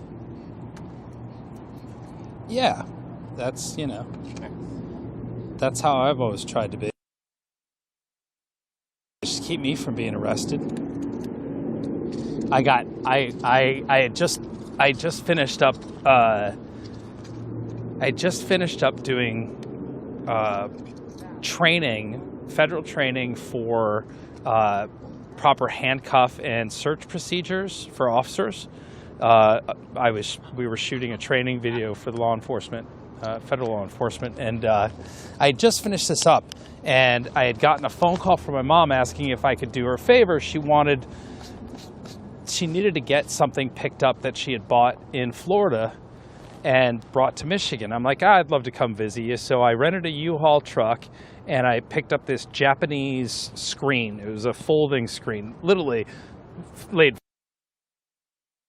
floor of this U-Haul van, and I was doing an overnight through Kentucky when I got pulled over, and I had been driving for a long time, and you know, when you sit on your ass really uncomfortably for a long time, your legs kind of get numb when you go to get out and pump gas and whatnot. Well, when the police car pulled me over, for what reason I didn't know, and the officer immediately asked me to get out of the van, I'm like, okay, and I kind of have those wobbly legs from being in the van so long. I forgot I got food.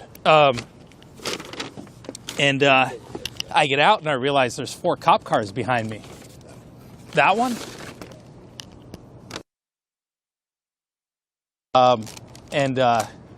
Sorry, I'm gonna have dinner. Look at this chopped salad. This looks nice. I get out of the car and I realize there's 4 cop cars. And I'm like, okay, guys, what are you guys pulling me over for? He goes,